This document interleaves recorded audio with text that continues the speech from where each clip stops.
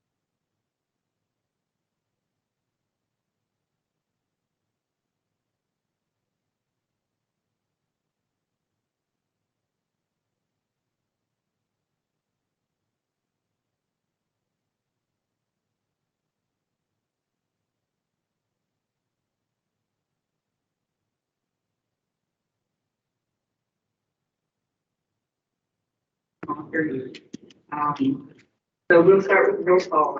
Virginia Valentine here. Marcia Side. Here. Dave Dawson. Here. Christina Swallow. Here. Sandra Rosenberg. Here. MJ Maynard. David Swallow. Here. Bill Thomas. Dan Dempsey, Bill Thomas. Thank you. Dan Stuckey. Chris Martinovich. Here. Julie Reagan. Nick Haven. Dave Boston. Here. Rebecca Alert, all you read, I've been saying that 6 months and I got it right here. Julie Butler. Here. Angela Smith Lamb. Here. Chris Sanchez. Aaron Hasty. Bradley Crowell. Kathy Erskine. Dallas Harris. Danielle Monroe Moreno. Vincent Deathrow. Here. Kathy Hall. Here. Joey Paskey. Here. Cindy Creighton. Jace Farmer. Here. Dr. Christopher Stream. Palmer Atkins. Ann Silver. Paul Enos. Present. Tessa. Yeah, everyone needs her out there except I'll use your doorway. Tessa Laxall. Absent. Lamar Jackson. Here. Sherry Eli Mendez. Here. Kyle Davis. Here. Christy Cabrera. Absent. Reese Steele. Here. Kathleen Taylor. Craig Nadeau. Here. Alexis Motara. Here. Bill Wellman. Brian Reeder. Here. Doug Busselman. Here. Carlos Gomez. Indeed. And do we have somebody that's joined? Correct. Thank you, Brad. Anyone else? Okay, we hope you all signed in. Now is the time for our first public comment period. Are there any members of the public who would like to provide public comment at this time? There'll be another opportunity at the end of today's meeting. Any members of the public wishing to appear? Okay, seeing none, we'll move on to approval of the minutes from March 8th, 2022 meeting. We should all have those.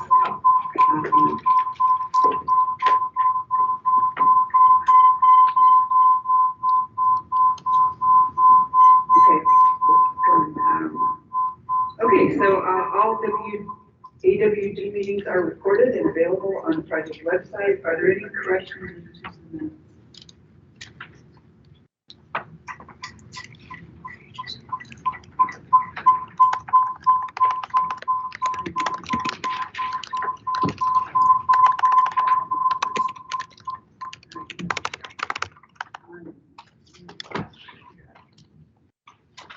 Okay, do I have a motion then to approve the minutes? So moved. I have a motion by Paul Enos.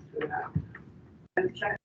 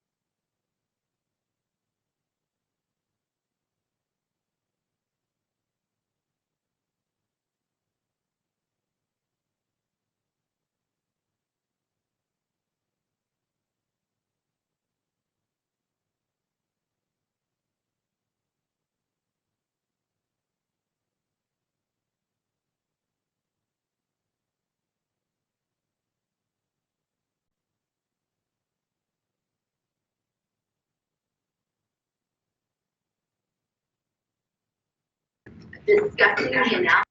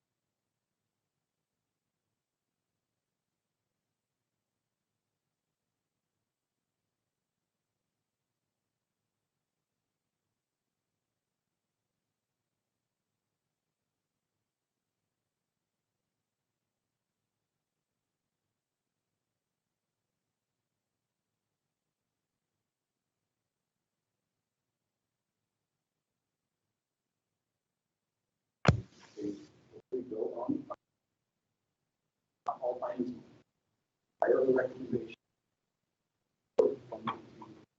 Recommendations on certain topics.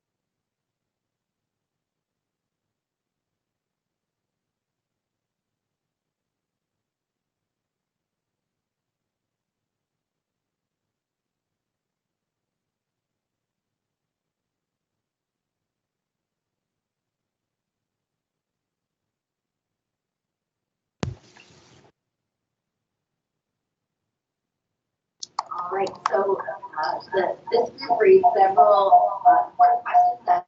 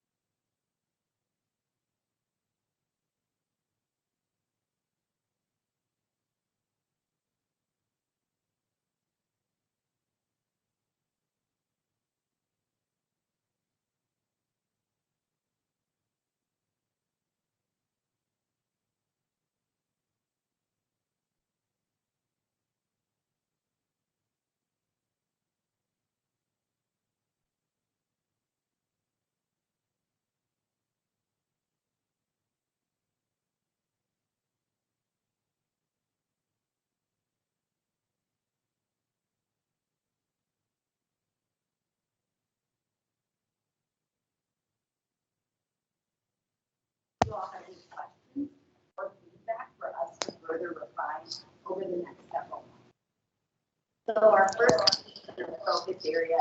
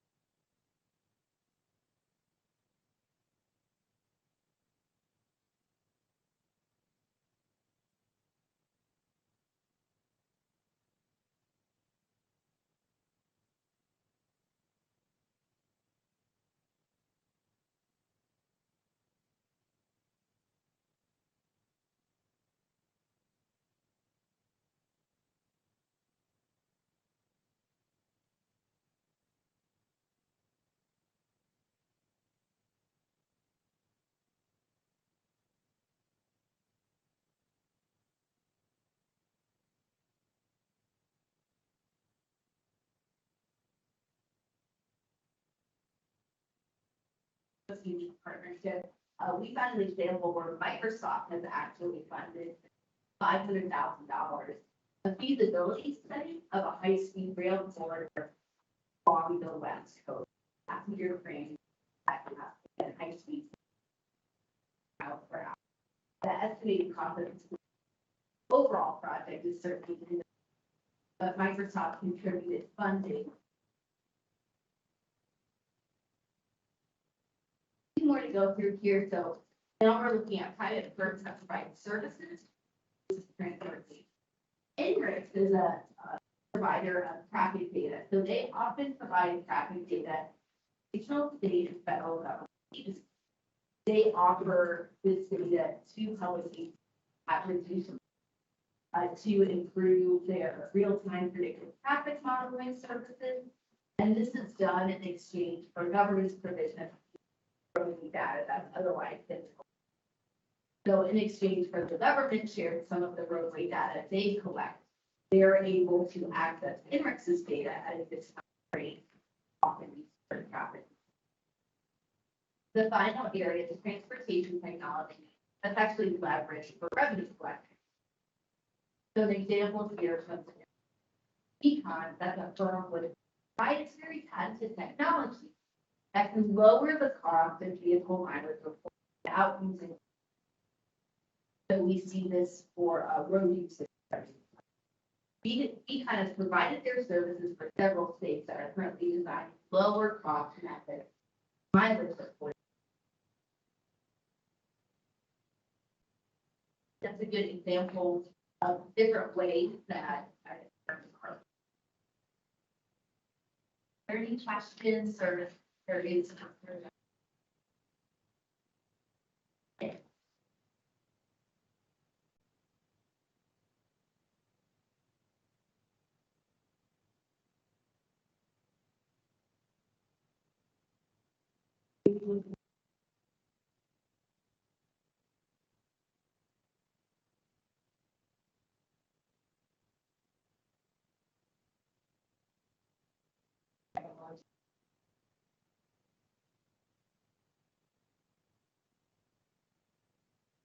yeah, I certainly, we can be taking this into consideration as we're preparing recommendations. So what has to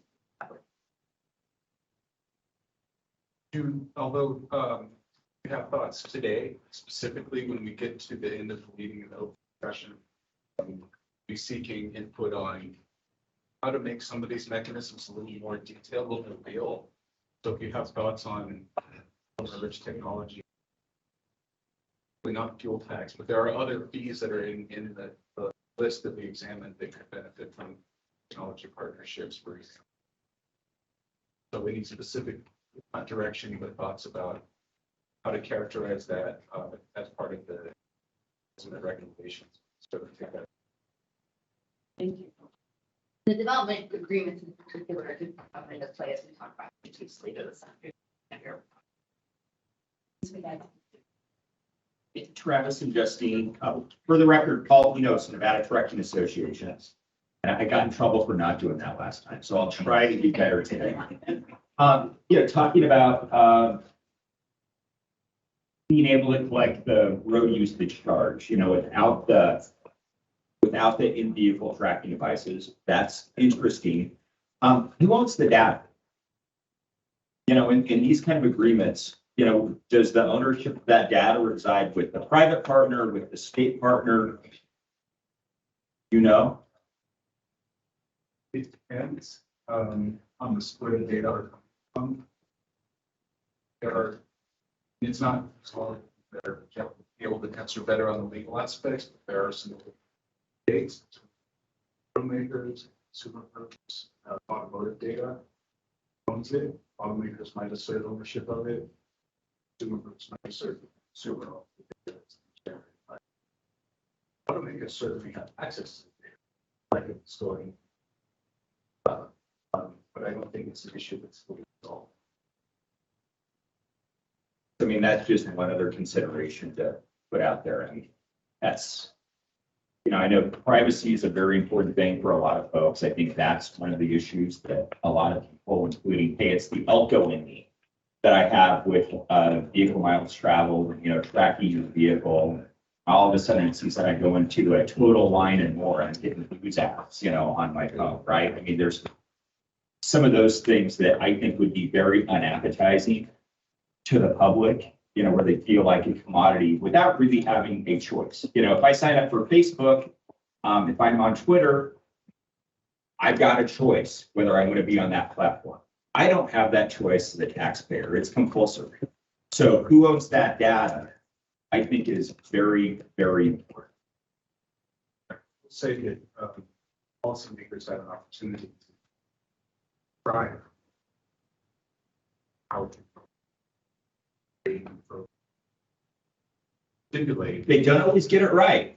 And so, I mean, I'd like to give a recommendation where, That's, you know, we do have some of those protections. that's an example of like the future of some of these things. Adding to our list, actually, specific recommendations, not just vehicle delivery fee, but rather vehicle delivery fee and peer solution. Thank you. Seconds on that item, trucks to one way to the next side engine.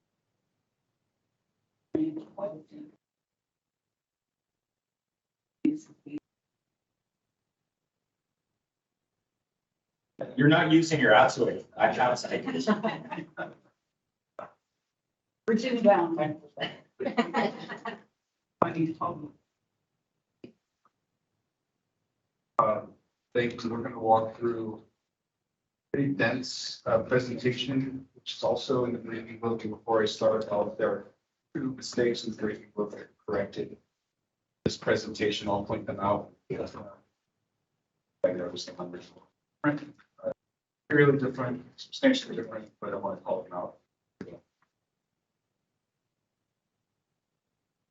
So last month, at the conclusion of the meeting, this group recommended 6 mechanisms for further analysis. And we categorized them in the following way. Upper left-hand quadrant, consensus with strong support for examining like size tax rates, vehicle value or property tax, GST, governmental services tax, parcel delivery fee, and then an increase in following here the base vehicle licensing fee, better known as a registration fee. It's not a driver licensing registration. And then lastly, indexing vehicle tax to inflation. Right hand side, we saw all of the same 5 minus fuel tax plus mile charge for light vehicles and various ways of actually. We also saw some interesting continued research on street utility fee, various ways of tax. Then on the lower left right, separate from the revenue question specifically to the land use question this afternoon. Policy considerations for land use and transportation as well as private sector. So I will focus for this morning presentation on the upper half of the slide, which is the 6 mechanisms, 5-year term. Popping out one of the 5 long-term mechanisms. Straightforward, a slightly more detailed financial analysis of how the mechanisms, as well as then finding into how they perform as a package. If you recall last time we showed 3 straw packages. This time we created 2 based on these 6 mechanisms. What is the F? The F means it's a flexible funding, not restricted. So you see the GST, the parcel delivery, and the carbon tax.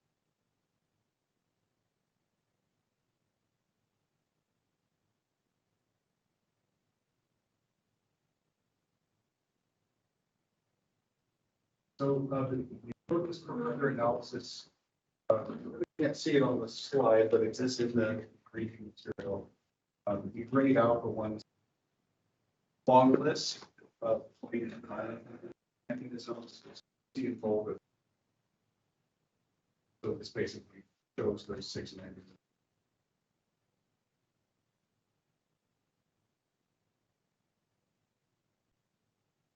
I'll start with the near term 5 options. Tax, increasing the registration fee. What we thought we would do, this increase to also walk through to illustrate the yield is these revenue metrics. Start with the first size. Assume beginning in your fund, which is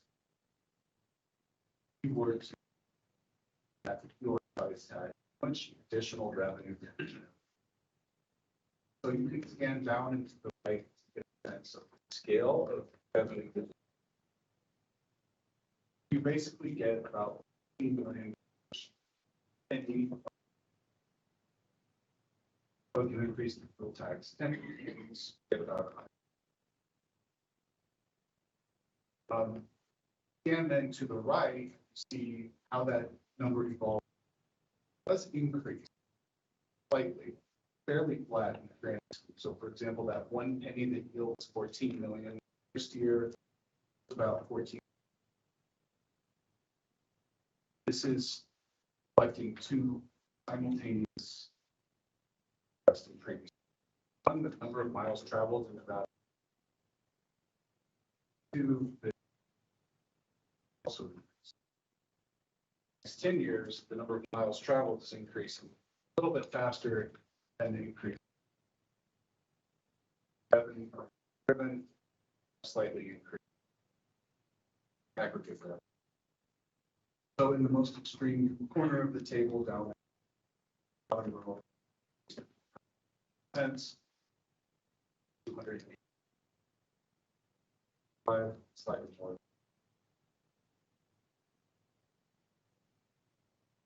And finally, in the right-hand column, you see the 10-year total. It's just nominal, but I'll check it out.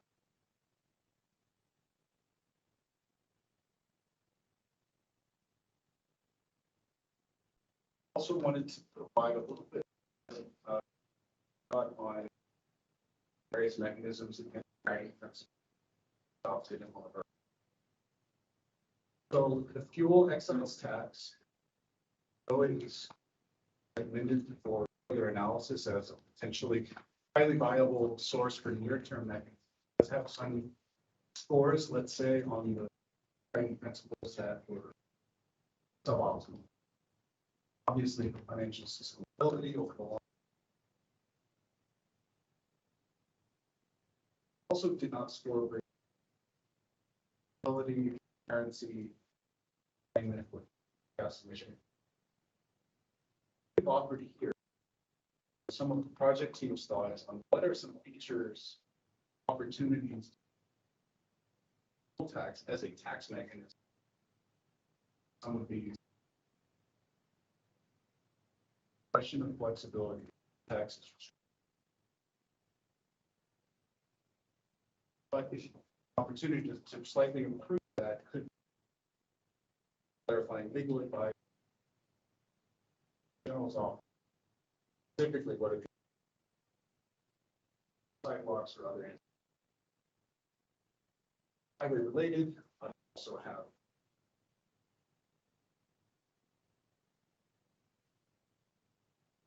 issue of currency, taxes not posted, gas pumps listed baked into the price that you pay because the taxes apply upstream. So one potential way to improve actually post value of the fuel tax. Texas, we have stickers on it. Baked into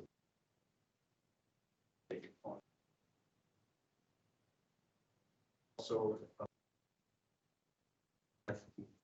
stations. This is the actual fuel tax component on the receipt. That's probably steps for Lastly, with regard to greenhouse gas emission. Reason that tax did not mention earlier enough. We know that fuel consumption is fairly inelastic. Means that to drive, price of fuel goes up a little bit. Driving doesn't really downward until you reach a certain threshold. $5 a gallon, which we're seeing right now, is threshold $6. So, tax component as the mechanism that gas emissions really is most effective when it's staying high price. That speaks for very high increases in having some eye on what's the price of oil. It's the underlying price of the commodity that's driving the price. That is the bigger factor. Assumption of short term. These are just a few of our initial ideas, and previewing them now. Get to the discussion this afternoon. Justine will facilitate. I'm going to ask all of you ideas on how to improve the performance of this and the other measures, and also to give your feedback on initial. Again, we're not proposing any of these changes. We're offering them to you as ideas to start thinking about optimize. Right? If they are something.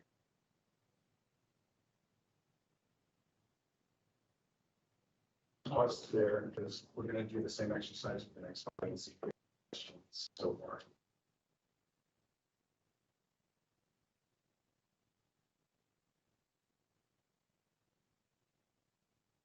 Question that really, and I understand that no, critical meeting of the mind. And I'm concerned that let's try not looking at it as an act.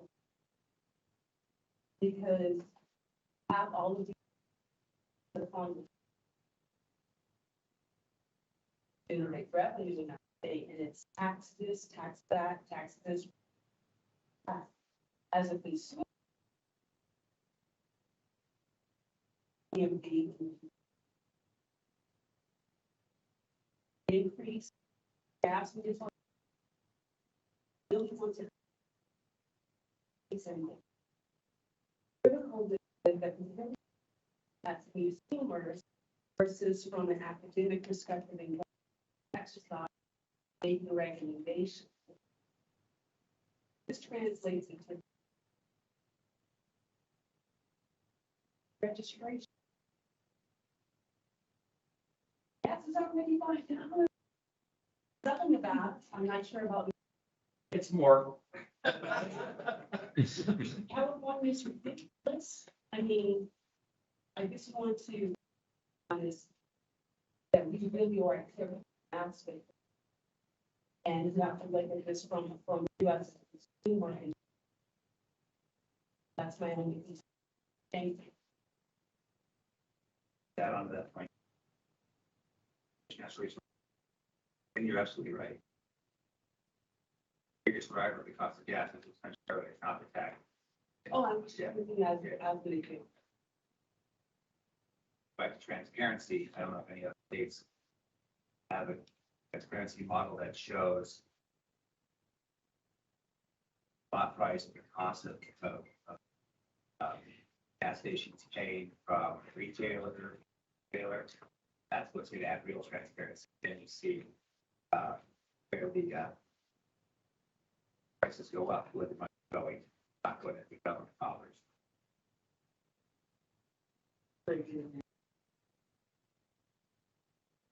About that, then have to explain it.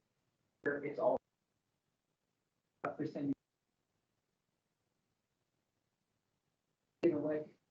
Like the price, we used to run the tax use plan, which did not include any transportation related services. So those were just basically, they figured, well, you know what, the IA is going to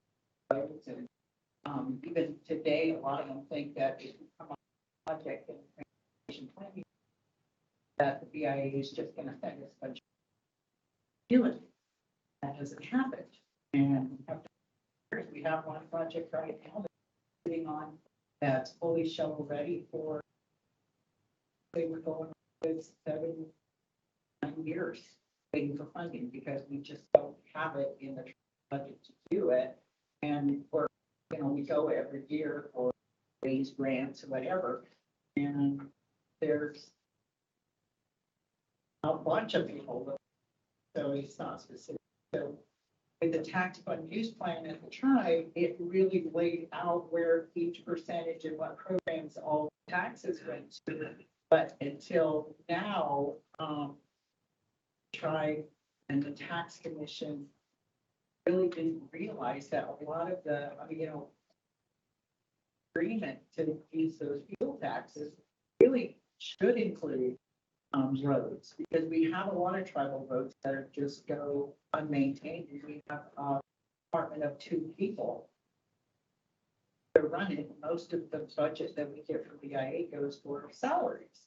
So how do you fix that? Well, you write for a grant. There's tons of money out there. How could you lose? Yeah, no, it's so frustrating. So, but yeah, when you get transparent, you then have a lot of questions. So, oh wow, so you're taxing me this one, where is it all going? What are you doing with it? And how is that? What am I paying for? So, it opens up a can of worms, but so if you're smart about it, you go with the plan, you percentage it all out, then you say, well, here's our, they have a question, give me your tax fund refunded. I have to say though, that to try is bad times when everything got like needed every penny, every group to kind of throw it together to keep our social services and programs.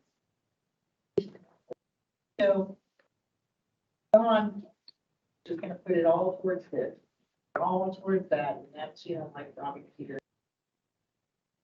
I get that. Partnerships are really great. Partnerships for tribes are paramount, and I think a lot of people take that seriously. We try to think a lot about sovereignty. So we want to be sovereign, but true sovereignty comes from being financially stable. If I'm financially stable, I'm sovereign. I can take care of myself, I can take care of you, I can take care of what I need. But when I don't have funds, I need to partner with people who have the obligation to partner with me, So do you get rid of that? No, you want to partner forever. So what if you're a millionaire? You've got a partner that you can spend less dollars partnering with, and they want to, and they need to. It's an obligation of their program to partner.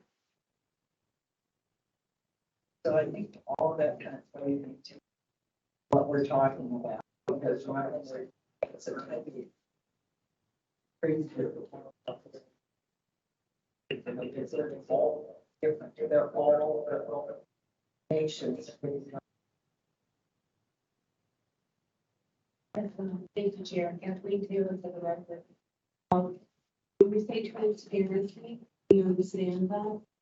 We may have to consider some type of education behind that or with that, because we talk about basically, gas tax or this tax or, whatever. We understand what that means.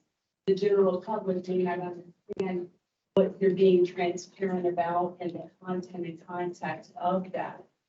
Just from just a general basic understanding of what that means. So even though wants to be transparent, we may have to educate the public, maybe through some type of basic marketing initiative, or a recommendation within our final report that with transparency, the public needs to be educated about what this really means in layman's terms, so that I can understand what why these numbers, what these numbers, what these percentages mean, and how it translates to your. Sorry, Steve, for the one thing, probably a question to Christina. And I know we went over this probably several months ago. What year were our gas taxes set in the Constitution of early nineties? Last time we adjusted them was the early 90s, 93, 94. And what, The constitutional The protection. Constitution, been around, last time we adjusted, the Constitution protection. I think 19. okay, so that's fair, but last time they were adjusted were early nineties. Do we have an estimate of what those would be if they had actually escalated? I don't, but I know our team can come up Just with that, yeah. for perspective, as we're doing, and as we're talking about transparency, that's another thing, but messaging wise, so that people do understand what that delta could look like. 'Cause I think that there's a lot of misconception that people think that their fuel taxes have been increasing, but in fact, fuel taxes haven't. Yes and no. I mean, they definitely have in our two biggest counties, right? True. Because they are indexed. So, Recently indexed, not indexed Yeah. back in the. no, you're right. I mean, in Washington County since 2006 or 7 and in Clark County since 14. Okay, well, anything else on that before we move on, because I think we're going to get. I'm going to get sealed down and get into. Please remain more transparent. It's a great discussion, good preview for what's coming on here. Questions on the right-hand side, again, it's our starter list. Heard a few comments that touch on at least one of these. The second one, how can fuel tax increases be accomplished in the face of sharp increases in price of gas? Question. We suspect you all have more questions beyond the ones that we just raised here. Madam Chair, Mr. Enos? would it be appropriate to kind of take these out of order? I think, since we're taking a look at just a flat per gallon excise tax, that it might be smart for the very next thing for us to take a look at is the index fuel tax. Because I think that a lot of the questions that are posed with this one get answered with the index. So is that all right to maybe take that out of order? It just seems to Everybody me. good with that, with the indexing? Okay, thank you. Madam Chair, if I can, Bill Wellman. Paul's exact reason, if you look back at the numbers that are in this document, fuel indexing was top of every item in there for both near and long term. So I think, and it may still be in the red category a little bit, but I think it's what Kathleen is talking about. We all understand it. Lived it now for the last several years, both, Clark County and Washoe. So it's more palatable and it's more tangible than most of these other things because it's got a basis. Rather than just putting a penny out there, if you will, it's got well, at least in Clark County, it's got a 10-year rolling average that's based on what the inflation was, not just grab it. And Jake continued RTC, and then one other consideration maybe submitted, which needs to be addressed relates to indexing. The indexing portion expires in 2026, so it's all about timing. And the last thing I just want to do is advance potentially a flat per gallon excise tax, and then ask the public to also, or the county commission, quite frankly, to continue to index fuel tax inflation. So the timing is pertinent in our political world and messaging and how it, to your point, Kathleen, how it impacts the general public. So that's I wanted to know. Sounds like, well, with indexing. Happy to. Just to slide 27. And I just wanted to, is the echo bothering anyone? Because if it is, we can take an earlier break to see if we can figure that out. Otherwise, our break is scheduled for 45.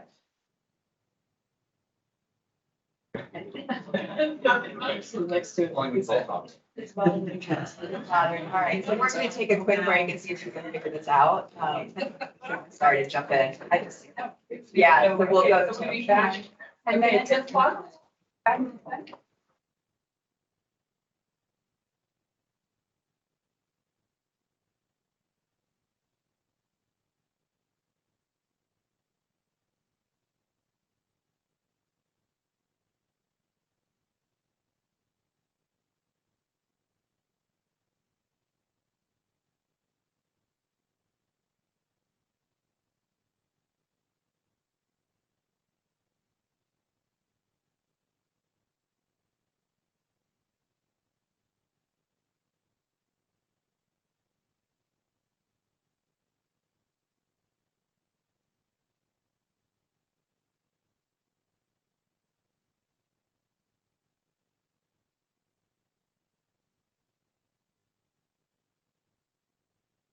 Test, test, test, test, test, test.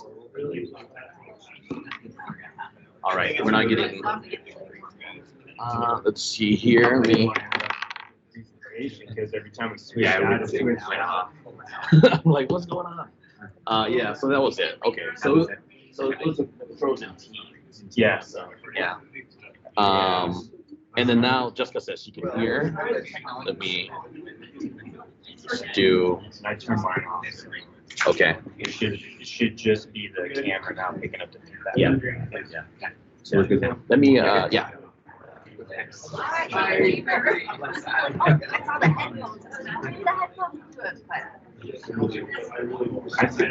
ran, the only reason I know that was, months ago.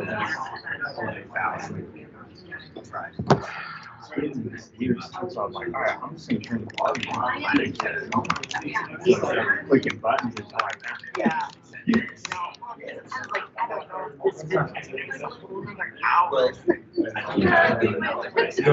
that was a great call. That's what we were planning, to try to figure it out. So, it's a package. When we're done with all this, we'll be experts on all this. Oh. Different audio options.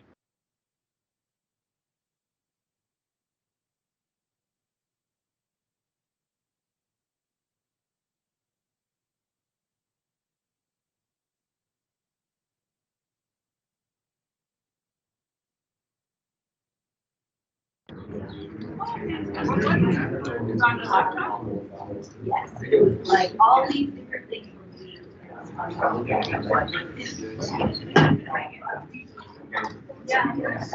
All right, I will listen in a moment.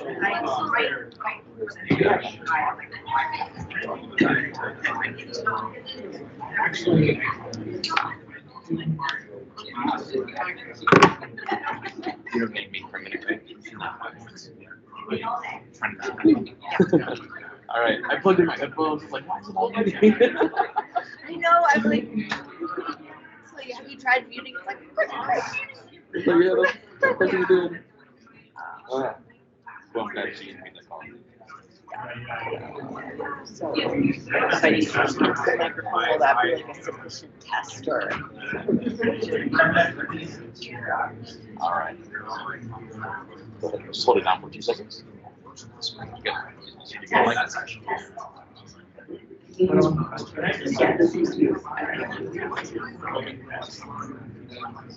Good. Good. Great.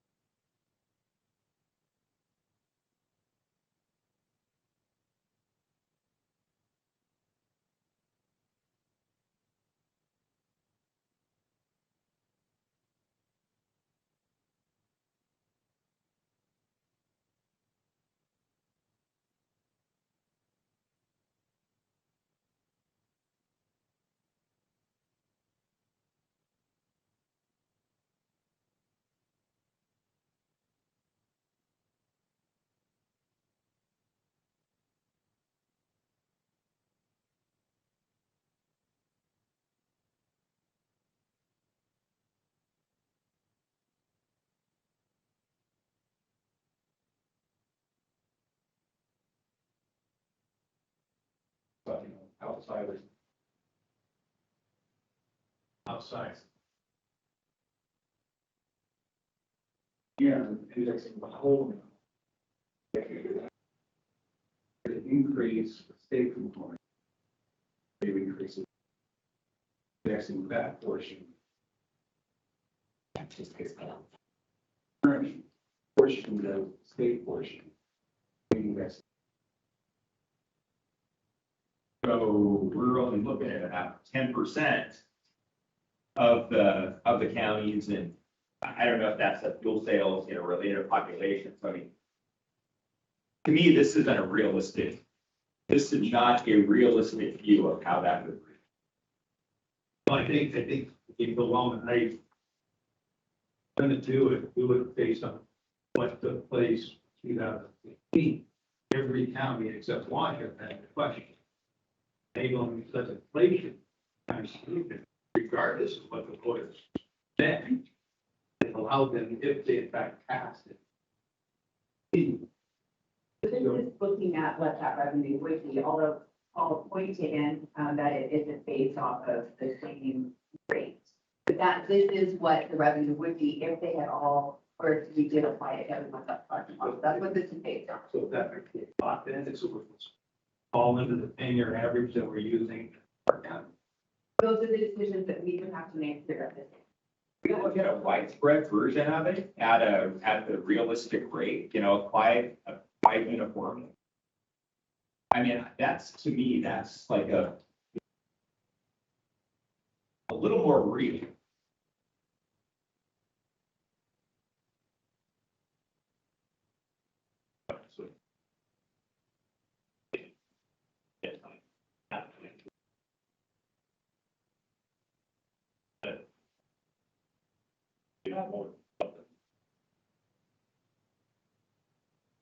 My compliment to that from Bureau. I think if we're going to look at this, we have to have all of the cars. You're only going to have all the cars. We have to start taking on.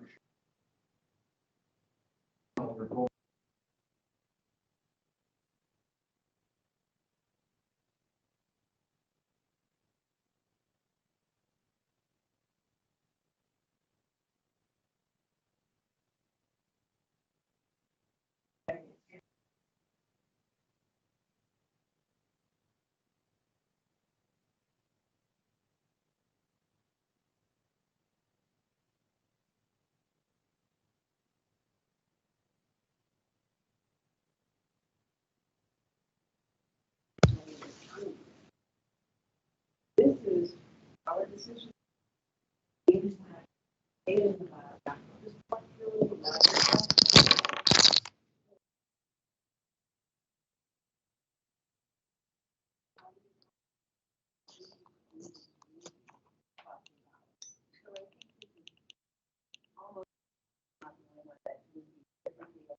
the only reason why it's applied is because Clark and Marshall have already done it. So it would bring the rest of the counties into the same revenue as all of the, as Washington Park. That's the very important. Well, again, I'm wondering, would that be a consideration that Washington Park locked in, or are they going to change the topic? And I think all of that is, all of that's still in consideration, but this table right now, as I understand it, shows, and I got the people that are pushing back and I hear you, this only shows state, doesn't show state and federal, so that would double it, it would essentially double it. Because Clark and Wash do state and federal. It isn't, it's 2%, not CPI, all right, fair point, we can fix that. But right now, this table is intended to show just the revenue that would be generated to bring it into conformity with what Clark and Wash are doing. What Travis said is later on, if we were to say increase the fuel excise tax, which is what we just talked about, if we were to increase that by 5 cents, Clark and Marshall aren't currently indexing that 5 cents because that 5 cents doesn't exist. So the future table would show that additional revenue, but the assumption would be that it would be indexed just as it's currently indexed. Does that make sense? So the future table later on would show additional revenue from Clark and Marshall, but it would only be based that 5 cents, whereas the whole rest of the state would be based off of the full amount. I think what we're trying to do is just try to get you to the end a little bit quicker here on certain things such as index, only because the people voted for it, supported across the state, but unfortunately not in every county, but globally across the state, the voters supported it.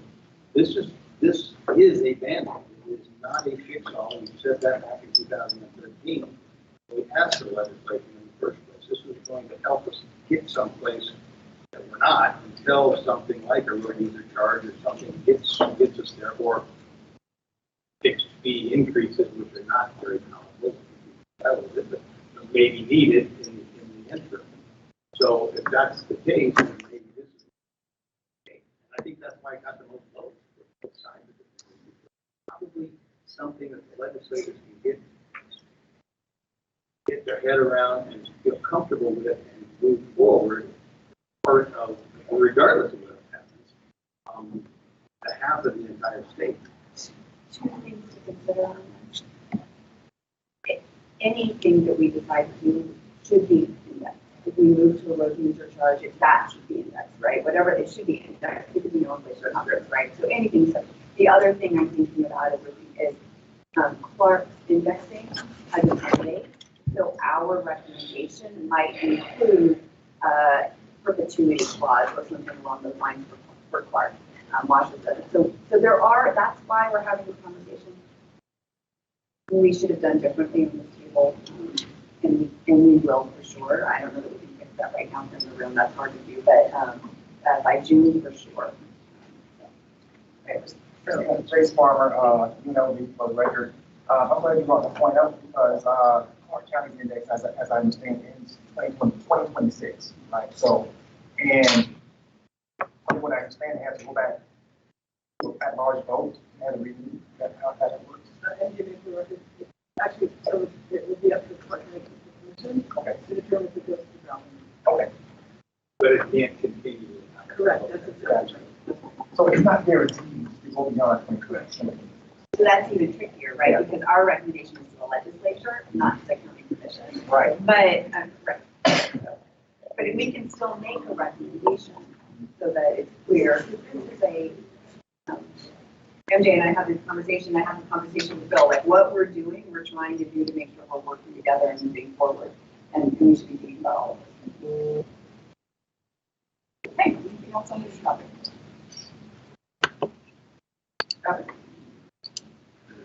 Cool. And so the paper over lunch is the monthly table after lunch. So what I understood was different rate of inflation, but also different applications of the index beyond just counties other than Clark and Washoe. No. Index, all counties except for Clark and Washoe for state and federal. The same group of counties, exclude Clark and Washoe, do state and federal, because that's what Clark and Washoe do. State and federal, and then do it to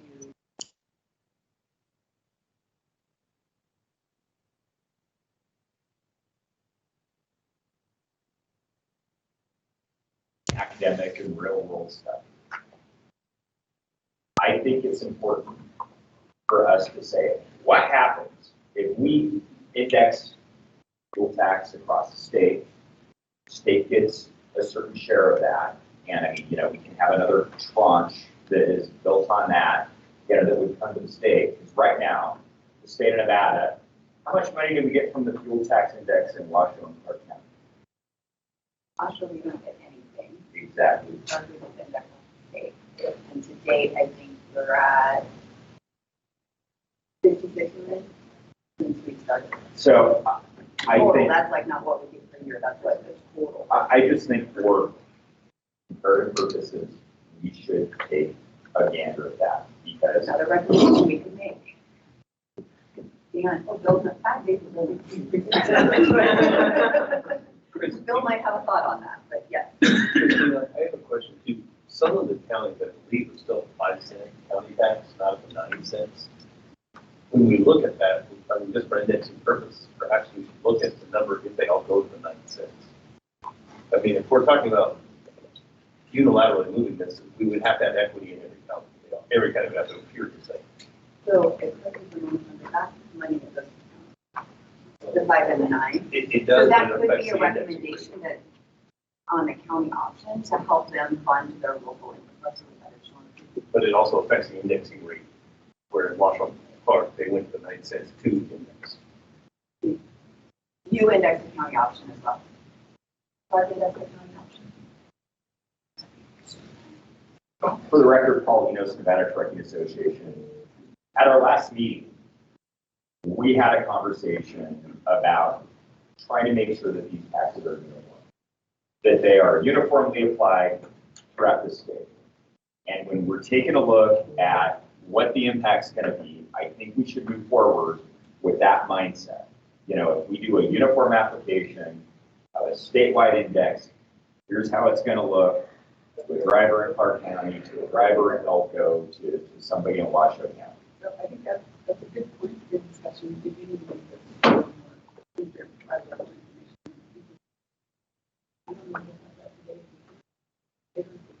We likely won't have the county options on that, but we will have state, federal, and we'll have the PCI. Anything else on this, or should we move on? Come back.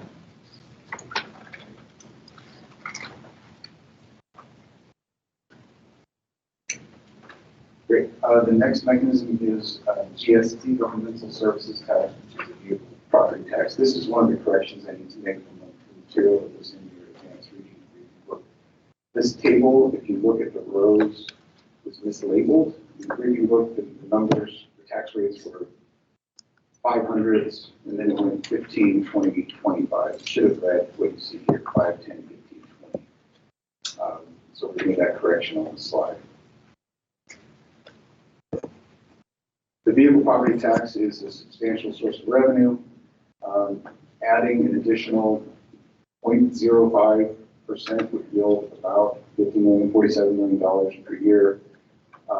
With the assumptions we had around growth, not only of the vehicle fleet, the size of the fleet, the number of vehicles registered in the state, but also the value and the basis of this tax is the value of the vehicle, which DMV collects from few sources, but fundamentally it's the MSRP. The manufacturer suggested retail price of the vehicle depreciated per depreciation schedule that's set in statute. Travis, I'm sorry. For the record, Paul Enos, Nevada Trucking Association. I just need some clarification on that. So the left column is incorrect, but the math is right. Okay, because the math, you know, my math and that math is the same. So it's just that only first column is where it's screwed up. Got it. Thank you. Right. So, for example, if you look at the year one numbers, the increase in either the rate or the amount of the GST that's devoted to the state highway fund, 0.05% generate 47 million. You double the tax rate to 0.1%, it doubles the revenue to 94. And then if you go down to the bottom row, double it again to 0.2%, the amount doubles again to 188 million in the first year. Slide. This was one of the top performers in our earlier discussions against the guiding principles. It had a couple of areas where it did not perform well, and so we called out in our attempt to see the conversation for later a couple of possible areas for improvement. One is with respect to greenhouse gas emissions. Because GST is based on vehicle value, and newer vehicles are probably more costly, but also they are depreciated less. So the taxes that are paid on the GST taxes that are paid tend to be much higher for more fuel efficient vehicles and certainly for electric other zero emission vehicles because they're valued higher. So the taxes on them are higher. So one possible way to adjust for that feature is to incorporate some sort of rebate or discount to incentivize adoption of cleaner vehicles during the transitional period in order to soften the impact of a higher GST on cleaner vehicles. With regard to user equity, vehicle value does not correlate with actual usage because it's value-based. It really can't, but there's one way that it could ever so slightly correlate with usage, which is by incorporating a factor such as the weight of the vehicle into the GST formula. Another way is to make the GST revenue exclusively for non-highway transportation purposes, which this is sort of an end around. It removes the nexus between tax on the vehicle and applying the revenues to roadway usage. If you were to spend the GST revenue purely on non-highway expenditures, the fact that it doesn't have user equity becomes less important because it's not tied to roadway usage. So these are just a couple of ideas, but certainly we want to hear your ideas in action.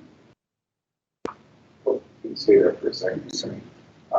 We also had questions that we thought you'd like to have addressed or you'd like to raise and discuss this afternoon. And to get to the lunch exercise, we'll ask you to come up with your own questions, a few of the ones that we had from earlier conversations. Opposite of what I just said, how can GST be dedicated to transportation? We know that it's a revenue source that, because it's flexible, can be easily be reallocated to other purposes. So what are some ways that you might think about making recommendations about dedicating?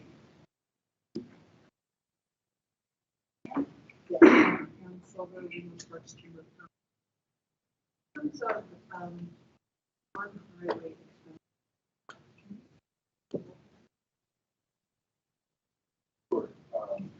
Public transportation, bicycle facilities. Education, public safety, Medicaid, I mean, that's where it's short. That was Paul's comment before, but when we talk about, so we would have to have a recommendation around how we would restrict it. But there are limitations on what we can use the current sources for when it comes to transportation. So it's how might we generate or use a source to do more than what our current sources do, or how might we try some clarity around that. It's defined in terms of transportation, and that's what it would be intended for. I think our intent in this room is to figure out how to fund transportation. So if we were to make a recommendation on a flexible funding source, our intent would be that it would still be used for transportation. Yeah. Bill Wellman, maybe Craig can answer this. How much of it has been diverted over the last 5 years? I know 80%. 21. Yeah, well, I mean, it's from 2009 through 2015, 100%. And they got 25% of it in one biennium, so it was only about 12% of that biennium. 2021, they took it all again during the pandemic.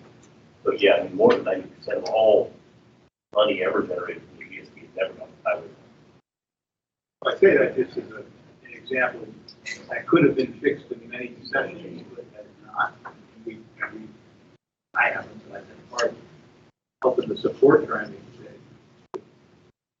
protect it, but it just doesn't seem to go. So I just want to throw that out there. In the back of your mind, you got to keep these type of things Exactly. consideration. What's going to happen when we get to emergency, whatever it is. After we for the record, so what did they really go with the wasn't there really General fund. So it was to fill holes in the general fund budget. So that money is very flexible. For the record, Paulino's Nevada Trucking Association, that number is very flexible. So, I mean, Governor Sandoval, when faced with, in his first legislative session in 2000,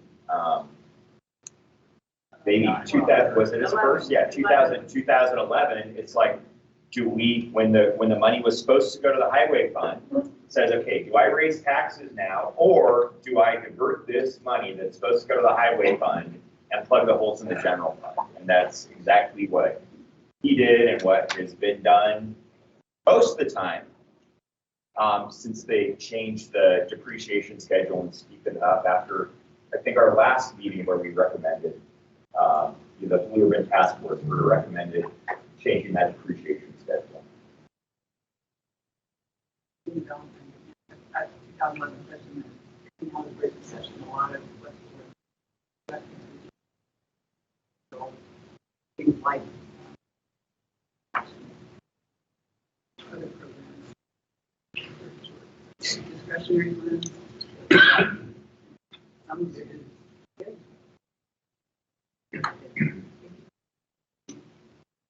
There, so So is that like a policy? Or is that like somebody just comes up with this recommendation and they say, okay, then we have all this, you know, this excess money, so to speak. There's never excess. So, I think this is written down by again. There is a debate, and Carol Water was still with us, but we did a whole policy download on the difference between discretionary funds, marks, or restricted funds, and what the legislature has not got the ability to make those decisions. And generally, Carol or Cindy would probably say that sometimes flexibility is better because then when you get into a situation like Great Recession, without raising taxes, they have the ability to prioritize some pretty small part of the budget.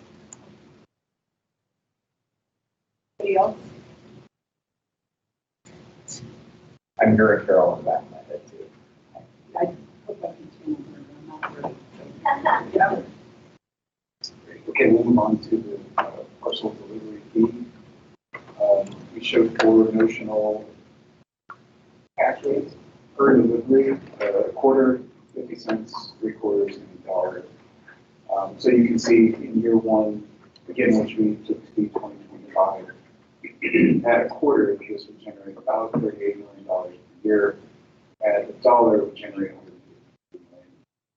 In this, we projected would grow at a fairly healthy rate, just based on the fact that delivery services tend to have seen a quite high growth rate in the recent past, and those numbers have slowed down.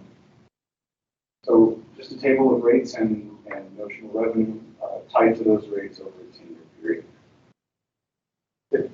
Travis, to me, for the record, Pauline knows Nevada Trucking Association, a parcel delivery fee is different than a delivery fee on tangible goods.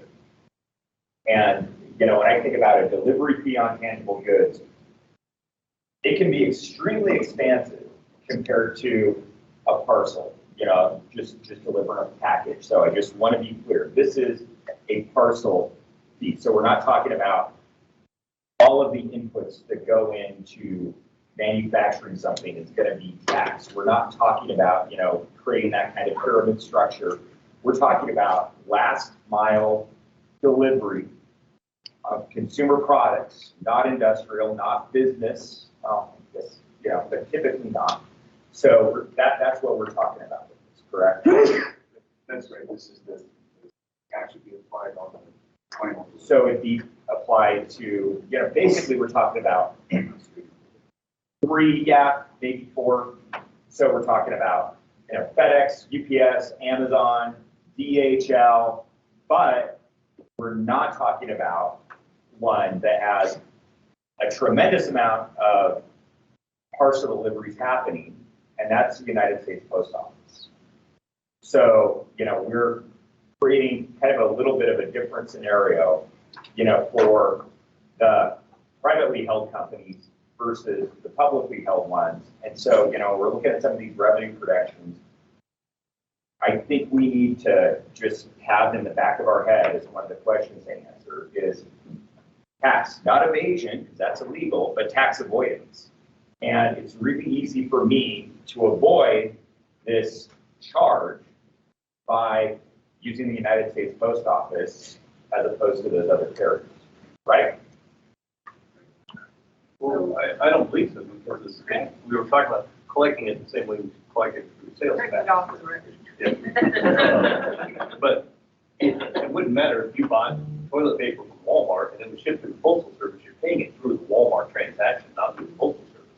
So if it's a parcel being delivered, the tax would still be generated regardless of who carried that last month. The same way you pay your sales tax at Walmart.com, you pay regardless of who delivers your package. So it's a sales tax on tangible goods as opposed to a delivery charge because if it's, so if it's, goods. I mean, Is that accurate? I don't think so. Our experts here to tell us, is that? Go to the next slide. There's a paragraph that'll, I mean, it's a question. It's an open question for us, for you to decide. So you could apply it at the retail level like a sales tax. In fact, if you move the point of tax collection up, it's easier to. So this would be just what we were saying, Craig. It's applied if you're ordering online, for example, the retailer who's selling you the product, it's Amazon, they have to apply that surcharge, let's call it, at the point that you're purchasing it. There's the other question though, who actually pays it? Do you pay it to them, pay it to the state, or do they just absorb it and not even pass it on to you? They show it. It's a line item on the website where you make the order. Those are implementation questions that would have to be worked out. And I think, frankly, in Colorado, they haven't worked out. Doug Buckman, Farm Bureau. If you're going to apply it at the retail, is it only applied to those that are shipped, or can I go in and buy it myself and then avoid the charge? Well, you said that if you go up to the store, so if I go to Walmart and I buy it myself, haul away myself, do I still get charged for the thing, or is it just for if I do it? So it's on the delivery. So once again, if it's on the delivery, I still don't think we can tax the postal service. I'd love it if we could, but I don't think we have that ability as a state. Well, we're Sales not tax is a different. surcharge for them. Let's go one time here today. So I just think, this clarification, how is this different than the internet sales tax?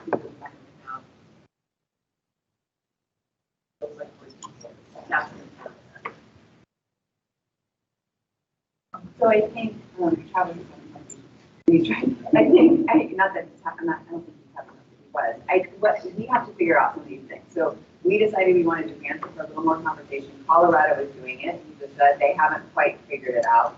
But to Doug's question, I can go to Walmart.com or Target.com and I can either select pick up in store or I can select deliver. And I think that is fair, and it could be perceived as a tax on the tax. It could be perceived as that, or it could be perceived as a flat fee for certain, and it also could be. And I think the reason why we're looking at this, why this is even something that people are talking about, is because there are much more driving associated with parcel delivery. So how do you account for that? How do you account for Amazon giving 4 trips on the same day for different packages, right? Or 3 or 4 trips. Like it might incentivize better behavior to help achieve some of our greenhouse gas stuff. It could. I think it could. It doesn't apply, and Travis said it depends on where we collect it. It does apply at the post office if we charge it at Walmart, because Walmart picks how they're going to deliver it, right? So they might avoid it by starting to do the post office. It could happen that way, but this is one of those nuancy ones that likely, if we were to make a recommendation on it, it would come with some figure these things out and come back to us before you implement it, and it probably wouldn't go into effect until 3, 4, 5 years later as we work on figuring out all those nuances. But those are the recommendations that we need to be thinking about. Does it apply? And the question, does it apply to the internet sales, like that same at that point of sale, or does it apply to some other place who pays for it? So, Craig, did you have something? We're going to go to Jace and then Kathleen. Jace Farmer, for the record, email me for the policy. So,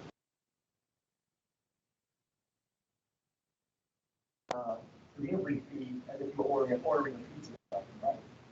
If you say order Pizza Hut or Domino's, whatever, and you say, hey, I want to deliver, you'll see the delivery fee add on to the tax and then a tip, right? So maybe it could be something like that. Is that? Yeah. Yeah, I think one of the things we have to figure out. Kathleen, I think this is Kathleen for the record. I think this is similar to what JC was talking about. So are we including like food delivery, Uber Eats under this as well? Good, Colorado does. So Colorado does, and it could, again, the example that Chase just mentioned, and that's, I think, the easiest concept is the tax is on the retailer that's selling the good that is being delivered. So if you're having it delivered, the retailer has to pass on an additional cost or absorb an additional cost, regardless of who the carrier is that's making the delivery, whether it's Amazon truck, UPS truck, or an independent contractor in the car. The person who's selling you the good has to collect the additional fee for item delivery. Yeah, I think, if anybody else have any other comments, because I was wondering when we started this conversation, I don't know if we were going to get into this whole topic of exemption from office, things like this are expensive, and, maybe there are some things that should be exempt, but, on the other hand, there are commercial enterprises that are using the roadway, so, Carol wasn't a big fan of exemption, but so that probably come And that's where I think we need to be very clear. What are we taxing? We're not taxing the good. I mean, if we talk about taxing the good, then we get into a whole complicated scenario in terms of Sales and Use Tax Act of 1955 and the exemptions and, all of those issues. We're talking about taxing the service, taxing the service, that delivery. That's different. We're not dealing with those in our applications, but then again, that opens us up to a tremendous amount of possibility of tax avoidance. So. Yes. Dan Jones, just start to see Washington for the record. And kind of to Paul's point, when you look at different methods, I know it sounds a little far-fetched now, but I know like Walgreens is already starting to do drone deliveries, that sort of thing. I mean, they have no impact on the roadway, one could argue. So, I guess that would just have to be held in context when kind of defining how to apply. Same with the robots that use sidewalks, right? And there are bike deliveries in some places, but both the robot on the sidewalk and the bike delivery are using the roadway network. That is okay, anything else on? Oh, yeah, sorry, Kyle. Well, just one other thing, and I had mentioned this at our last meeting, which is that the concept behind this is that, you're trying to get at what we think is, using the road a lot more, or, accounting for a significant portion of the traffic.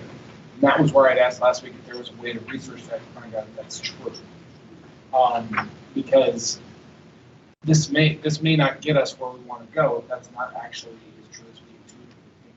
So I don't know if there's a way to figure that out or not, but if we're not actually getting at something that's all that large, then we're not actually there's things like that. So, Paul Enos, Nevada Trucking Association.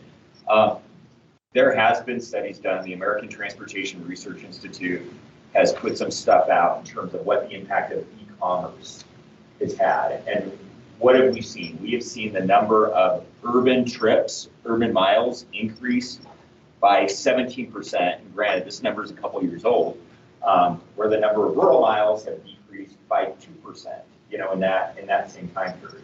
So there's definitely been a greater impact. And I mean, I'm happy to share, like I said, this is a study that's a few years old, and I think they are doing a revamp of it to get some newer data. But no, it absolutely has had an impact on the number of urban miles that are traveled for that last mile delivery. I think our consultants have addressed this issues that need to be addressed. Is there something I want to add to that list? Because I think it's really broad strokes that you take kind of capture here, unless you all want to add something. We will revisit this in the afternoon, so we'll be going through what other issues have we not already discussed. So we're taking great notes. It's a good teaser for this afternoon's discussion, but one of the assignments over the lunch hour is to think through what are the issues that aren't already identified here that we can bring forward for this. So did you have something more? I always have more, but I think I'm going to stop. I do have one more question. I cannot be able to Christina. I thought I read somewhere that one of the big critics of Amazon was that they used the U.S. Postal Service for the last mile a lot. Because that saved them money. They, of course, transferred those costs to the U.S. Postal Service. So I think this point of collection remittance is probably all the questions. Go ahead. I'll just say that's a question. I'm not expecting And to Kyle's point, if you remember last time we met in March, there were near, mid, long, and there were substantial amounts, ancillary amounts, right? This one wasn't necessarily the one that's going to be driving, but it could help meet a little bit of a need, it could help us achieve some of our policy objectives, right? When we're looking at our objectives. And so Kyle, yes, traffic has increased, and some of that increase is multiple deliveries to the same house in the same day, right? So this might be able to help us achieve some of our other priorities, just another, like an extra, right? I don't know that this is going to be the lion's share of the revenue. At this point, do we all want to be paying all of these things, right? But it could help us achieve some of the other. And it could also be swept. And okay, all right, here's the deal though. Here's the deal on all those funds that can be swept. We have transportation needs that we can't currently pay for out of those funds that are constitutionally restricted. So if we want to pay for those, we've got to find ways that we're comfortable with proposing, recognizing that occasionally they might get swept. Or we have to provide recommendations about how to protect them, right? I mean, but there are needs that we can't currently address with the ones that are constitutionally protected. So we got to be comfortable with that, right? That might be another reason why we don't want this one to be lion's share, right? So. I want to make sure I understand the item of additional research. We're talking about concept, trying to make it easy, tax on the retailer. Are you suggesting that you make sure that there's a conflict with the sales and use tax? Yes. Yeah, that's the concept. Okay. We can do the research to find out what it is. Carlos. Yes, I'm going for the very little thing.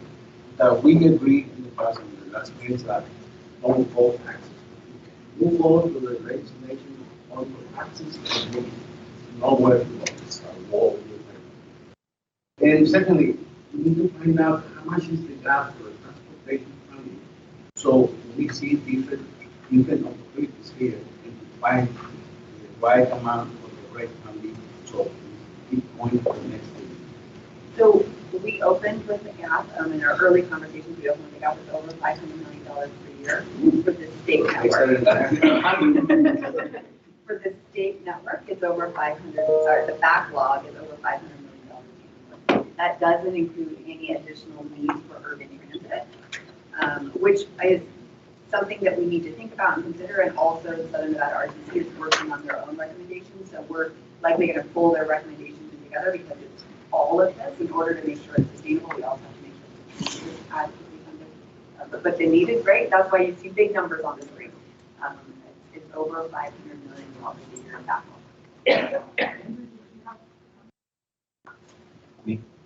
Oh, no, I'm just. I'll show this ACDC. Travis, when you look at this in Colorado, and this tax is generally used for urban transport, last mile transport. In Colorado, is CDOT giving this money back to the cities and the counties, or whether it's being used for state highways? Because if it's really last mile, the cities and counties should be the one getting this, and that's why this was flexible, if I remember correctly. So I just want to understand whether this was used for state infrastructure or more for local infrastructure. I haven't answered that. Okay, thanks. Because Jeff was texting me statute. 71.1% goes to the highway users tax fund, so say highway fund, and 28.9% goes to the state and multimodal. So we have an opportunity here to also decide where how this money or the funding gets distributed. So just wanted to kind of bring $500 that. million gap does not include the local needs. Correct. Okay. But the fact is, because it was used for last mile, I just wanted to make sure that that's something we really think. True. That's what we have. That's an important, because there'll be conversation about where the impact, there has to be next to the impact and where the generated and where that money was back. So that was an important conversation. Doug Wilson, Nevada Farm Bureau, if you have $500 million to fill that gap on an annual basis, number one, do you have the capacity to pay that money out and have work done, number one? Number two, if you have that money, where the hell could we go into that if we wouldn't deal with traffic? Yeah, guys, I love that. it's hard enough to get in here. I love that question, Doug, and I think the answer is twofold. I think in all of these recommendations, we should be considering how do we phase them in. If you said tomorrow you have to deliver an extra $500 million because you have that backlog, I don't have those ready to go, right? It's going to take me some time to ramp up to that. And I think that helps us in our conversation and our recommendations is how does it ramp up? And I think the answer is, part of the backlog is because you have projects that need to get delivered that's increasingly more expensive. You will see construction cones on the road, but you'll also be able to, we'll have, specific to your representation in the state, we'll be able to deliver the passing lanes that we can't deliver right now on 95 and 93 and 50. We can't deliver those right now. Is that going to be a huge impact? Yeah, you'll see some cones, but it won't be as bad as what we might be seeing in Southern Nevada or in Washoe, where we're like, oh, we can finally give Pyramid Highway the attention, right? We can finally do the Henderson interchange and all of these other IPTs. So you'll still be able to move around. It will take some time to ramp up to that. And I think those are the conversations we need to have is what does that ramp up look like? Kathleen?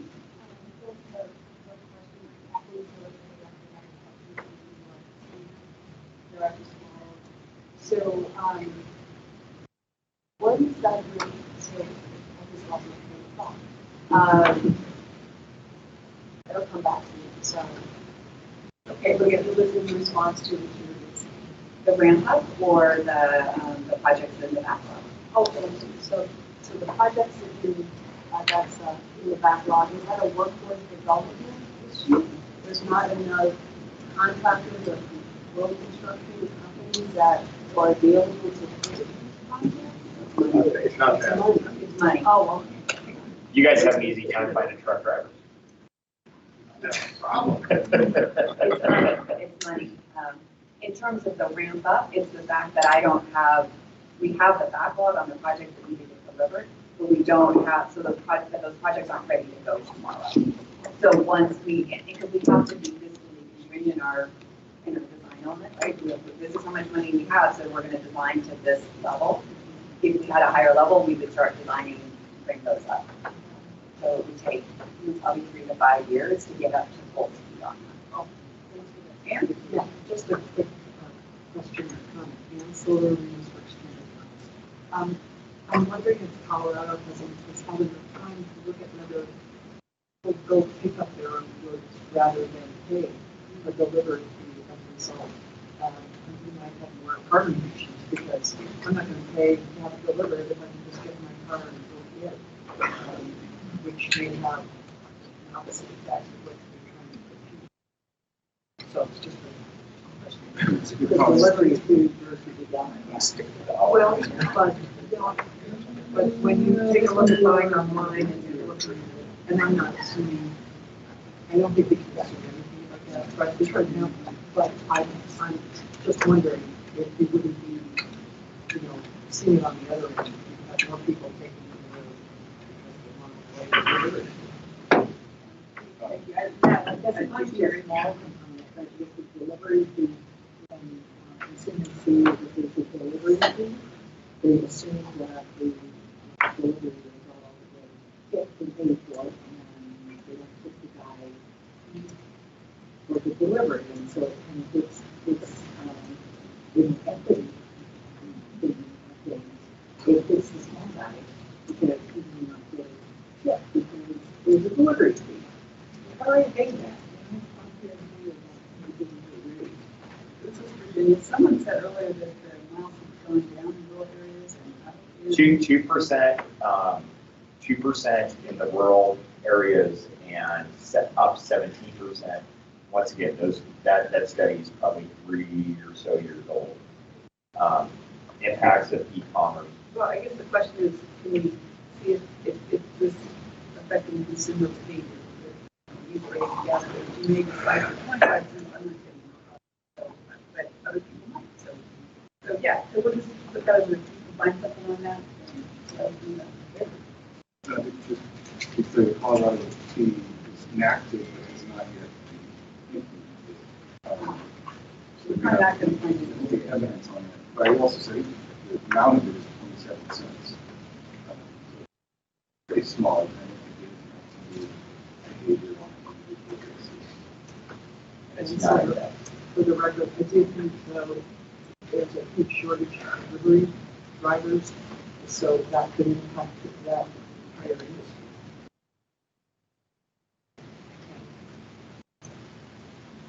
Okay. Good thought. Okay, hopefully this one's a little easier. Increase the basic vehicle registration fee, which is currently $33 for vehicles under 6,500 pounds per year. What we've shown here is what would be the additional revenue from the flat dollar amount increase in that. So either 10, 20, 30, or 42. We chose 42 because that makes it around $75 total. So if you were to increase the vehicle registration annual fee by $10 from 33 to 43, it would generate about $25 million first year in 2025. You double it, you increase to 20, which would take the fee up to $53. The revenue likewise doubles to $50 million, and so on. That bottom row where we show a $42 annual registration fee increase, taking it to 75 total, would generate about $107 million. And all of these would be increasing because in our forecasting we show the number of vehicles registered in that is increasing by an obvious amount. So even though not indexed, it would generate additional revenue over time because of the growth in the size of the fleet.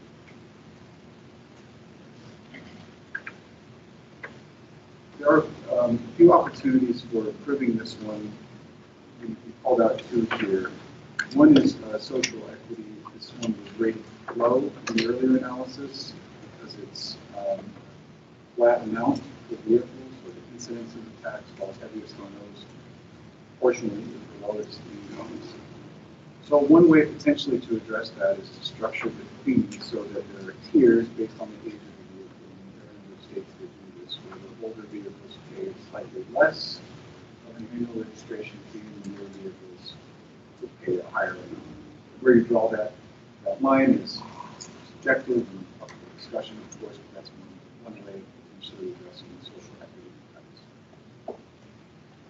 On the user equity side, again, just as we discussed with GST, a flat vehicle fee does not correlate to usage, but you could have the fee be correlated to weight, which already there is some correlation to weight in Nevada's fee structure. It's slightly higher for vehicles above 65 pounds, pay $38 instead of 33. So to address the user-based equity, there could be more of a variation in usage of the annual fee based on the weight of the vehicles. So the heaviest vehicles pay more than the lighter vehicles. So those are just a couple of thoughts, and then a lot of potential room for other questions. The two that we seated here were, should all vehicles pay the same amount in annual registration fee, or should it vary based on some factors? And then, of course, what is the cumulative impact of that on, to Kathleen's point from earlier, what other folks raised it, what is the collective impact of these fee increases, user fees and taxes on consumers? And when you package these up after the break, we'll show a couple of thumbnails of what those impacts would be on further driving cases. Any questions or comments here on increasing basic vehicle registration?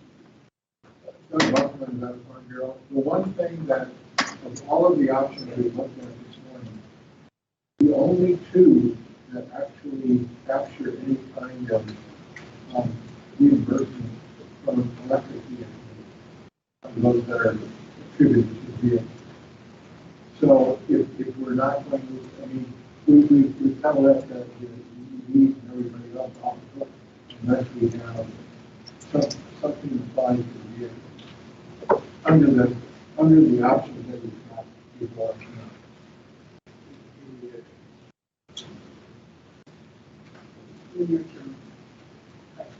Yeah, that's good. Of the options we've looked at. Meaning this one and the GST. Right.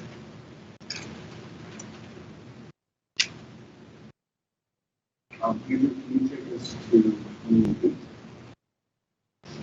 No, sorry. already did. Okay, so the next section is supposed to be longer term options, but we already presented for the 5 longer term options because they're the same ones that you selected for near term analysis. So the new one for long term is the likelihood of usage charge. Show the opportunity for revenue. This is gross revenue. This does not account for any additional cost of administration or collection, which I'll talk about later next. But we show 0.6 of a penny, which is approximately equal to what it is currently contributing gasoline taxes to the state highway fund. We also show rates of 1, 1.5, 2, 2.5 cents per mile. We show this beginning in what we're calling year 7, which we count from 2025 is 2031, to allow for the fact that this concept needs more time to develop, and we'll identify it as a longer-term option, not an immediate-term option for addressing revenue. So starting in 2031, I'll just go at 1 cent per mile. This mechanism to generate gross about $320 million per year. At 2 cents per mile, double that, $640 million. And it is increasing. You see the 2 lines. It's increasing directly proportionally with TNT. Miles driven grows, your revenue increases proportionally. And because we're predicting significant growth rate in the TNT, the usage charge grows as well.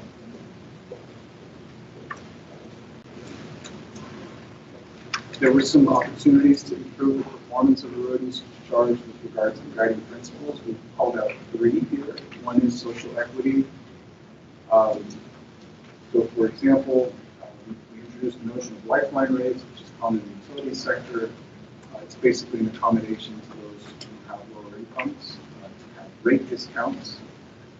Another option to address social equity is the concept of periodic payment plans, which is something that I don't think any DMVs in the country offer as an option for those who need vehicles. You pay the fee once, and that's that. So with the road usage charge, if there are methods selected for how to implement it that involve potentially third-party processors, you could look at payment plans to make the paying it less frequent than once a year, which makes the number smaller. With regard to greenhouse gas emissions, in alignment with the National Resource Defense Council concept of rate that's charged per mile could vary based on fuel economy and emissions profile of the vehicles being charged. You don't have to just dial the 1 per mile rate, but you could vary it by that. You could also vary it by a number of other factors that seems to be more relevant when for passenger cars. We're talking about GHG emissions. And then, of course, with regards to efficiency, there is a pretty broad understanding in the industry that this concept is not ready for large-scale adoption. It's too costly. That's the main barrier. It's too complicated. So a number of states have conducted research, federal grant money, to make the high-tech approaches less costly, but also to explore lower-tech approaches. Some of which Nevada has experience with, the dominant collection DMV is currently conducting a lot of good lessons learned there about what works and what doesn't work, and how some of those models might be adapted for a larger scale. Hey, Travis, for the record, Paul Linos, Nevada Trucking Association. While we're on that, since we do have the folks that are responsible for that low-tech solution in the room, do you mind just kind of sharing what some of your experience has been so far at the DMV with collecting this kind of data and info? Sure. So, Julie Butler from DAB. So, people were pretty vocal when the law originally passed and the department was going through the regulation adoption to require it. There's a lot of opposition, and that has really dissipated as we've gotten farther away from the implementation date. We still get individuals who refuse to report their mileage, in which case we don't withhold their registration, we don't fine them or anything, we just pay them on. But, you know, I think overall, I think, with this point where compliance is pretty good, we actually, staff estimate, I think it was about 18% of the, overall vehicle fleet, has not been reporting. And the issue with the emission stations, then we do get that in Washoe, but it is a manual entry for those emissions technicians. So, you know, they can and do transpose numbers or gapping or something. So, I mean, it's not a perfect collection mechanism, but it is a mechanism. So, you know, with those caveats, and like I said in the prior meeting, I mean, it doesn't account for any miles that you might have driven out of state or off-road, what have you. But, you know, I think the public has largely gotten used to it. We do, for those that come into the office and they forget to take a picture of the odometer, they don't write it down, you know, we say, well, what do you think it is? Well, I think it's about 53,203 miles. Oh, okay, great. You know, whatever. And so again, it isn't perfect, but it is a way. I don't, Angela, no, anything to add? No, you covered it. I mean, basically it's based on the person being honest, right? So they could choose to put one mile in there. So we are getting the data, we just don't know how accurate. But you might want to put special attention to this one.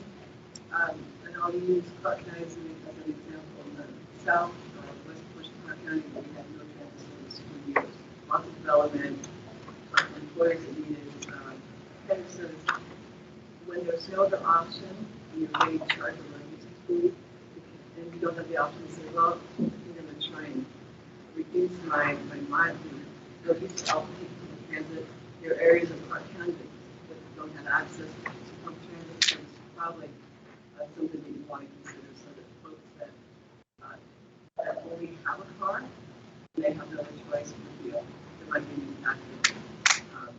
Not considering what they don't have access to another mode. Yeah, the other, Julie Butler again from Jamie, the other caveat that I should add, so new vehicles are exempt from emissions checks for 3 or 4 years, I think until the 4th year, I believe that passed in this last legislative session. So that would also need to be revisited if you wanted to go with this sort of. I assume electric vehicles are also exempt. Yes, they are. So if you wanted to go down this route, I mean, we definitely need to do some additional analysis. So that number is higher than 18%. Is that 18% that's just refusing that you would collect it from anyways, or is that 18% of the entire? I don't think we can break it down, so we can't distinguish between did a smog station report it, or is this just some citizen from Oakland County? We can't really distinguish that. So you're looking at 18% of the entire. Yeah. Got it. And are they exempt from reporting, or are they just exempt from emissions? They're exempt from emission testing, but that's the mechanism through which we're getting data. I mean, I guess you're saying, well, I guess they're supposed to technically just report it on their first. But to the extent that perhaps the emissions kind of validating, right? It's a third party reporting the mileage to the DMV versus the consumer saying, I just drove 12 miles last year. Anybody else? I was just going to reiterate, this is currently, as it's proposed in here, not starting for 7 years, so that we can work through these things. And the other thing just to remember is there's the almost, I'm going to say, manual version of collecting the information, but there's also rapidly evolving digital methods by which to collect the information, or technological solutions. So that is one of the reasons why this was a long-term, why we selected it as a long-term as it was last month, because we know that we have to work through. These issues that Julie is very aware of and making sure that we're also aware of, and we should all think about that. When things go to DMV, like how can we help? And, you know, because there may be other things we want to work on after that stage. So it is a longer term. So I had a question. And I do think it's, you know, we appropriately recognize this as a mid to long-term option, but something that is an opportunity. Feel those short on the places that you have a road usage charge, how many places have those? And the follow-up question to that is there any thought been given to default minimum vehicle miles traveled, and then if you say, well, I didn't drive 7,000 miles last year, come in and show proof, so that you're capturing everybody even where you don't have.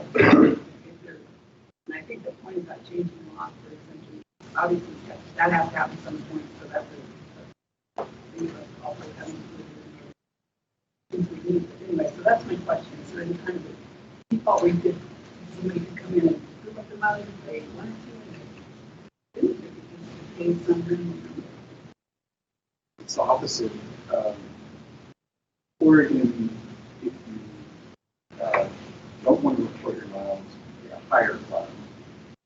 The presumption of by your privacy, I guess, for a higher amount than the average person pays. And the issue is, if you don't set it higher, the revenue will collapse because there's no incentive for those who drive the most miles. Right. To report it all. So your first question is the places that have it. Will you just hear? Oh, that was it. Okay, I was just wondering, there is a way to capture that other group, whether it's a minimum or maximum. Right, and it's lower than it was in our earlier testing. It's different based on the vehicle type. So for electric vehicles, it's higher than for HEV vehicles. For example. It's a corresponding fuel tax for the electric fuel tax. In the earlier testing, they said it at the 98th or 95th percentile of mileage. So that's interesting, and that's the early conversation we had about the solution between rural county and Oregon. No, currently the mile rate is the same everywhere.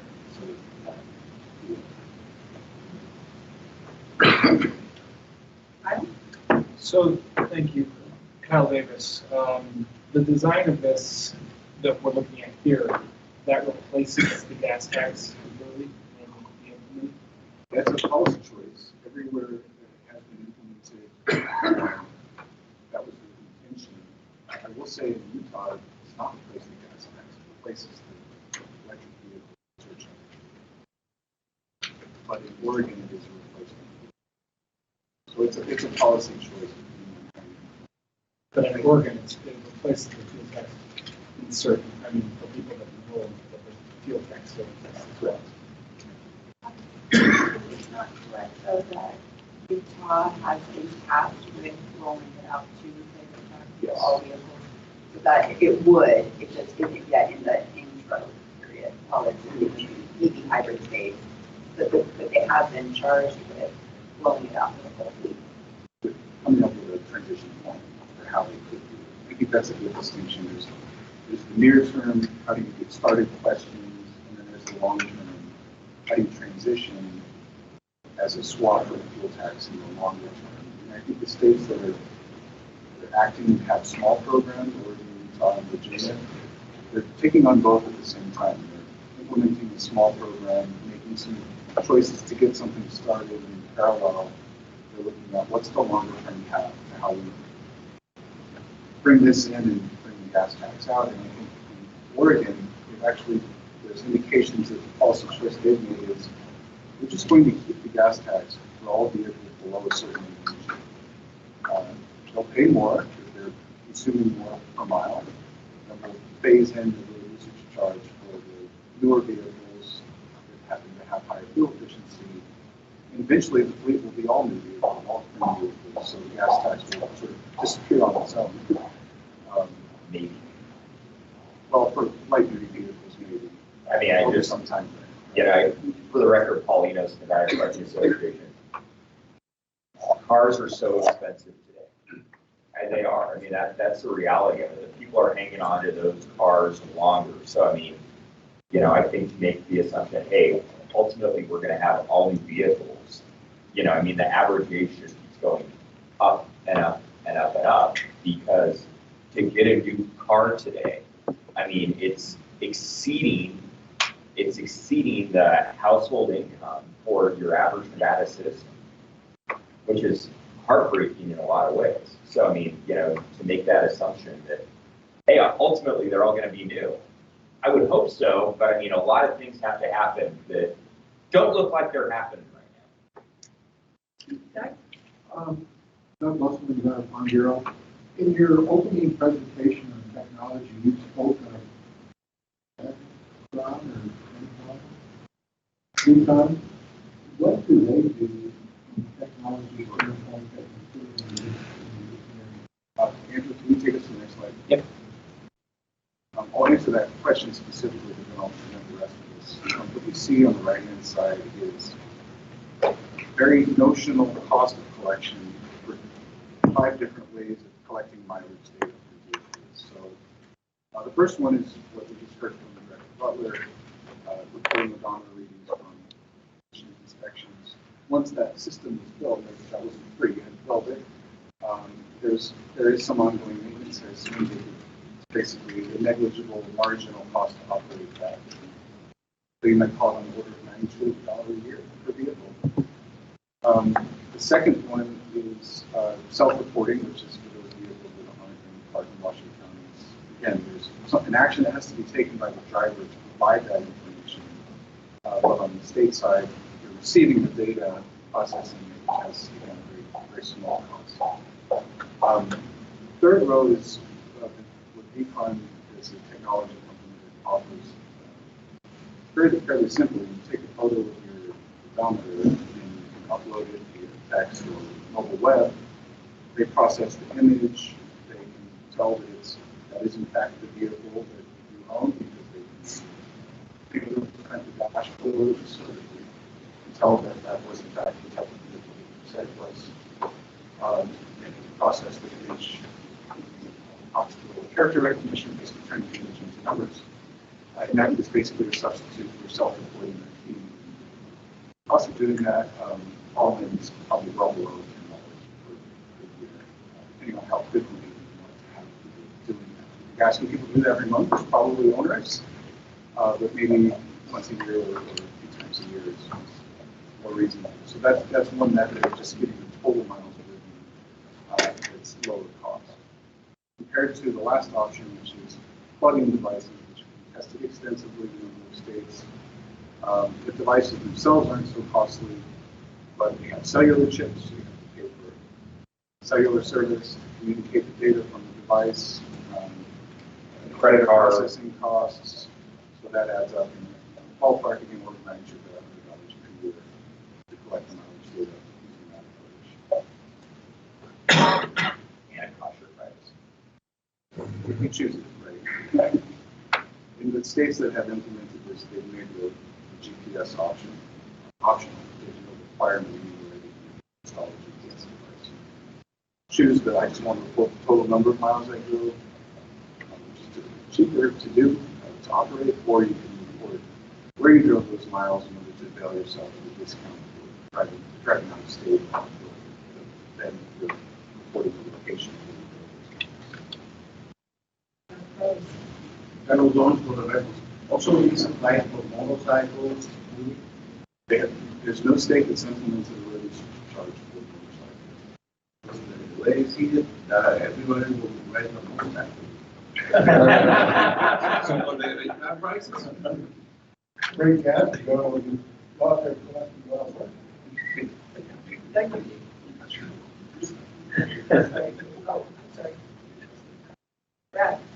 Brad Cole, Director, just a question that kind of relates to road usage charge, but California has announced that they're going to meet their emissions rebate goals by 2035.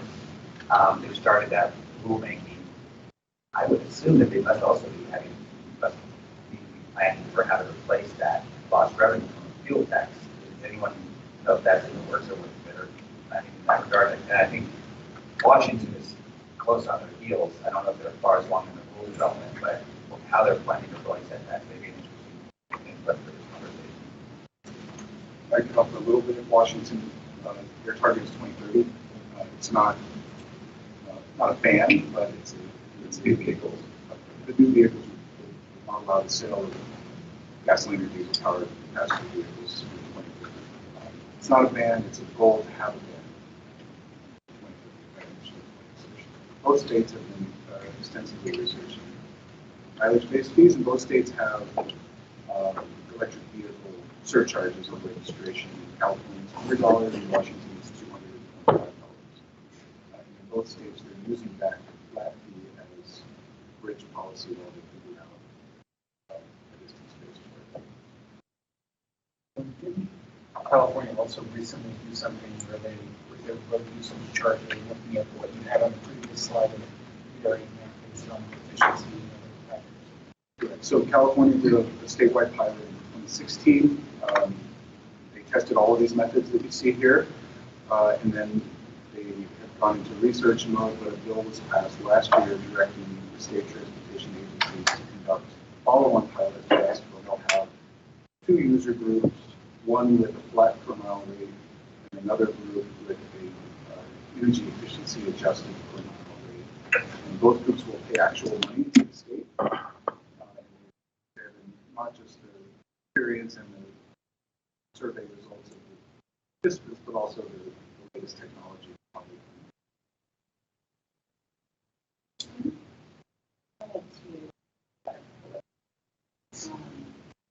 The plug-in device and potential death, there's that link to a couple of things that we've noticed.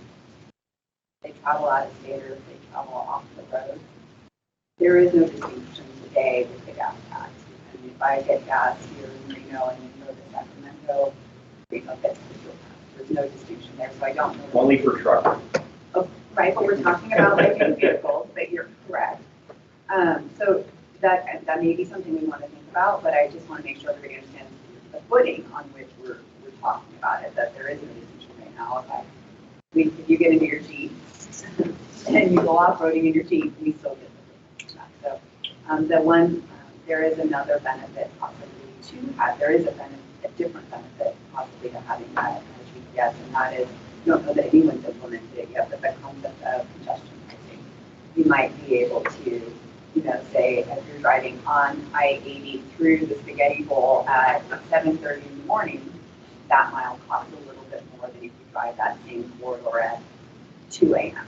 Right, so that is something again, kind of talking to the variability in pricing that you could offer for different types of vehicles, you could also potentially see that. It comes at a cost. So just thinking about that and some flexibility and some awareness pieces that we may or may not want to talk about today, but that could be implemented long-term future. And then the other thing is I was thinking about the photo. The photo might create an opportunity if you were looking at that. And again, we don't have to make a decision on this particular model today. That's why it's a 5-year, 7-year implementation. That might create that opportunity wherein people could pay their fees on a quarterly basis instead of that one something that might be more verifiable. So that might help create some of those equity or help address some of the equity concerns and challenges with the one-time payment. Things to think about, it would probably cost more if we had to do it more often. Bill? Oh, so Bill Wallman. So Christine is absolutely right. At the end of your car today doesn't know which side of the state line it's on. But neither does the car from California. That filled up in Sacramento, came over here, gambled, and then went back or something. We've got zero revenue from that. Look at revenue. So it's on the averages. And in a perfect world, maybe, but then California, you can do the same thing. Whereas if you travel to California, they will charge over there on multiple, maybe that'll happen. But I'd like to say one thing. In 2015, after we got FRI approved, the legislature, which was the demonstration process, our now Governor Steve Sisolak, as the chair of the county commission in Clark County, mandated that he vote himself to carry or get a bill to offset electric vehicles. What will we be doing about electric vehicles? In 2015, we took a bill, I read the and some of them Carrillo carried this thing, and we carried one of two things. One was a fixed fee on electric vehicles, and another one was a DMP. And here's the option. It was a very simple DMP. You just report the miles here. And you're charged whatever the average rate is that day. And I think it was like 2.1 cents a gallon that day. What I'm hearing here is we're going to kick the can down the road possibly 7 more years. And the issue is Tesla, represented by Russell Rowe in 2015, got that ordered because it says we need to have a plan. That plan was, and he laid it out in his letter, because I just had breakfast with him last week and reminded him, oh shit. In 2023, we'll have this all fixed, perfect world for electric vehicles. That's not happening. Okay? So that started then. 8 years later, we still won't have it. So this group has an opportunity to make some recommendations to help push something. Our idea is a push. It's still the Band-Aid to fix. But I think this group really ought to take a good look at this opportunity we have to make a recommendation. Not say, let's look at it for 7 more years, legislature, and when we come back. It's already done. So please, just keep that. Yeah, hi, Vincent Gutro with the Nevada Association of Counties. I just had a question about Christina's thought about the question pricing. I guess my question is if you've been tasked with looking at these. I thought this group sort of shot that down already. Should we still look at those things? Tolling would be a thing, but it might, that we would want to do it. It's something that depending on the technology you use, that's one of the things that would allow. Okay, so. But we still have challenges with our state laws on that. So, but that, again, it's the technology that is a feature that technology can offer in the future. Okay. Oh. You know, I'm always thinking about how is a taxpayer going to feel when they pay that tax. And I know just me, if I have to pay more for something where I'm getting less usage out of, which means I'm sitting in traffic longer, I'm not able to get to where I want to go as quick, and I'm paying more for that, I'm paying more for lesser service,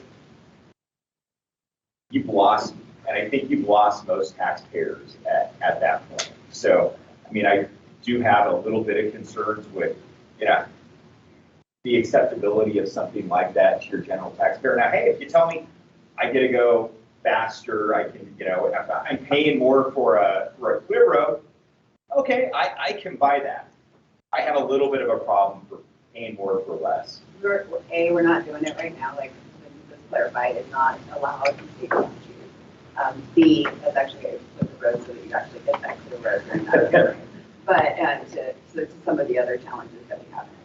Like I said, it's one of the things that we went with that technology, that possibly is something in the future, but yeah. Social engineering scares the hell out of me. Okay, we're not going to make that decision today. So but I just going to say pushing down. I agree with Phil on this. I don't know how long we can down the road the free riders. So something we can talk about. I just have a few more remarks on this slide. Travis, can we also get this slide? It's not our briefing book. Would you mind sending this to us? Yeah, the whole presentation is on the website. You can download the PDF. You can get Dropbox. That specific slide missing from our briefing book that we received. Right. So today, this presentation that he's walking is on through, the goes to the website. What? Whoa. We wanted to break down in simple terms what are the functions of a road usage charge. We already talked about the cost drivers and the mileage collection. So if you look at the left-hand side, there's 3 bold headers, so briefly mention each one. Most of the functions that you need to collect it per mile here are already in place. Things that are really the only thing that's new is collecting the miles per year. So we talked about a number of ways of doing that, so we won't belabor that any further. The second piece is you actually have to collect the money, and there's a cost associated with that, just like there is with another vehicle registration fee, or vehicle tax or tax in general. If you're paying with a credit card or a debit card, there are fees associated with that that you have to pay to the processing company. So that could be anywhere from 2 to 4 or even 5% right off the top, just for paying with a credit card or a debit card. A lot of states pass those costs along to the consumers. Some states, I think Nevada, bears the cost of those credit card fees. So they're baked into the price of the Do now, but the legislature has directed us to start passing those on to consumers. There are less expensive ways. Bank transfers tend to be popular with a lot of tax collecting agencies because there's no cost. But actually collecting the money is an important piece of the puzzle. For any of these that are vehicle-related taxes, so DMV has a role in actually collecting the funds. If they're not passing the cost of collecting the fee on to the consumer, you have to be mindful that that fee will come off of the gross revenue expected in the vehicle. Julie, can you explain what the legislature is? Sure. So Julie Butler for the record, and Angela jump in to have a lot more experience. But for years and years, if you pay by credit card, the department has considered it the merchant fees that we get charged for people using their card is just the cost of doing business. Well,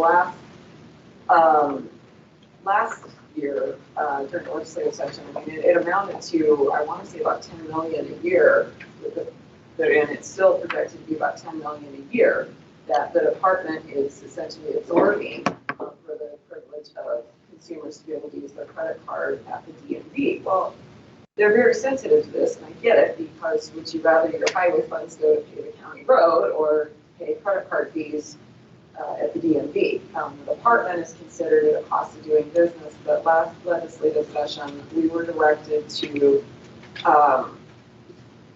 eventually be able to put into place charging those fees onto the consumers. We told them that it still would take an inordinate amount of effort for us to do that on our extremely old and fragile IT system, but the capability to pass those fees on to the consumer and our new system is being built in. So that's the issue now. So Travis is correct. Consumers aren't paying the additional 4 to 6% of their transaction now, but they will be when we get to our future state. Yeah, it's very complicated. It is just very, our system today is complicated, complex, it's very fragmented, intertwined, so we can't easily charge that fee, but we are looking at a service fee model that we charge approximately 2% of your overall. It's not insignificant to. It would be more of a convenience fee than an actual card. It's called a service fee. There's different models because a convenience fee you can't charge in person, where a service fee model you can. The last piece is enforcing payment. Also means enforcing 40 miles driven. So there's a lot of options for how you do that, whether it's piggyback on existing enforcement mechanisms or the notion of some flat fee alternative if you choose not to report miles.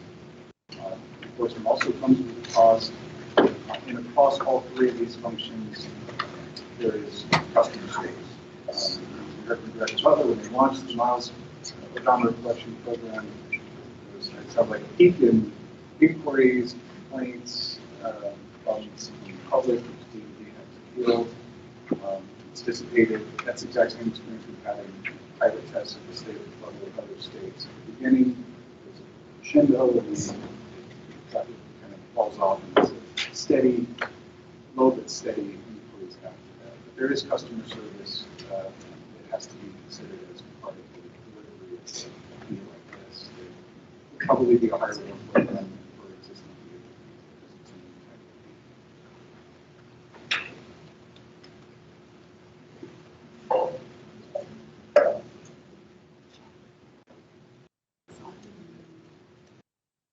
So we're going to take a 5-minute break, and I have a little reminder here that the sound quality is not very good, so everyone's going to need to speak up. Some of you are more soft-spoken than others, so take 5 minutes. We'll see you back at 25:02, and we're going to carry on a bit more. Rachel and Jeff will get with this next section. Thank you.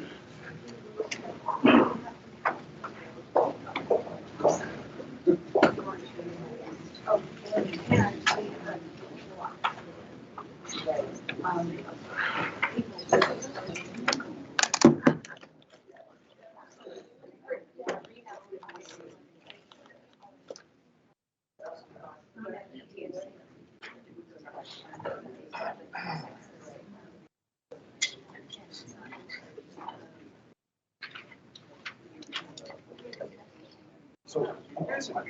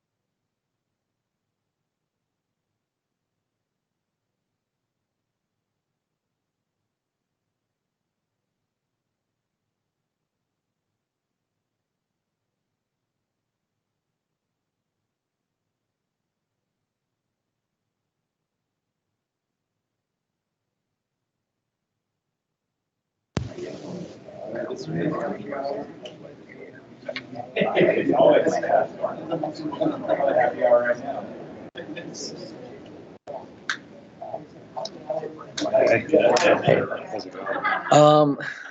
Yeah, I'm trying to get the, let's see here. The microphone on that one's not working. The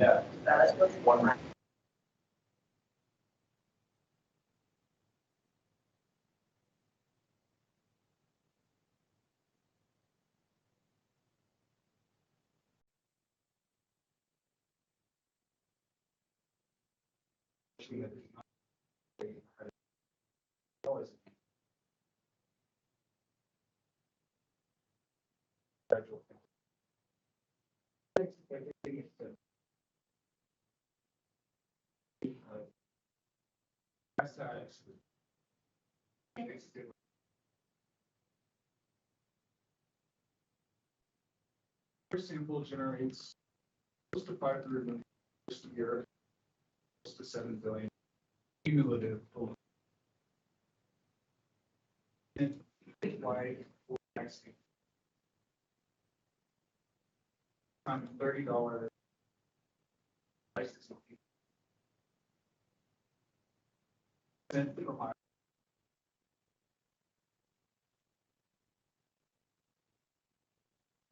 .2% increase in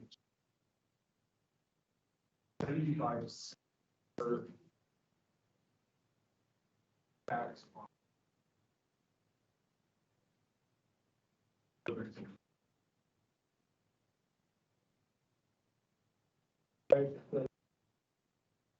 original rates.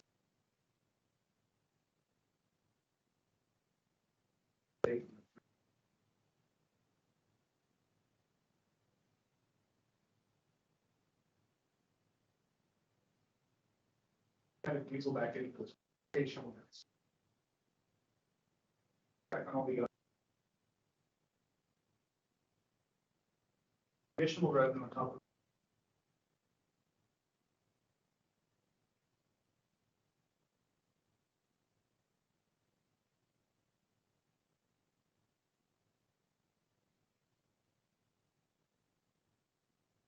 all the last year,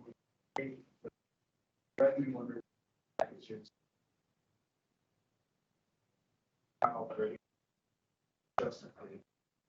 First, stack that just sees existing sources of revenue. Next one, additional revenue. Show license charge later. Delivery tax.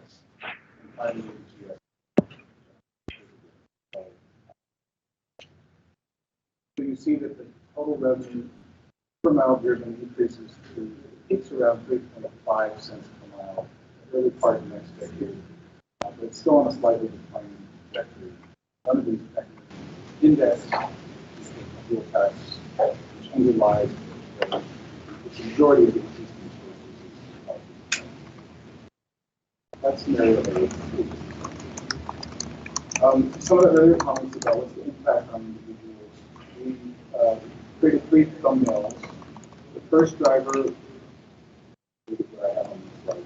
It's an $50,000, drives a 2015 Toyota Tundra, which gets about 16 miles per gallon, average of 10,000 miles per year. The person has 18 packages. The second driver is meant to reflect the average or median driver in the state. So this driver is in a household with an income of 62,000, which is the median household income in Nevada. The primary vehicle in 2017 Ford Explorer, which gets about 21.5 miles per gallon. The driver is about 11,000 miles per year, both of them are about the state average. And this person receives services back. Driver C is higher income, drives an electric vehicle, 12,000 miles per year, and gets 52 packages per year. These are illustrative only, so we're looking at what is the impact. Go ahead and introduce the first one. Gray, that you'll see here is the current contribution to the state highway fund. the current policy of these three example drivers. We layer on the blue represents what would be the additional cost to these individuals of the mechanisms that we just presented that are devoted to the state highway fund. And then the green on top of that is the portion that is flexible funds, so primarily GST. That's why driver C has such a big spike, because that vehicle, that electric vehicle, is more valuable than the electric vehicle. It's newer. So the portion of the total tax that individual is quite a bit higher than the others simply because of the GST. We intended to do a qualitative assessment against the guiding principles of this collection of mechanisms at these tax rates. I think you have this in the briefing material, so I won't go through each one in time. But what we're attempting to do is to, as we start packaging together different mechanisms at different rates, go back to, okay, how does this compare to objectives around financial sustainability, efficiency, user and social equity, flexibility, alignment with greenhouse gas emission reduction goals, transparency, and efficiency. The package does fairly well on financial sustainability because nothing is indexed. You notice that the revenue per mile driven is still declining in this package. So we did perform as well as financial sustainability, which is one of the objectives of the work.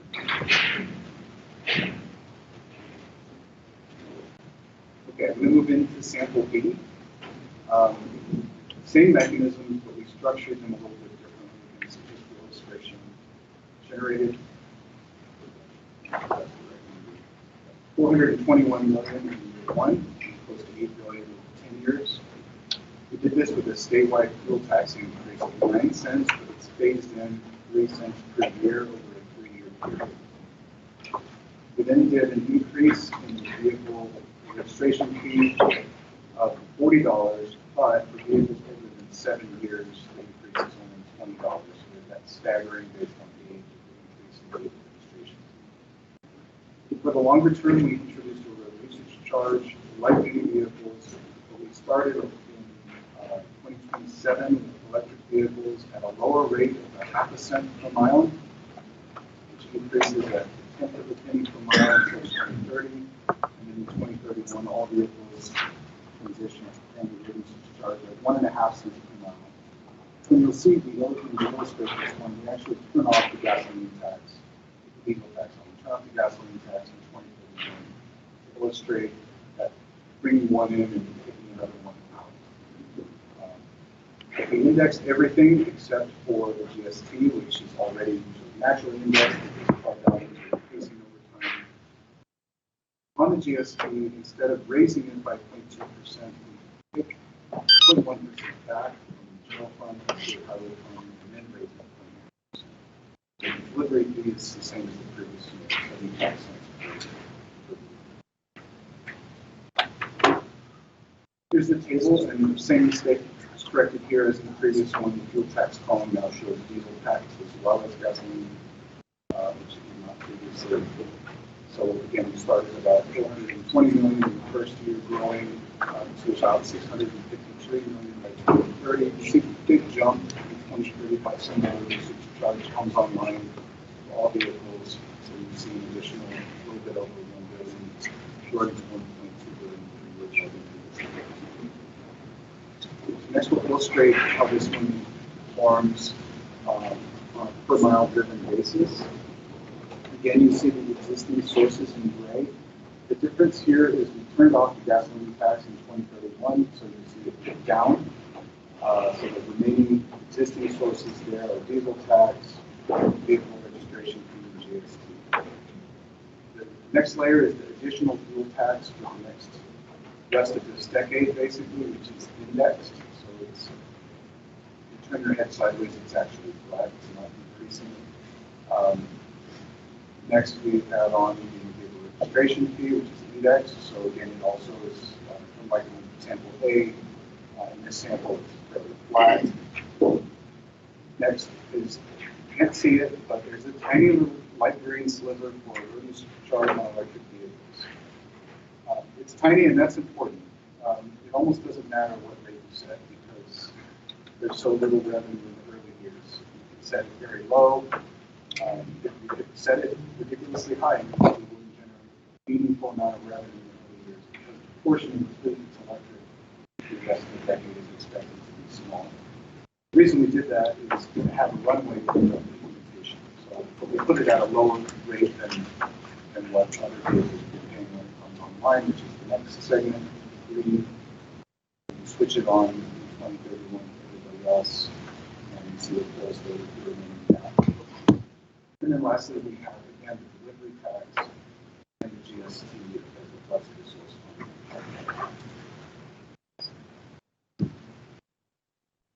As far as the individual impacts, we'll look at the same three drivers as we looked at before.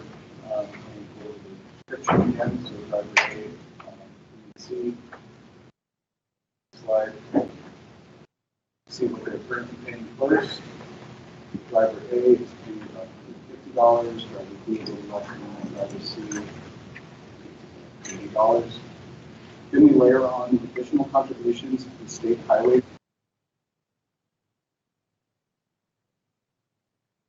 Sample. And on top of that, flexible source.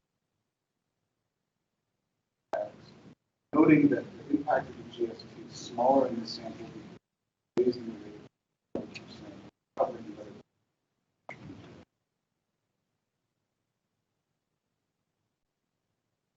other. Overall, we assess this one as a slightly better performance in sample A. And look at just that last chart, the revenues are flat per mile driven and adjusted for inflation, which I think is the target of sustainable funding is to have a revenue source that performs a little bit better along with the user equity dimension. Every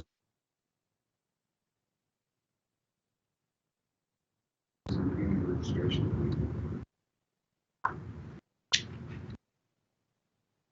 So now we'll just compare them side by side so you can see those two 7-inch layer charts.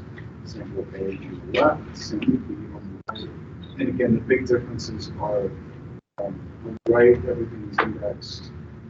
Also on the right, there's a transitional period for road usage charging. And the rate of that road usage charge is higher, and we actually turn off the gasoline tax when the road usage charge is turned on.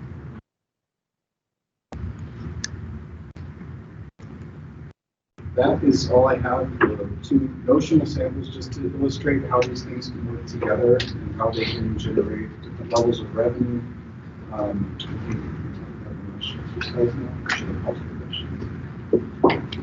Questions? Catherine,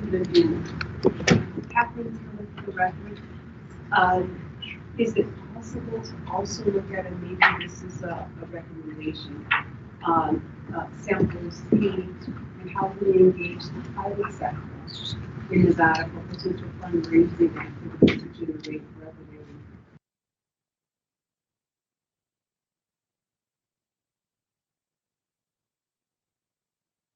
They use transit.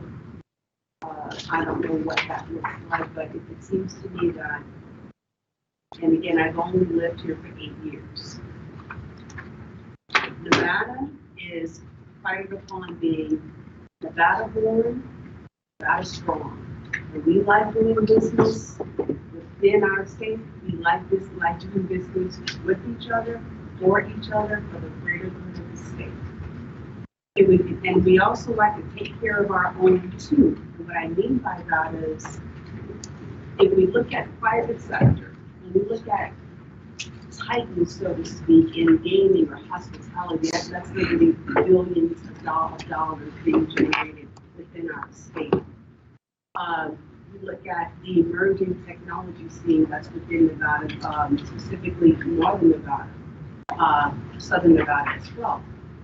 All of these, different types of, private sectors could be a potential revenue generating stream if we create some type of bridge between Nevada transportation, Nevada private sector, and do some type of fundraising to generate revenue to offset some of the $500 million, backlog, or have funds available to offset cost of doing projects in areas that are underdeveloped.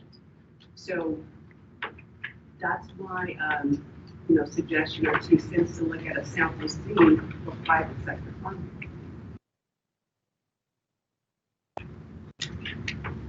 And, yes, Ann Silver for the record. This question is for Director Swallow. I'm not sure if it's born out of ignorance or I'm just overthinking this, but are we focused more on how to make up the $500 million gap or how to equitably tax EVs? Yes. Thank you for the question. So the AB 413 actually looked at a sustainable funding source. So that's filling the backlog and making sure that it's sustainable long term. And the sustainability part is where you come in with EVs, right? It's recognizing that as cars continue to become more fuel efficient, that funding source is being degraded. So it's both of those, but then it's also considering all users of the system and social equity. All of our guiding principles, it's all of them. That all of that was included in AB 415. How do you fund the backlog? How do you make sure that you can continue to fund the system as you need to long term, given that the system's growing, we have ongoing maintenance needs, but also that the revenue being generated in the current model is going to be degraded.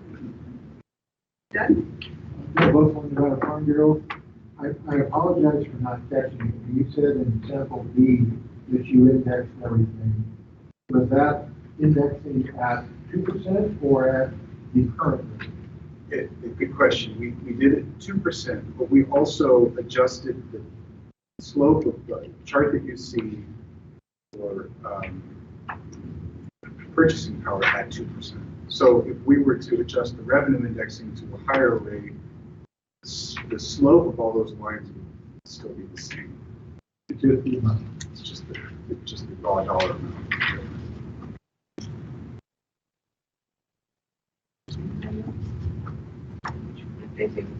Julie from Butler from DAB. With Travis, when you say turn off the gas tax in 2031, what did, I don't understand what that means. Because there's still going to be internal combustion engines driving around in 9 years. So what does that mean?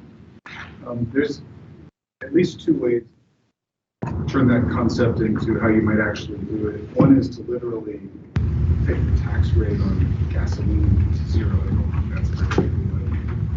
The better way to think about it is that those who are paying road usage charge would have the amount of gas tax that they paid or were estimated to have paid apply as a credit toward what they owe. So they would only pay the difference when it comes time to renew the vehicle if that's the mechanism that's chosen, or if it's done by a third party would reconcile the difference in the bill and adjust for the difference between gasoline tax already paid and the road usage charge that's billed.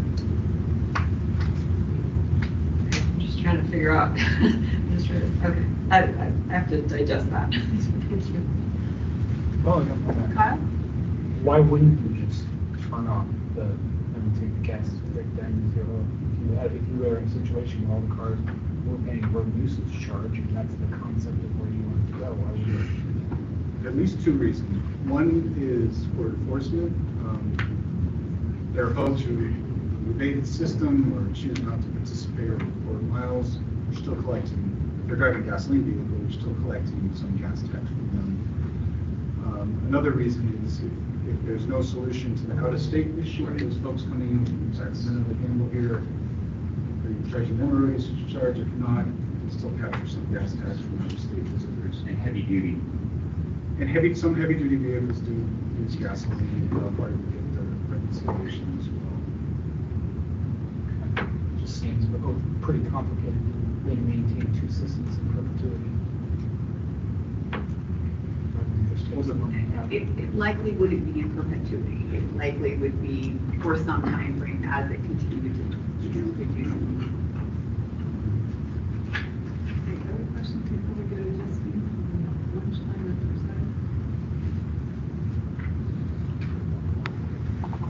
Virginia. So, great discussion this morning. We do have a small assignment for you all to gear up for our discussion this afternoon, which we've got, as I mentioned, a great start on already. So the handout that everyone received, the first page has a list of the revenues that were shortlisted last month, where we've dug into the analysis so far this morning. What we are hoping to get out of today's meeting is guidance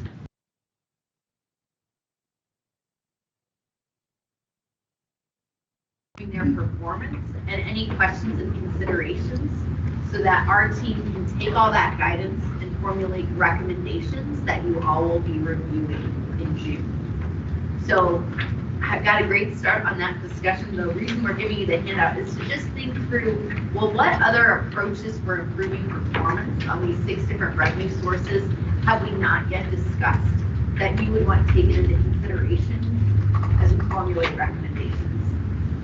Same thing goes for the questions and issues that would need to be addressed. So we got a head start, but we want to wrap up that discussion this morning. And by giving you this handout, we're hoping that helps you think through and prepare for that discussion this afternoon, which will hit right when you're full of barbecue.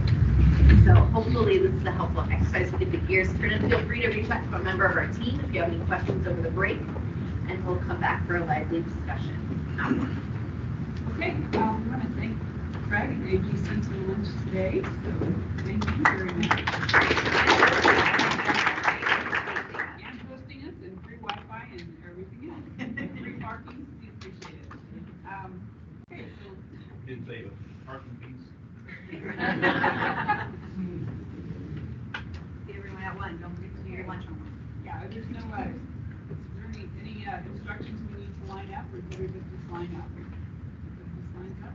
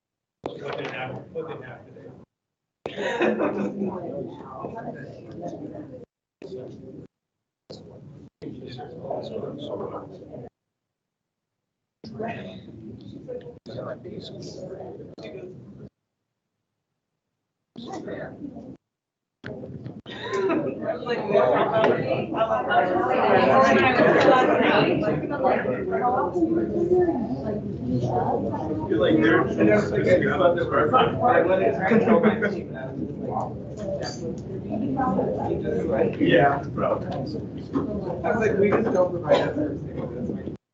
We just. You don't want me to know. Doggy daycare. No. My doggy daycare. Doggy daycare. Provide daycare. Go park.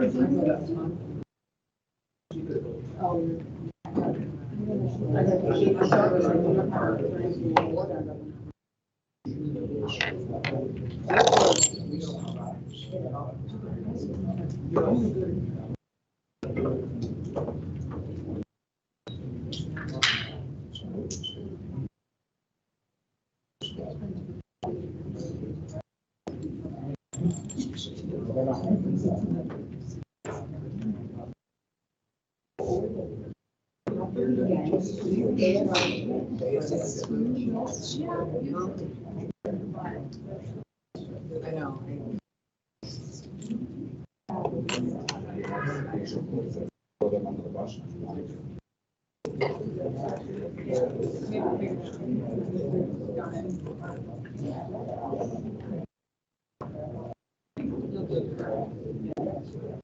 Testing 1, 2, 3.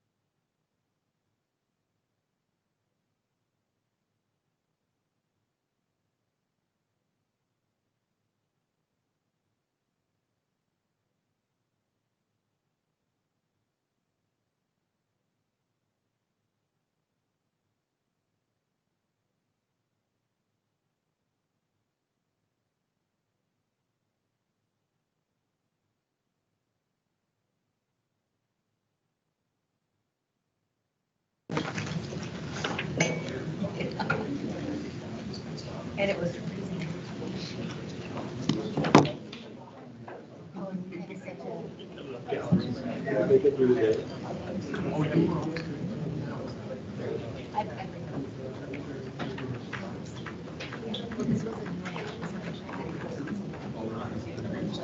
Yeah, they've got two.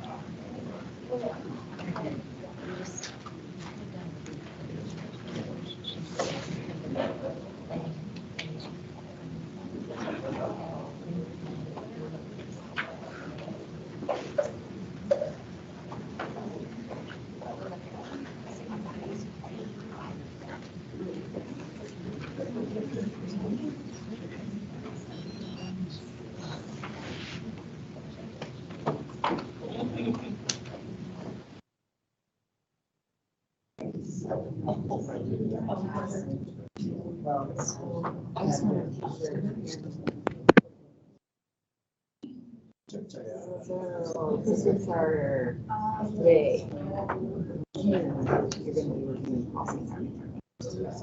Jessica, are you getting audio? These are the revenues we're looking at. This is the handout. So this is what I'm asking you. For the example of something came up in discussion, I bolded it to differentiate, and then there were new questions I added. So I'm not sure anything I added. If this is all straightforward, but so I know it's right.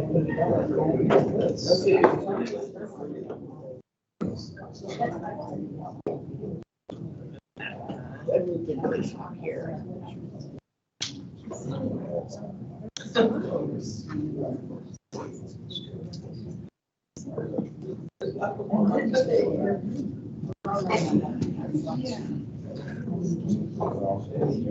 Yeah, because the so I hold this as it came up.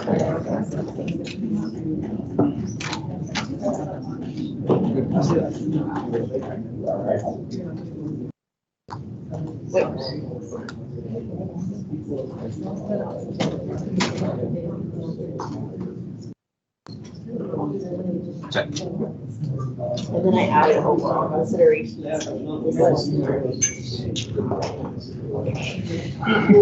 Yeah, but then this is just a catch-all slide. Thanks. Thank you.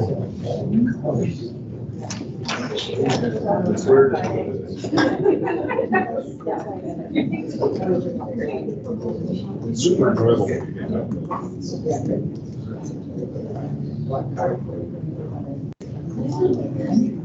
Yes,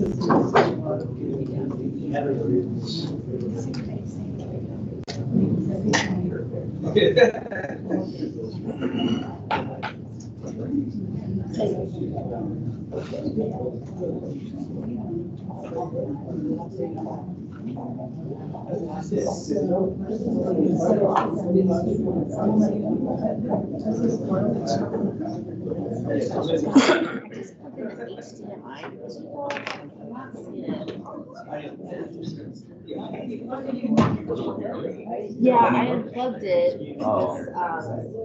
Might take. Oh, what did we do before?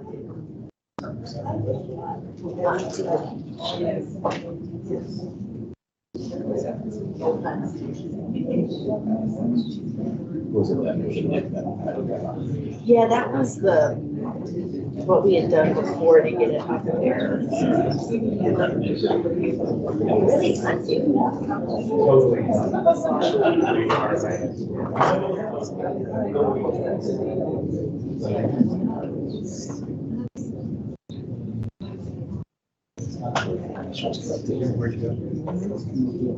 Yeah, I just had to like work, so I tried to take it out. Got it. So she's trying to And I did this thing.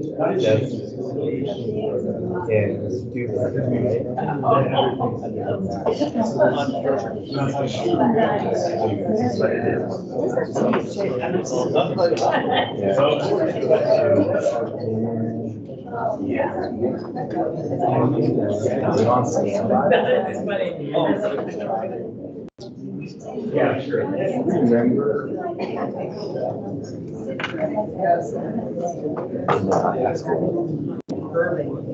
Yeah, that's right. No, that makes total sense. Yeah, I just didn't know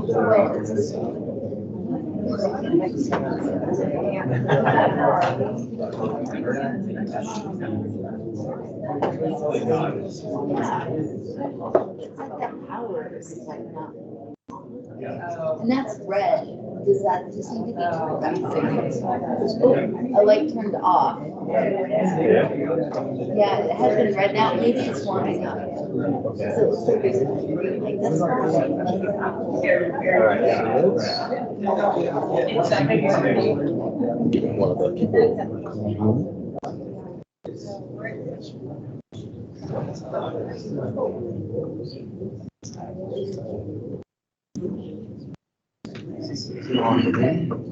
I see it flashing. Maybe it just like. Oh, here we go. You good? Oh, okay. Fired up again? Yes. You guys sweat a little bit. Starting to become Yeah, so does he ask you have cameras? Okay. All right. Good. You got stuff? Yeah. And it's projecting onto these.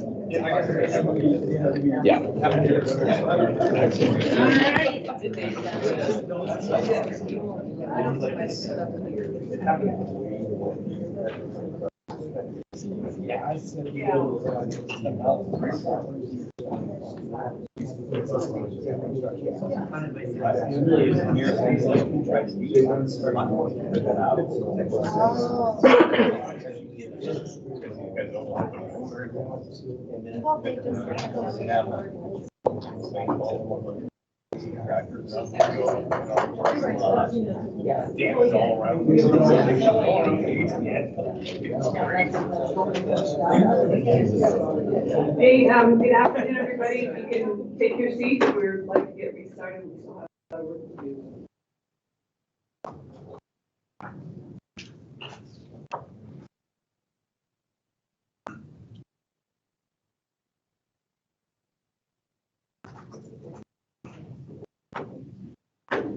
Okay, we're going to retake attendance. Apparently, we have some changes here. So I'm going to call your name. Let me know if you're here. Marshall. Yes. Dave Dodson. Yes. Christine Swallow. Here. Sandra. Here. MJ. Here. David. Here. Bill Thomas. Still there. Still in. Thank you. Dan. Becky.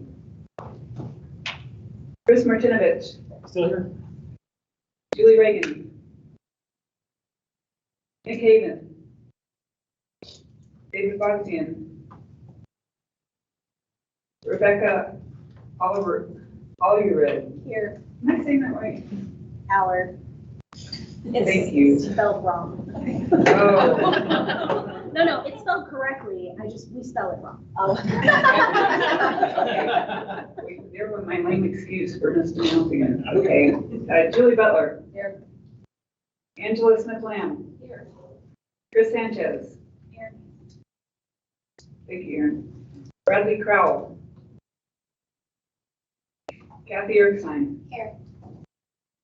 Dallas Harris. Danielle Monroe Marino. Ben Guthrow. Guthrow, sorry. I'm getting worse. You spell it wrong. Thank you. Cassie Hall. Here. Joey. Here. Cindy. Jace. Present. Dr. Christopher Stream. Absent. Paul Moratkin. Ann Silver. Paulino, Still present. Desalaxo. Still absent. Lamar Jones. Here. Sherry Mendez. Kyle. Here. Christie. Marie. Here. Kathleen. Present. Craig. Here. Alexis. Here. Bill. Here. Brian. Who else needs Here. There's only one bill. Doug. Present. Carlos. Present. Okay, thank you. All right, and are we doing Justine or picking us up on this exercise? Justine, okay, there she is. All right, good afternoon, everyone. I'm sure everyone is just about as stuffed as I am from that delicious barbecue, but great precursor to a discussion that we're going to have this afternoon. So just to tee things up, we are going to be moving into a discussion period to help us identify the preferred revenue options and issues that must be addressed for each mechanism. So just a reminder, here's the language from the bill that everyone's well familiar with, reminding us why we're all here, as well as the charter that this group developed when the group started to meet about how the AWG is planning to address Nevada's transportation funding challenge. So objectives for today's discussion, as we mentioned earlier this morning, at the meeting in June, the team is going to be presenting recommendations related to policy and revenue that you all will be reviewing for advancement to the final report. So today, and in this discussion, what we really need from you all is helping us narrow in on the preferred mix of revenue mechanisms. We had a great discussion this morning for final consideration in June. And for each of those revenue mechanisms, we're going to take a look at both suggestions to optimize or improve those revenue sources, as well as any outstanding questions or issues to be addressed. So this is a reminder of the 6 revenue mechanisms that were shortlisted at the last meeting that will be focused on today. And over lunch, you all received a handout with some of the approaches for improving performance, as well as questions or issues to be resolved that the project team came up with leading up for today's discussion. We've had some great feedback from you all just this morning around both of those elements. So we're going to take these one by one to identify, well, what other considerations or opportunities are there to improve these revenue mechanisms, and what outstanding issues have we not already touched on so far that we need to hear from you all so that our team can use the next 2 months to formulate those draft recommendations for consideration. So any questions about this slide here? This is really the nut of what we're focused on and the feedback we're looking for today. Yes. Apologies if this takes us wildly offline, and so just continue in this way. But as I was looking through everything this over lunch, and then also our discussion this morning, where are we taking into account, I guess, the political feasibility of some of this stuff? Because it feels like we're cobbling together, or at least this is what we did this morning. We cobbled together 6 or 7 different taxes, all of which would require a 2/3 vote in the legislature in order to implement. And if any one of those legs gets knocked out, it kind of throws out the entire package. So how are we going to take that into account when we're considering what our different alternatives are? That's a great question. I think that being able for this group to raise any of those considerations to keep in mind, because if any of those political considerations may impact the final recommendations this group would want to make over the course of the summer, I think that's something important to keep in mind. But I'm not sure if anybody else from the team has other thoughts in response to that question. This is Virginia. I think Assemblywoman Monroe Moreno started to touch on this a little bit at one of our meetings, and I think it'd be really good if she and Senator Harris could address this at some point and give us kind of their take on feasibility, because I I do think that's a really important, there's, what's ideal and there's what's realistic. And I think some of these, there's a difference between actually passing a tax and passing enabling legislation to have someone else pass a tax. And I think it'd be really great if we could have a conversation about that as probably a follow-on to this at maybe at June or when the timing is appropriate. I don't know, Christine, if you want to add anything to that. Thank you. So I'm thinking about this as, we should all be thinking about this the whole time, right? We should be considering the fact that anything we recommend will need to pass the muster and pass out of the legislature in some way, shape, or form. So we need to be thinking about that. I think we've tried to bring mechanisms to the table that are typically, and some of them are not typically, like the parcel delivery fee. That's not typical. That is something that's new that Colorado is. But we try to bring a broad spectrum of things that are used for transportation funding so that we would have some options. I think in the end, though, we are talking about funding. And the only way to, I mean, at some point, if you're going to raise revenue, the legislature is going to have to vote on raising that revenue. Are there ways that it wouldn't have to pass a 2/3 vote? I don't know. No. Oh, so there you go. So, so we need to just be thinking about that, being fully aware and whatever we talk about today, whether, ways to optimize the revenue options against our principles, we should be thinking about that. That will help us pass that question when we get to the legislature. They'll say, well, did you think about these things? And we can say, we thought about these things, and this is what we did to try to make it equitable. Is this particular mechanism by itself meeting all of those? No, but if you pass the package, it does meet all of the things that you talked about. So when we talk about those questions and issues, it will help us put together a package so we can say, hey, we thought about and looked at these things and be able to better answer those questions. Ultimately, though, if we want to address the backlog, if we want to make sure that there's two things here, right? There's the backlog, and then there's the fact that even if we don't want to address the backlog, long term, we won't have money to maintain the road. So if we want to do that, we've got to figure it out, and that's going to be tough. Our team has provided, based on the 2 sample packages that they provided us, like, this is how it impacts these 3 different types of drivers. Or when we come together again in June, they're going to say, hey, AWG, these are the things you said you wanted to look at. This is how it impacts these 3 typical drivers. So we're hoping that, everyone in this room, that's why we have such a diverse group. We all represent different stakeholders. So we're all thinking about what's the political viability in our brains, our version of political viability. And obviously the electeds are going to have a different perspective on that, but we're all thinking about that. We're also through this process trying to answer those questions. So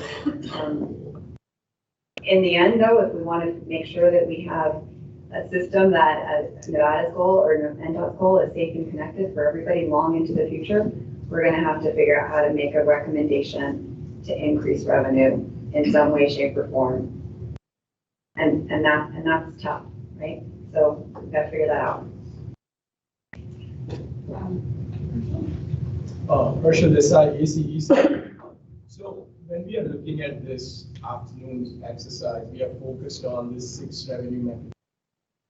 But one of the things that I realized during lunchtime and when Travis presented the sample A and sample B, that we have not identified a specific near-term option to address the fact that EVs will not be paying for roadway infrastructure until 2027 or 2030 until the light vehicle RUC, gets enacted. So I think we need to come up with at least maybe a 7th mechanism that addresses that short term.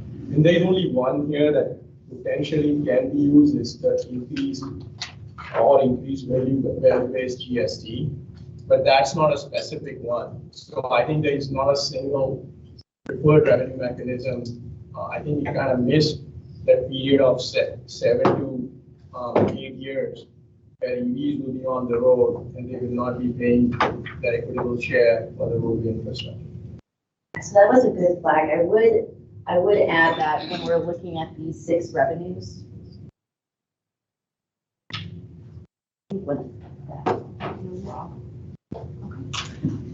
Let's talk about it. I can do that. The increased basic vehicle registration fee, there is an opportunity, and one of the issues that we, for consideration when we get to that slide, is how that's applied to different vehicle types.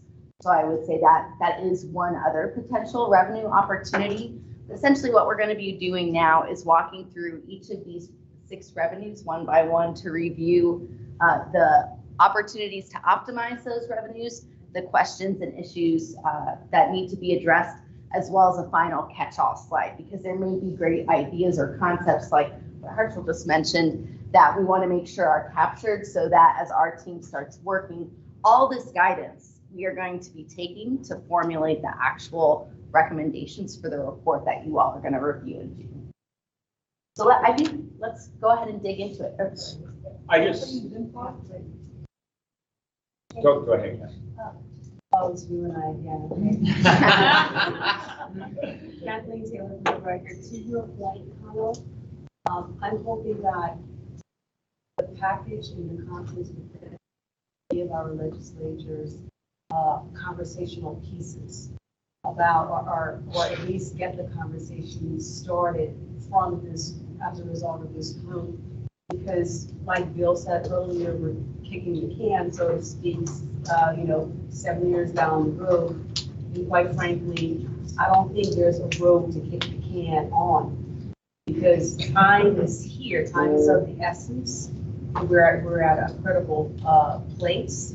So I'm hoping that, and the reason why I've been pushing the technology, the reason I've been pushing the private partnerships, so that those conversations can be considered, because we don't have any more road to kick the can on. So I'm hoping that this package will create those conversations to look at, like you were saying earlier. This is not about ground anymore. This is about drones and air and robots and AI within this time period. So hopefully those conversations will take place, during those legislation sessions, so that we can be ahead of the curve versus reacting again and again. I love that, no road to kick the can down, which is kind of a call for action. So Paul? I just want to echo Herschel's sentiment. I mean, I do think, and Marie, you and I have talked a lot about the challenges for, at-home charging, and there's still a lot there. I do think that, for commercial charging stations, especially for my medium and heavy duty guys, and it's really interesting this year.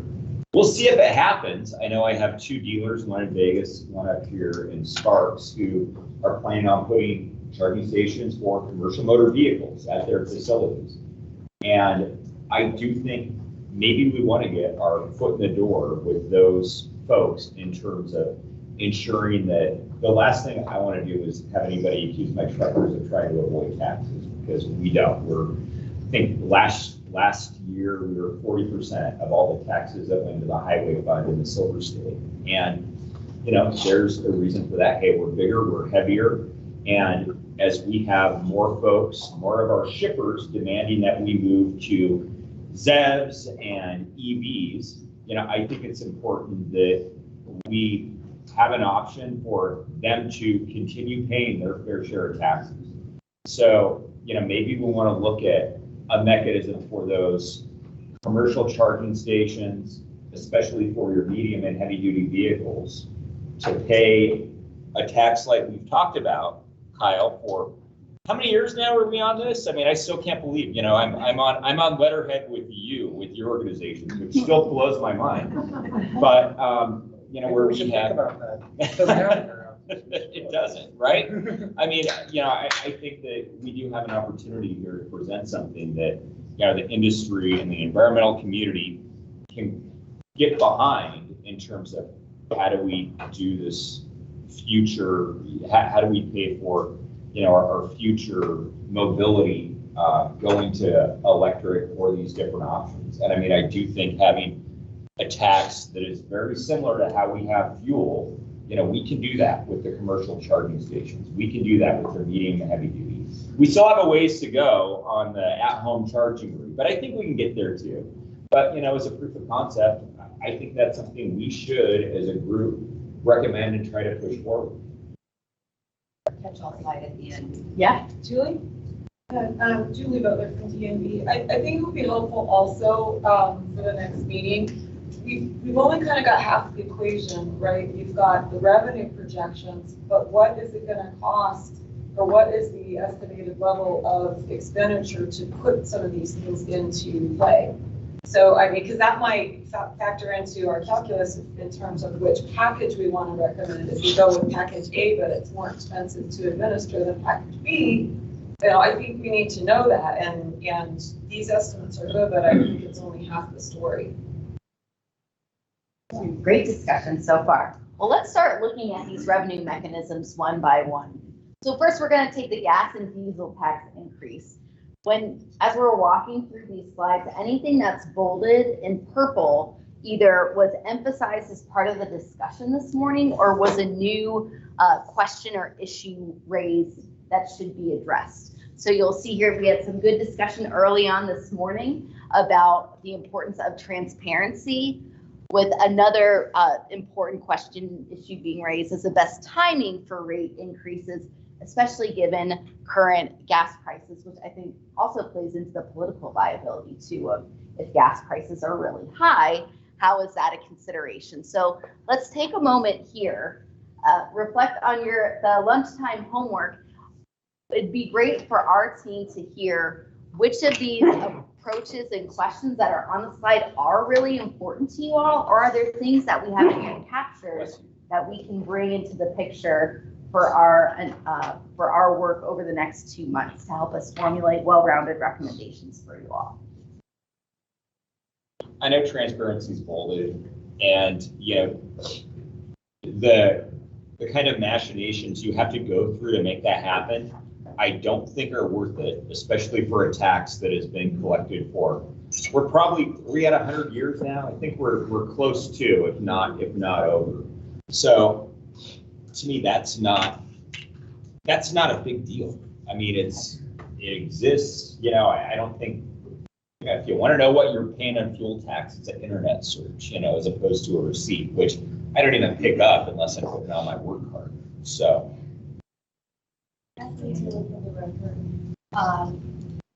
think it is important to have that type of transparency, and this is why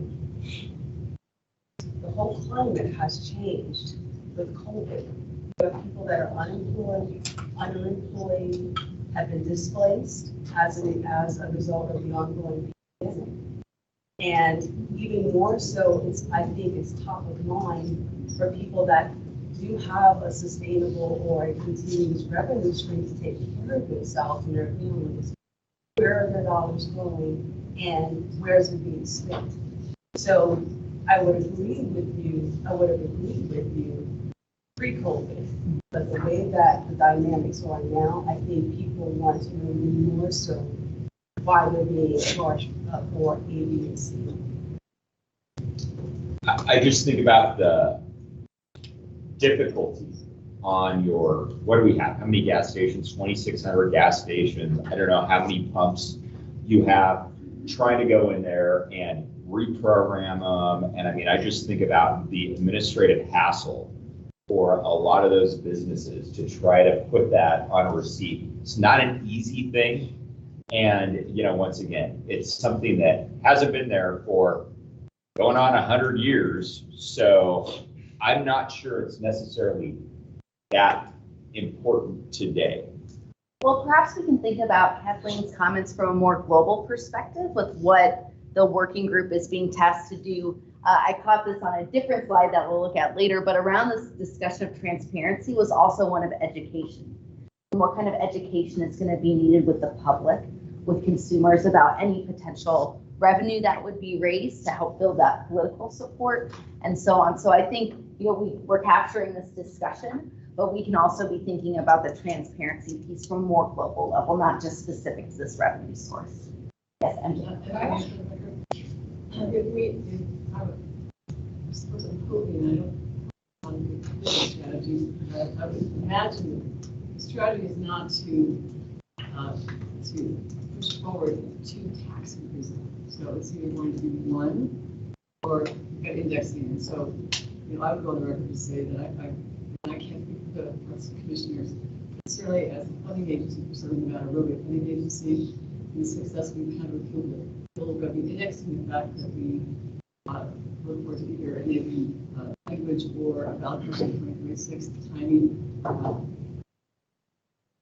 Two at the same time, I just don't see the fact that political ramifications, I think, are the magnitudes that we don't even severely underestimate at this point. Yeah, and I would just, coming back to, I think that transparency is important if we're considering a new revenue source that hasn't traditionally been dedicated to transportation, to demonstrate to the public, like, hey, this is what you're paying for. Yeah, we're going to ask you for more money here. This is what it's going towards. I agree with Paul when it comes to the gas tax.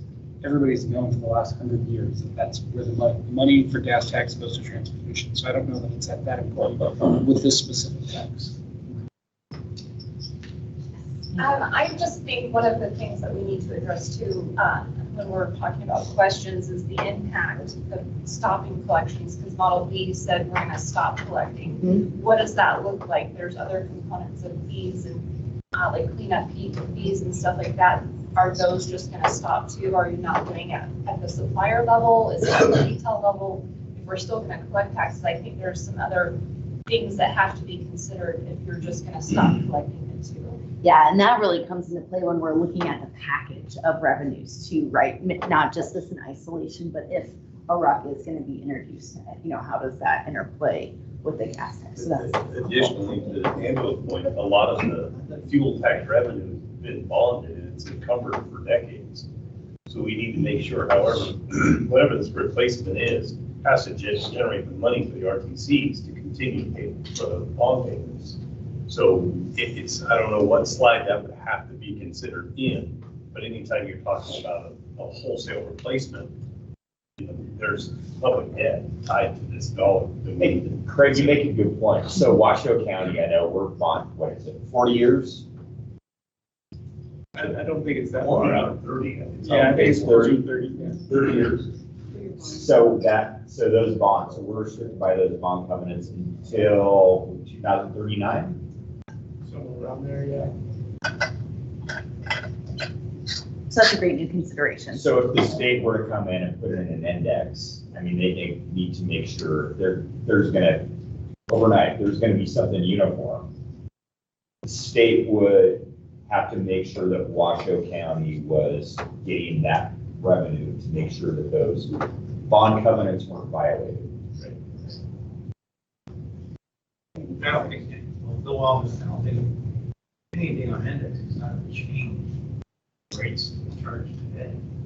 It may increase it, cancel it, not from the rate in any form. So, well, I'm just, one of the things we talked about is that uniformity. So, I mean, I'm just thinking about it from that standpoint. So if we wanted to implement a uniform rate, a uniform system, which we don't have today, we would have to take into consideration Washoe County.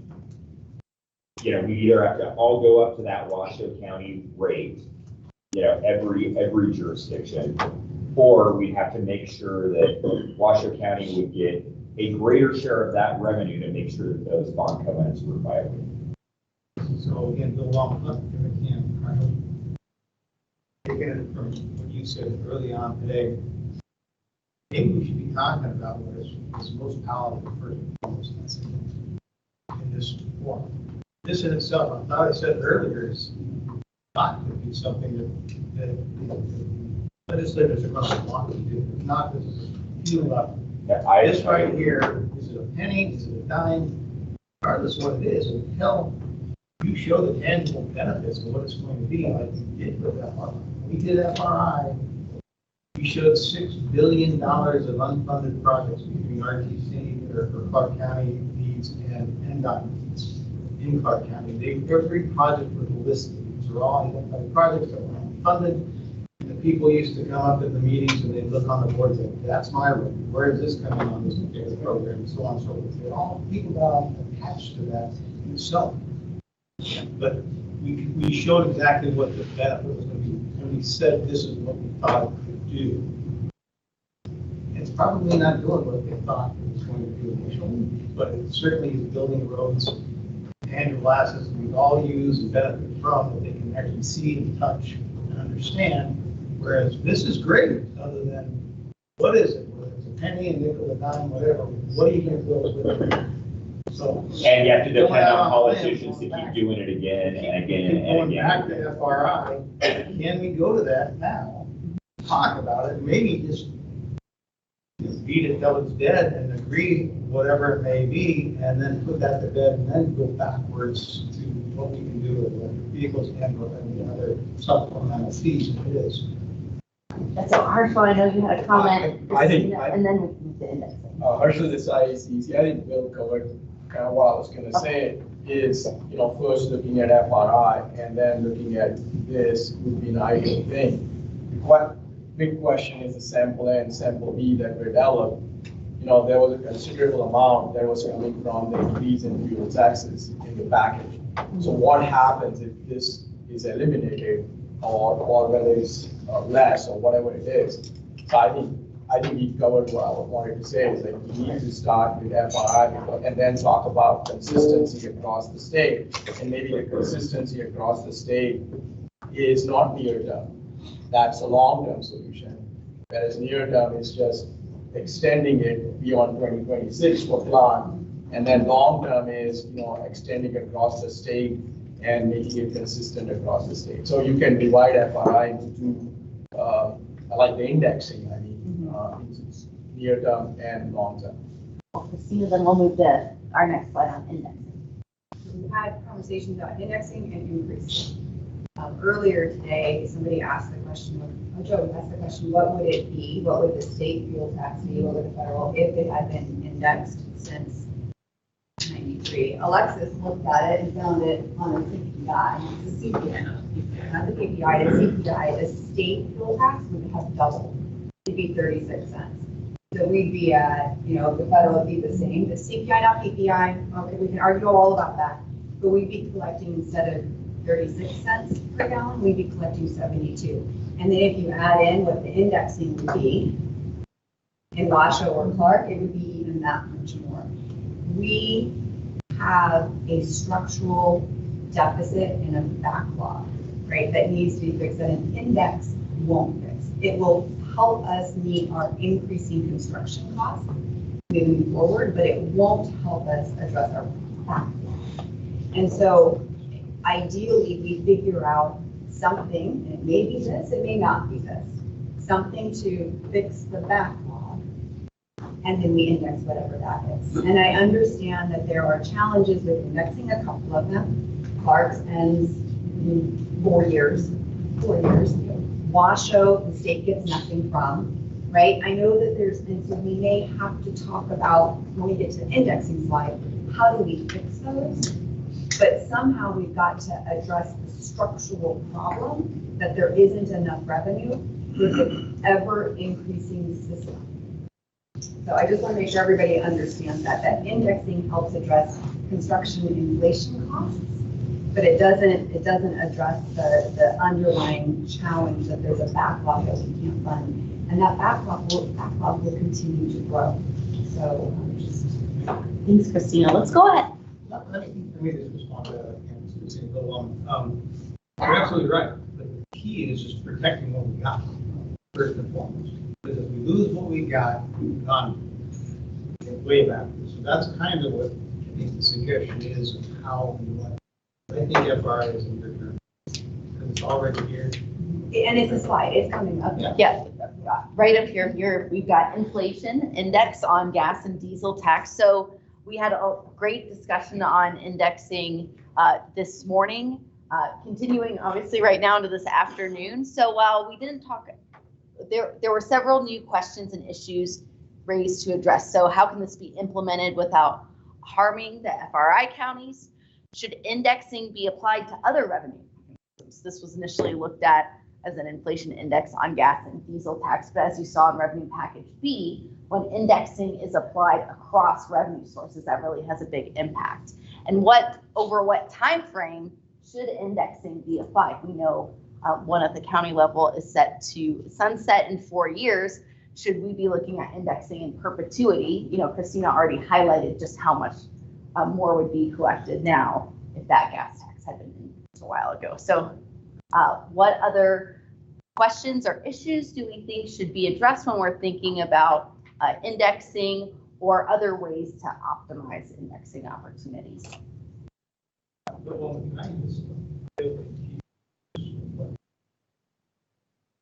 County. So,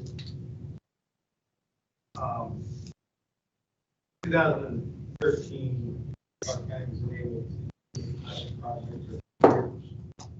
The cap of 10 cents, and the way inflation was, at that point, with vote of the people, was able to continue.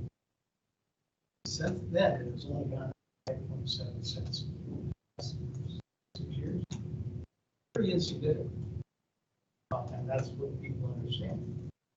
Those are the real numbers that they actually seen and understood what kind of revenues they were going to get.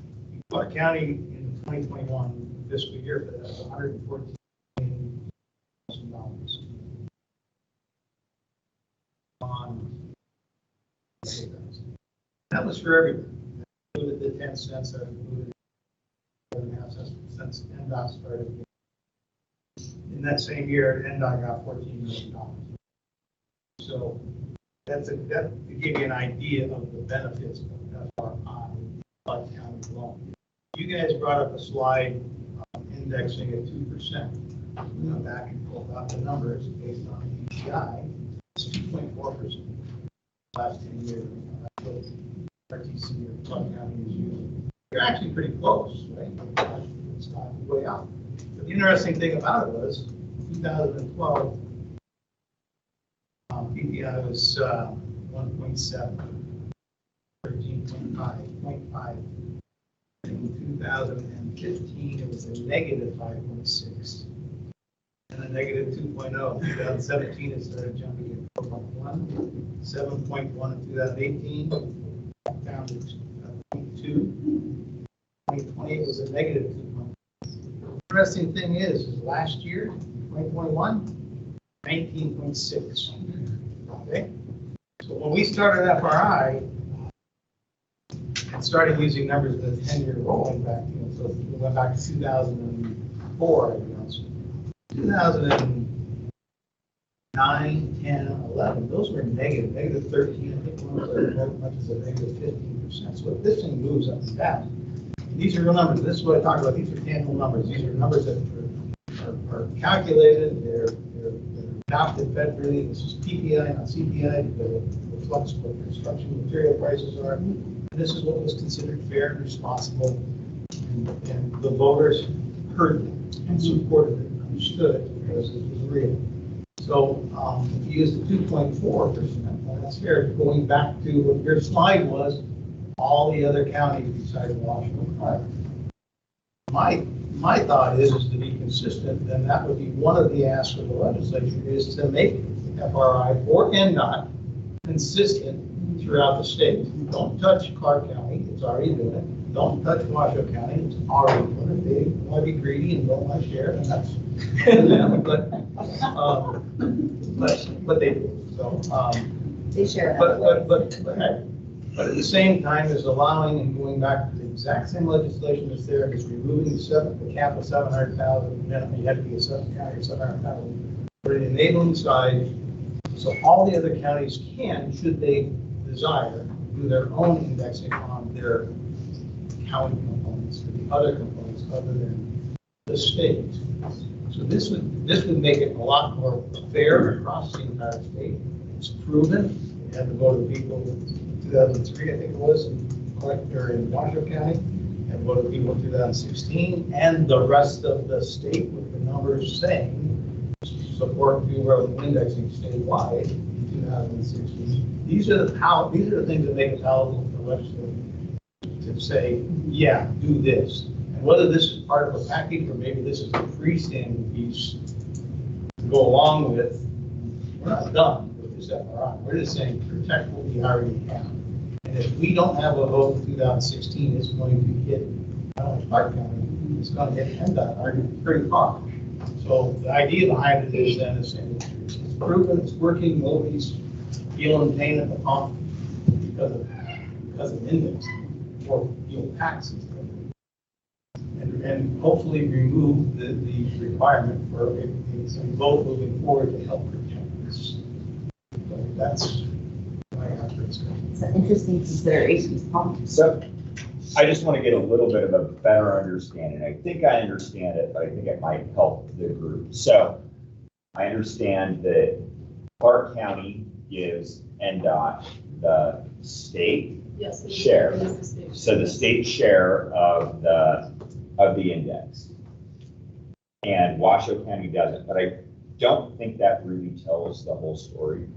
Because I do believe, please correct me if I'm wrong, RTCs and NDOT and counties, that the county does assist the state on some of those state projects, whether it's an interchange at Pyramid Highway, or they have been a partner in some of the state projects with that indexed revenue. Am I correct? That is correct. That is correct, but I think you would have to do a deep dive analysis to really compare the apples and apples, because also in Southern Nevada, in addition to what we're collecting on the indexing, some of the local agencies are giving us their proportional index to deliver state projects. And I'll give the example of Cactus. The Cactus interchange was, I don't know that it was entirely, but 90% delivered with the Henderson share of the fuel revenue indexing. So they are also participating in addition to what we're collecting. And I don't know the equity comparison because it's still pretty new and we haven't had that question. But Clark. So I mean, there's still a benefit, you know, when I think about the state system, state assets, I mean, there's a benefit to that state system from the local index in Clark and Washoe. RTC is also contributing some of their delivery indexing to our state system, as is Clark. I don't know how equitable it is. I kind of like to know that. I know that's probably a deeper dive, but I mean, I do think that's just gives me a little bit more of a global. And the only other thing just to be aware of on that is we can plan and program in Clark for our portion of the index. We can plan and program for that. In Washoe, we can't plan and program for that. Because it's goodness of their part as opposed to it's a conversation, you know. It's so we have some money and we want, and the same in Clark, when they give us extra, we have some money and we want this. We have some money, can you advance this? But it's not something that we can do for our long-term planning like we can with the Clark indexing, because we know we're getting that revenue. So there are differences. To Bill's point, I've got to protect what we have. I've got to, you know, and to your point, there's bonded, it's locked up in bonding in Washoe. So those might be deeper dive conversations we have as part of our recommendations. Do these things, consider these things, do these things today, consider fixing these things tomorrow. So it's good that we're thinking about all of this, but if Clark loses the indexing in 2026, the whole state loses. So it's good to be thinking about all of this. Very helpful. I know Doug, and then we'll go back to Kathleen. Doug Busselman, about when you were describing the variations because of the PPI, or whether it goes up or goes down, what happens when it goes negative? Do you reduce the amount of the tax? Just quits growing. It can't go backwards. That's when the legislature is up for. It cannot go backwards. It just can't. That's also why you have you use the 10-year rolling average. Zero is as low as it can go in growth for the year. And the county commissioners can also implement that at any given time should they desire. Now, there are issues about bonding, but they can say no more indexing in 2 years or wherever that cap is on where it was bonded. But I believe, and I don't know whether Angela found out or not, but I think our county is limited to only bonding on 3 years. Might be 5, but we can't bond the entire thing. Clearly can't go past 2026 right now. But let me say one more thing. I want to remind everybody too. When this was passed in 2013, it actually required 2 questions. It was a statewide question for the state. for NDOT. And it was a question of any county that desired it. Minus Washoe. Minus Washoe. Minus Washoe. And because we thought those were going to be very cumbersome, having two questions and people not understanding them, in 2015, when that asked the legislature, they supported it, combine them into one, so every county had two questions. And then when it did happen, with the support of it, NDOT then started getting back to the pieces. Unfortunately, like I said, our county in Yakima is the only one that supported it, but 52.5% of the voters that voted in the entire thing across the state did in fact vote for it, obviously carried by the county. But that's still, remember, it was a statewide question originally on behalf of NDOT. So that's why, going back to Kyle, driving home there, so no matter what it is, we do, and it's going to have to be supported in Crescent City, or this is all we love. And that's why looking at this particular thing and saying maybe this is the thing that helps protect what we have today, makes it palatable for them moving forward with something more simplistic. Well, very helpful, Kathleen, and then we'll move to the next item. Thank you. Regarding Director Small's earlier observations or the reality check basically with the 500 million deficit, is it possible that we could create or propose a sample package C that addresses that 500 million deficit?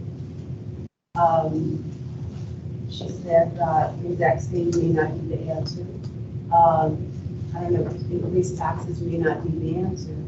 So what are some things that we could potentially propose to address that? Because that 500 million deficit, that was created based upon what we've been doing in the past, you know, potentially now, and it's still there and it's going to continue to grow if we don't address it. So maybe this is an opportunity to at least put together a proposed package C to address that. So I think both packages A and B were attempting to address that structural backlog. Package B added the indexing to make sure that it would be sustainable. But to your question, Kathleen, the consulting team put together two packages and established some rates for those packages for that purpose. They are not necessarily what we're going to want to do or what we're going to advance. It is entirely up to us. We might have a C and a D in June. We need to finish. We need to have some recommendations in June. And those recommendations in my head, I don't know what they're going to be. Those recommendations are going to include rates. It's going to include the phase-in plan. We talked about probably would have a phase-in plan. It's going to address the structural backlog. Hopefully, it also addresses the long-term need for an inflationary adjustment. So with that, whatever that package is going to look like, and it may be the 6 that we're talking about right now, but there may be something, and I kind of feel like the question that Doug actually asked before lunch, what about the EVs today? And then Marshall brought back to us just right after lunch, what about the EVs today? I think we can address the EVs in 2 different ways with the ones that we already have on the table. You can do it via the GST, which the team told us, like, that's one way you can do it. You can do it via the GST. It's a registration fee, or the registration. Like, you can do it there with registration fee. The other way you can do it is you can probably do it, and Julie's gonna go, you could probably do it with a really simple odometer reading type road user charge today for only this small group of vehicles, while we work on the tech solutions for the longer term. Like, I think there's ways to do this. But in answer to your question, package C, I would not be surprised if we have a package C, a package D, and we play, and the consulting team's probably going, that like put some things on the screen and see what happens if you change rate from 1 cent to 2 cents or 50 cents or 55% versus 25%, right? Like, we might have to play a little bit. But by all means, I don't know that the packages that they presented to us today are going to be what we're going to come out with. I'd be surprised if they are. Right, they were illustrative, you know, just to help show examples of different combinations of revenues and rates and seeing how much that generates. You can understand the trade-offs there. Yes, Doug. Under the column there that talks about approaches for improving performance, is there a merit to factoring in some type of number as to what, is there a, we're currently at about $5.10 a gallon for gas here in Washington County. Is there any logic in having that be something where if it hits $6, it shuts off? I mean, from the standpoint of protecting the consumer, Right. I think that if you're going to continue to drive prices upward, you're going to stimulate inflation even more, and it becomes a cycle. Yeah. And so my question is there a place where we say enough is enough and it's not going any higher than that? I know we talked about that question, how do we think about timing of a rate increase given current gas prices, but I think, something we can take back as a team is related to indexing or any of these revenue sources, how to keep that consumer perspective in mind, taking account inflation. Yes. Again, the question for the. Yes. It's also the opposite approach where phase in the gas tax increase as prices come down to high levels. You're suggesting is increase the gas tax, but cap it with consumer prices, the price of consumer. It's also the opposite. So I just wanted to mention that consideration. And I think there would be a value in that sort of thing. You talk about what's the impact on taxes. I can go to Burnley or I can go to Carson City, and I can make it worth my trip when I save by not paying from compared to here. So, I mean, there is an impact to the consumer about higher prices because of indexing. That if we're going to be honest about, has to be factored in as well. And so if there's a way to deal with that so that we're not going to drive those fuel prices beyond, I think politically, if you go into the next legislative session and you've got $5.35 gas, you're not trying to pass anything. All right. I mean, go on. I know you can't stand to talk out of your microphone, but to answer your question, I failed to say it, but in Clark County, it's capped at 4 cents maximum. Well, then maybe we put a cap somewhere in there to under one of those applications to make sure there is some consumer protection. That we did, and that's why it was put in. We got to be aware of the bonding. That's where the bonding covenants come in that would prevent us from doing that in the second largest county in the state. All right, Kyle's got a comment, then we're going to move on to some new other revenue sources. Thanks. No, just a really quick thing to add on to Christina's list of potential ways to deal with EVs right now would be odometer reading based on their MPG equivalent in terms of what they drove that year. So you can do it that way as well, which is a component of those. Appreciate that, Kyle. All right, let's move on to parcel delivery fee. I included that as a different way to describe that based on some nuances we discussed this morning. So a few key questions that really came in loud and clear that were previously identified, as well as a few new ones. So what items would be subject to the fee? Are we treating food delivery different than medicines? Another topic that came up, how to manage tax avoidance. This parcel delivery fee would not be applied to USPS. How do we account for future delivery options? So not all future deliveries are going to be on the roads when drones are able to deliver fees. How would a delivery fee affect sales and use tax? And then how would a delivery fee affect consumer behavior? So incentivizing more people to pick up purchases to avoid that fee.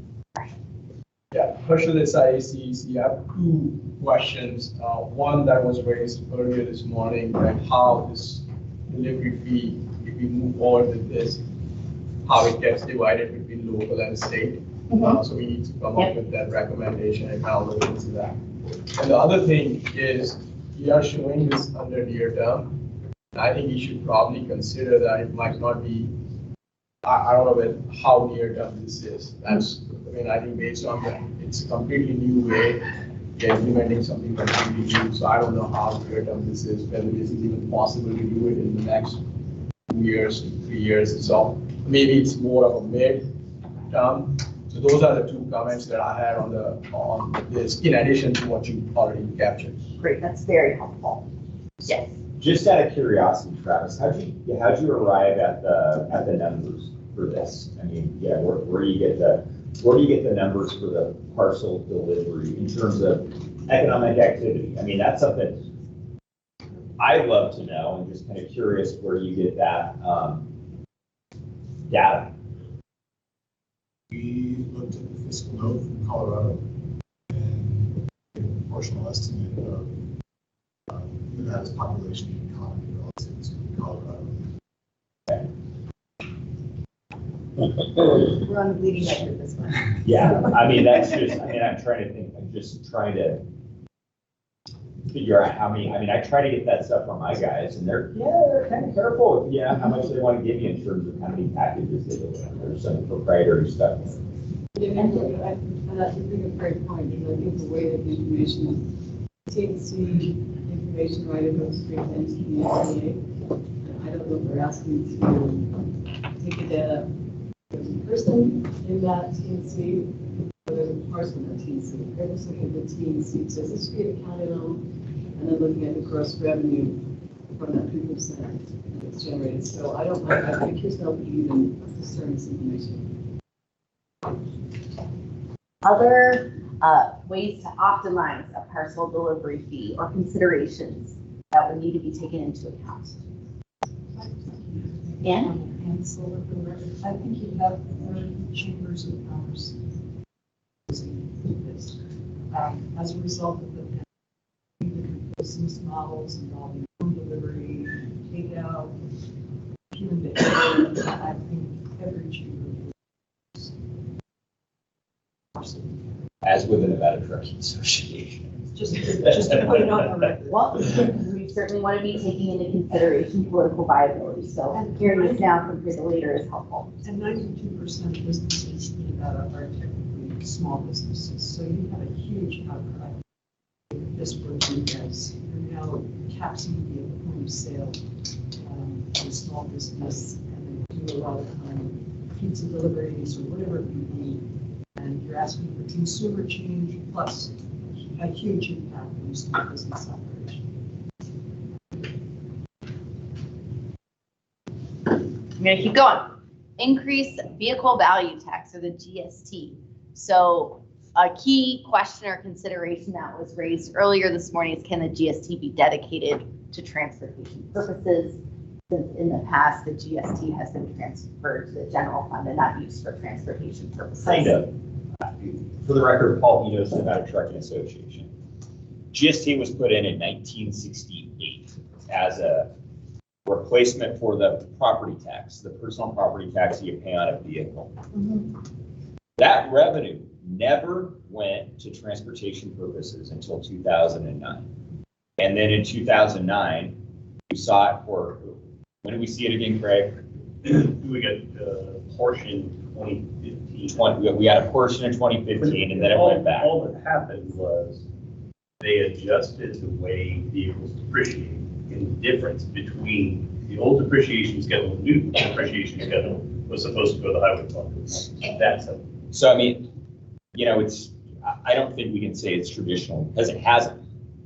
This is really having the GST go to roads is a total outlier. It's a recent change that really, once again, it still hasn't, the majority of the GST goes to support local governments and schools.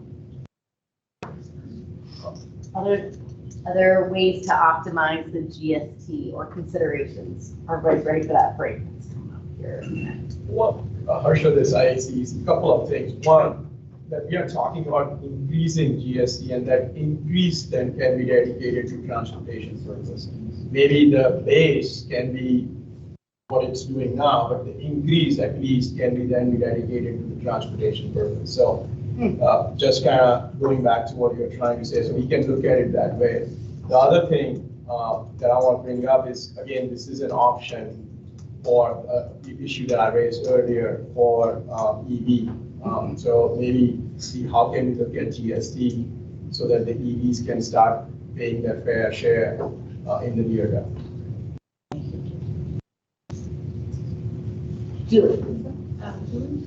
Julie Butler from DMV. I think you wanted to do to your, the difference, because you're talking about increasing the rate and putting the difference. So there's language in other parts of statutes where it'll set up a particular fund. And then it'll be the statutory language in that fund that says it's, may not be diverted and it may only be for that. And I think that's what we would want to recommend so that they couldn't roll it over. Now, on the other side of that, in an agency that I was in the 09 session, did have language that said it was for this purpose, and they just changed the language. So they can do that too, but. Unless it's in the Constitution, it can be. Yeah. But at least if you have that language within the construct of the bill to say there's a dedicated fund for this purpose, and then it makes it a little more difficult. Yes. Can you make the GST on EV as a carve out? In other words, would there be a value in having every vehicle that is EV automatically, that fund goes to transportation, and then that kind of links the fact that this is their share? I think that you can do that through the registration fee, but not through the GST. The registration fee automatically goes to the highway fund. Yep. So if you did it on EVs at registration fee, you can do exactly what you're describing. The GST is a completely separate issue. So the answer is kind of. You're going to have a fight from the local governments and, But the registration fee is, I think, the next thing we're going to talk about. So. What I'm trying to get at is that some way you need to be able to put a sign on it and say, this is their cost. And I think it could be this, but it likely is better in the next one or in the light duty road user. Yeah. 100% here you go. Which, to me, that sounds great. Can I take a short break? So 10 after? Right. Yes, right, 10 after. Let's do 10 after because we're talking a lot. We can. That's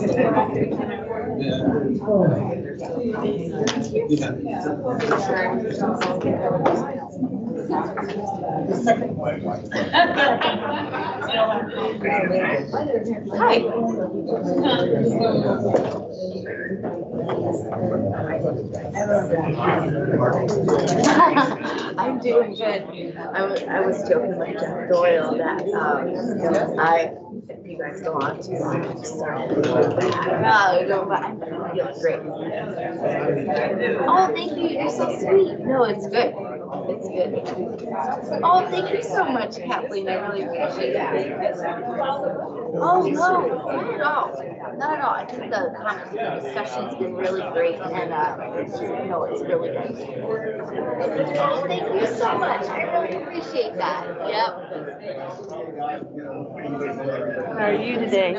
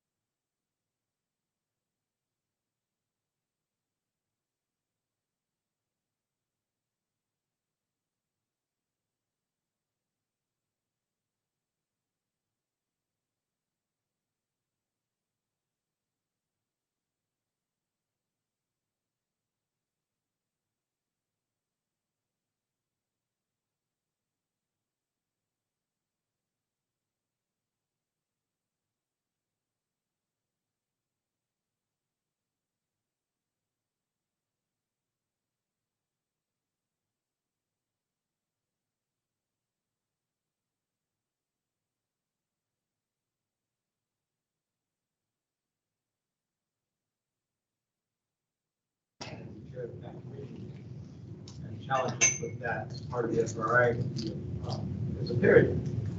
At the time, and I'll just throw out the numbers, for a Tesla all electric was $331. And it was actually exactly half that. The next half was for a hybrid. So, certainly we weren't successful at it. One of the questions from Governor Sandoval at the time we presented it to him was, holy cow, $330 seems like a lot of money. At the time it was, there's no question about it. As I said, Governor, if I came in here with $100, you'd still ask me, how did you come up with it? I wouldn't have the answer. The answer is just 351. This is what we've been going through with MRI. And again, 2017, we introduced it. Campaign had demonstrated the voters have approved. That is where, actually, I said 2015 was actually 2017. This one. Tesla said, we've got it, we'll fix it, we'll handle it. So it was the can was kicked down the road and here we are at this. I guess the question I would have here is that, let's just say the $330, because that's what the math was, and probably still is fairly accurate today. Is there an appetite to increase registration fee on the rest of the vehicles as well? And say, everybody gets $100 more and doesn't, EVs get $300 on top of that. That's just enough. So interesting comment. We could look at the increasing the vehicle registration fee specifically for electric vehicles to help offset what they're not paying for. But is there appetite just for a general vehicle registration increase across the entire vehicle fleet? I'll tell you, Tesla will find. I will too. Okay, I don't, I must be missing this one. I don't see why there's not, it's just not logical to have electrical vehicles pay what they aren't paying in fuel tax. I mean, how does Tesla justify we shouldn't pay anything to use road? I'm missing something there. I think that would be fine. They support our road users. When you put it in perspective like this, they think they're singled out differently than a regular registration. Because a road usage charge would account for how much they're using the system, where a flat fee, and we've seen this in other states as well. You have an electric vehicle driver who drives a lot less, and they're hit with that. That's exactly. I don't think that. I think you're absolutely right that yes, everybody should have to pay for the roads which they use. The existing system that we have now with the gas tax accounts, whether by design or otherwise. But what it actually does is, if you use the system more, you do end up paying more. If you have a vehicle that has a larger impact, you generally would end up paying more as well. And so, if we're trying to fix this problem, or we're trying to, pull the EVs in, and I think that's definitely something we should figure out how to do. But I think it's important to maintain that same same incentive structure that we have in the current system. And so something like paying, electric vehicles paying as if they drove on gas makes a lot of sense to me. Just picking a number and saying every electric vehicle is going to pay this, and then having a lower number and saying a hybrid should pay this, when you may have a hybrid that, I have a Camry hybrid sitting out in the parking lot. It only gets 36 miles per gallon. There are plenty of fully internal combustion engine cars that get better with your gas mileage on that. So the arbitrary drawing of the lines is part of the problem. But if we can figure out a way to have it based on the existing system that we have right now, where it does account for how you drive and what you drive, I think that's something we should work towards. Andy, I'd just like to see you, Marshall, for the record. I just have one comment. I know Tesla's kind of the big player. Obviously, I'm sure they're a very strong lobbying group and everything else, but at some point, though, I feel like their voice isn't going to be as big of a deal. I mean, all the major auto manufacturers are getting into the EV game. They're going all in, and so I just feel like, eventually they're not really going to have much of an argument. So maybe just keeping in the long-term perspective as well. I'm going to interrupt you. So I just want to say something that I've heard before, and I just want to hear some of the data behind it. when you said that EV drivers and vehicles, they drive less. Where, that this, Oh, that's fine. I may not clearly explain it. We've seen in other states, so Ohio, for example, when they recently passed revenues, there was a higher registration fee for electric vehicles. And many of the EV drivers in the community said this isn't fair, and actually advocated for a road usage charge, because for the EV drivers, for the segment of EV drivers who don't drive as much, that they feel like they're being penalized. It wasn't a statement that EV drivers they're just saying we don't drive as much, but it's not as anyone's ever tried. No, yeah, let us. Some drive more, some EV drivers drive more, some EV drivers drive less, but they all would have to pay the same flat registration fee. Yeah, so, yeah, so, and that's why some of the advocated. Yep. And solar for the record. Started out ago, the first meeting, equity, electric vehicle. And this seems to be the only way we're going to be able to introduce equity to the general population. The next one, there's one more where we could bring the EVs into the space and start creating that equity. I'm just trying to wrap my head around all this, and it seems like if we go back to the very reason that I understood we started this meeting as a group, was to look at how best to charge EVs since they're not going to pay expense. And if there's a better slide than this, that creates that, those would be excellent. And I'm all for it. Isn't this complicated? How to do something in respect to something you said before, we have to do something sooner than 20. There's challenges with both. Right. I appreciate there are challenges with everything, including the legislators and population, disadvantaged communities, and we'll hear from everybody. But I think if we stay at the 30,000 foot level, this is all about what do we want to do about the fact that we use our I mean, we're utilized, we're urging people to buy, reduce carbon emissions, but they need to pay. That's how I distill this whole. And I, with great respect to the consultants, who've done incredible work at analyzing so many issues. I'm just trying to keep it simple. I did. I have share your emails. I just wanted to. It feels like we're kind of moving away from what we're raising money not for like emissions. We switched to electric because of the ozone is going crazy, and we want to be more use less fossil fuels and things like that.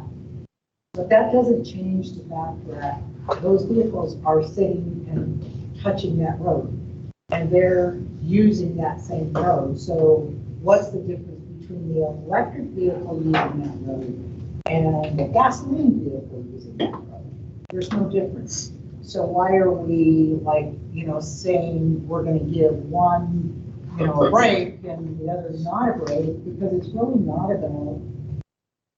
about funding the road, because we're all using the road. Until those vehicles start to hover and don't touch the road, then we can talk about, we're gonna have to give you a break in the factory, because by the way, you're not using the road anymore, or we're all using the road. So it's kind of like, how do we want to encourage everybody to switch over, but I think we have to think about the encouragement to do the right thing as far as the environment goes. Why not equal taking care of what we currently have to use for the next 10, 20 years? Because it's that road. And is that going to go away? Or are we going to get rail systems or something where we're all going to jump into go down a rail system? What are we doing? Where are we going with that? So. Yeah, those are interesting comments, and it leads back to why we've been using those guiding principles that the group established earlier on, where user equity, those who use the system pay, but also thinking about those impacts on greenhouse gas emissions, in that language being included in the bill. So they're competing. That has nothing to do with fixing the road. It has to do with the environment. It doesn't have to do with fixing the road. We need power to fix the road. We need to fix the road and we need to grow the roads because the local agencies are always even, but our charge from the legislature did include in light of the climate. So we have to be aware of the impact of whatever we recommend, what impact that will have on achieving the climate. So they're linked. I recently heard a thing about wicked problems, which isn't just a northeastern thing, Andrew, but it's actually something somebody came up with in the 70s about these problems that are really hard to solve, and we're trying to solve a wicked problem right now. We were like, well, thank you for reminding me.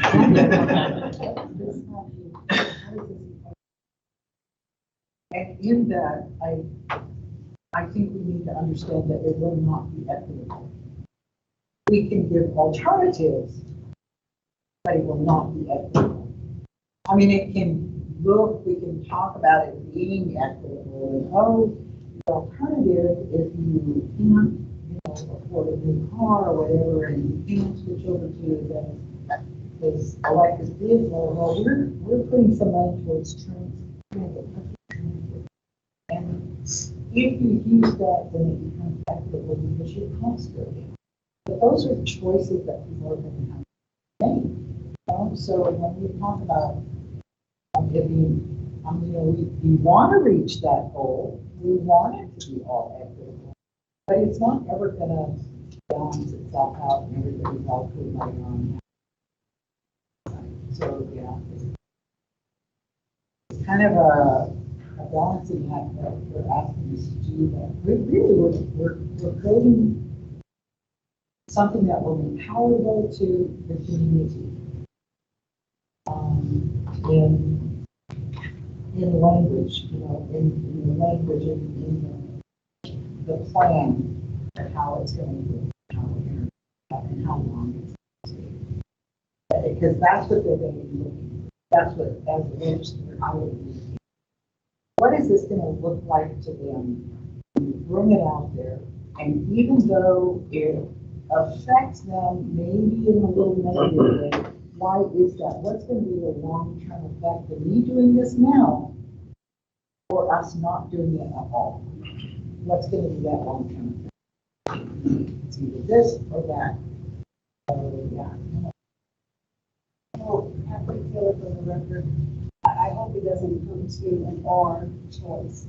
I hope it's an and conversation. That makes sense. Hi. Yeah, I just wanted to just add on a little bit to what Anna said, because I think that's an important point in terms of like what's the big picture of why we're here and trying to do here. The other thing that I think I would add on is we're trying to solve for the problem of basically the highway fund buying less than us, and that we've talked a lot about that comes from inflation and the decreasing value of that dollar. But I think it's important to point out that it's not necessarily, at least not right now, it's not necessarily the electrification of the fleet, it's just the overall increase in fuel economy.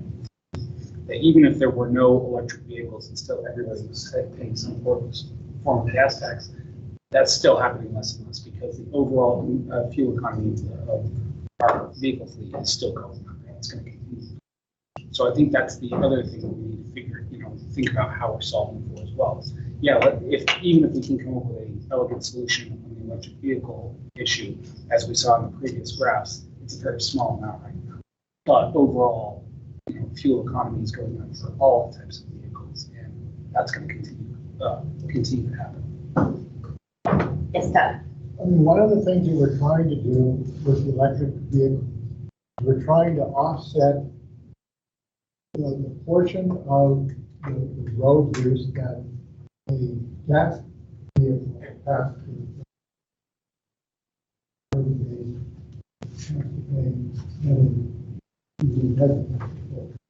So if you're going to not do it here, we're going to do it to the next one.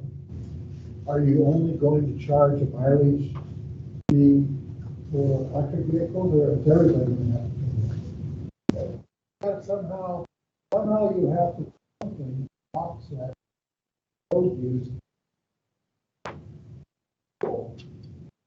to pay for their share. And this point in time, these are still going scot-free, even if they Doug, pay I this. think that's something that Harsh has got to put here about how you phase and layer things in that made sense. So Harsha, this IEC, yeah, exactly what you were saying. This is a bridge between this and the next slot, right? So you kind of do this in the short term, in the near term, as you move towards RUC. So basically this is a bridge where in the near term, electric vehicles are paying for their activity, for the road usage. And then in future, it's going to be replaced by a distance-based charge. So on the on-ramp to that bridge that you talked about, you go with the 330. Yes, or whatever that number is. Whatever that number is, just for electric vehicles, with the promise that it's gonna go away when we get to. Yeah. So that's the way I was thinking it and envisioning it, is basically this, near term, you do that, whatever that bill was, and, and come up with something like that. And then it kind of goes away as we implement IUC.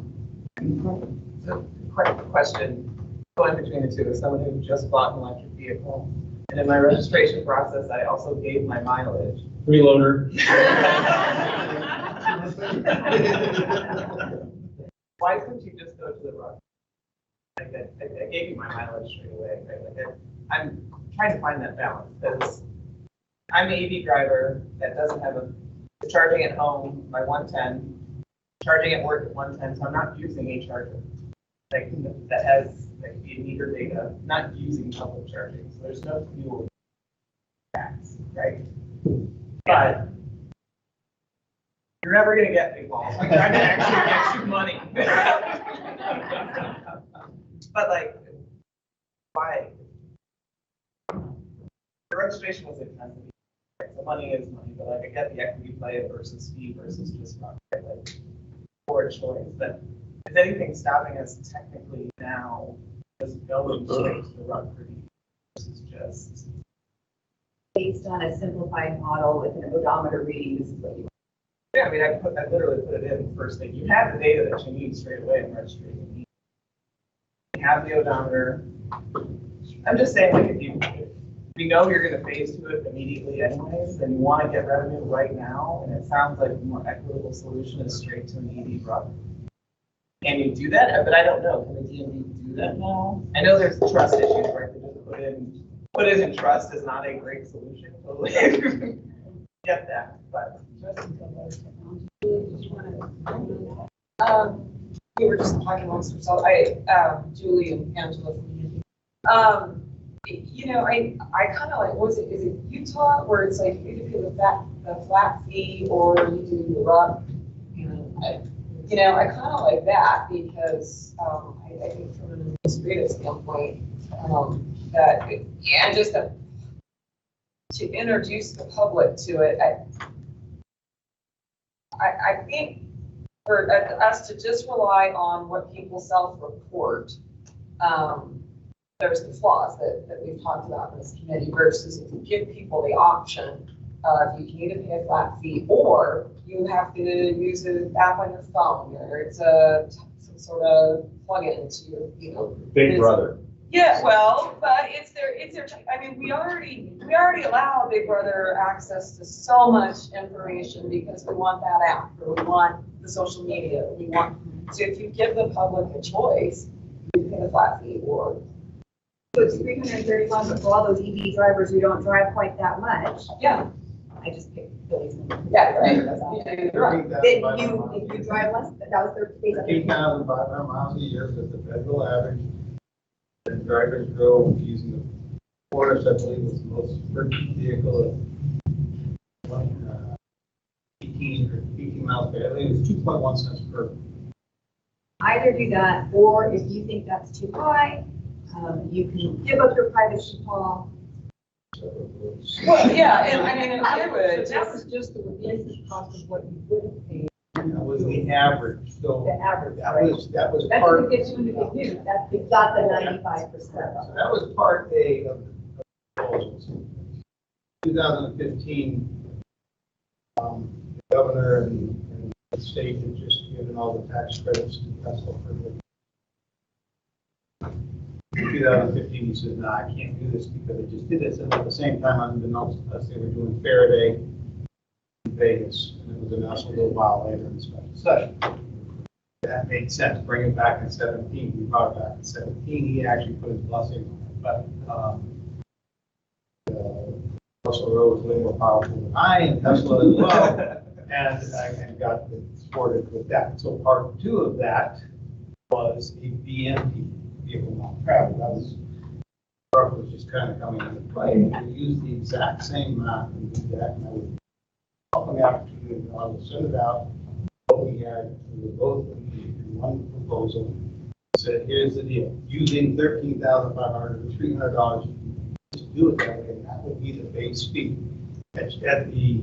At the renewal stage, you would go in. If you only drove 8,000, then you would have a credit to your next 13,500 mile fee for the following year. If you drove 18,000 miles, you owed the balance plus the fee for the following year.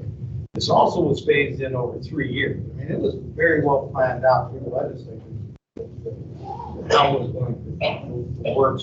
The people that bought Teslas, they're financially challenged, so they couldn't handle the $300 year. So we phased it in 3 years, a little bit at a time. So we had that, but I guess what I'm trying to say is it was singling out EVs rather than making it global. Whether that is today or not, I don't know, but that's for this group to maybe determine and take it as a group. Before it was me and a few others, all kind of on board with it a little bit. I like my idea better. Well, any reactions to is this concept that Bill's been talking about more palatable now? Everything has changed on crazy over the record, because I think all of the anecdotal information we referenced to the early adopter phase, which is quite frankly behind us. You know what, driving less because back then it was a secondary vehicle because mileage was actually shorter, and so that was their second car. So yes, they drove less. But right now the batteries are so large that it's becoming a primary vehicle. Right? I was sharing with these guys we have most recent data like a couple weeks ago, and that was before the pricing spike. 40% of Nevadans are thinking about their next car being EV. And so there is an issue to address, right? Like we used to need to be code, but like how do we do? But like a lot of the information we think of, just everything before, not having a registration fee was an incentive to buy because the price point was different. It was just the early adopter phase. So I think we definitely need to look at it forward. It's like there's going to be a lot more EVs on the road, especially in the light duty. The medium and heavy duty is going to evolve, not as quickly as light duty, right? But recognizing a lot of the charging is going to happen where you can't disaggregate it, right? Like, so what is the right fee structure? Whatever we're calling it, but like, it's finding the right solution. Hurry. Yeah. How many miles per kilowatt hours per mile does your EV go? I mean, I know in a truck it's kind of all over the place. I'm looking at like 2 to 3.5 kilowatt hours per mile to make an 80,000 pound rig go. So, what are you talking about when you're, a tenth of that? We model average light duty, which is 3.3. But that's the average. 3.3 miles per kilowatt hour, or vice versa. Miles per kilowatt hour. Okay. Sorry, add light denominator, numerator. But like that goes to that point of efficiency is kind of to MPG equivalent. Like batteries are getting better, and the efficiency of batteries are getting better. And then you also go to an equity issue of then you're just doing it based on that equivalency or the efficiency of the battery. It penalizes your older cars just right now or older stock with. But yeah, I mean, we're modeling now 3.3 to up to 4 is what you're. Yeah, 4 miles per kilowatt hour. But like your medium heavy duties, 1.5. But anyway. Yeah. Yeah, it's. Well, just like it's going to range on how many miles per gallon you get depending on the wind. or, I mean, there's, how heavy the vehicle is, right? There's always going to be those variables. With fuel tax, I mean, that's why I do think. But like, I mean, I'm gaining miles going downhill, like, I mean, so. Well, so do I, so do I in my gas truck, right? I mean, that's the same thing that you have with the internal combustion engine. So, I mean, we're not creating new issues, with this. They're the same issues that exist with the fuel tax. I do love the elegance of a utility collected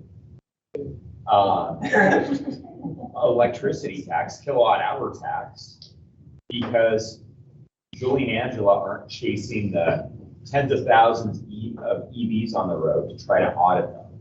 We're keeping them at that. We're keeping that tax at the distributor level.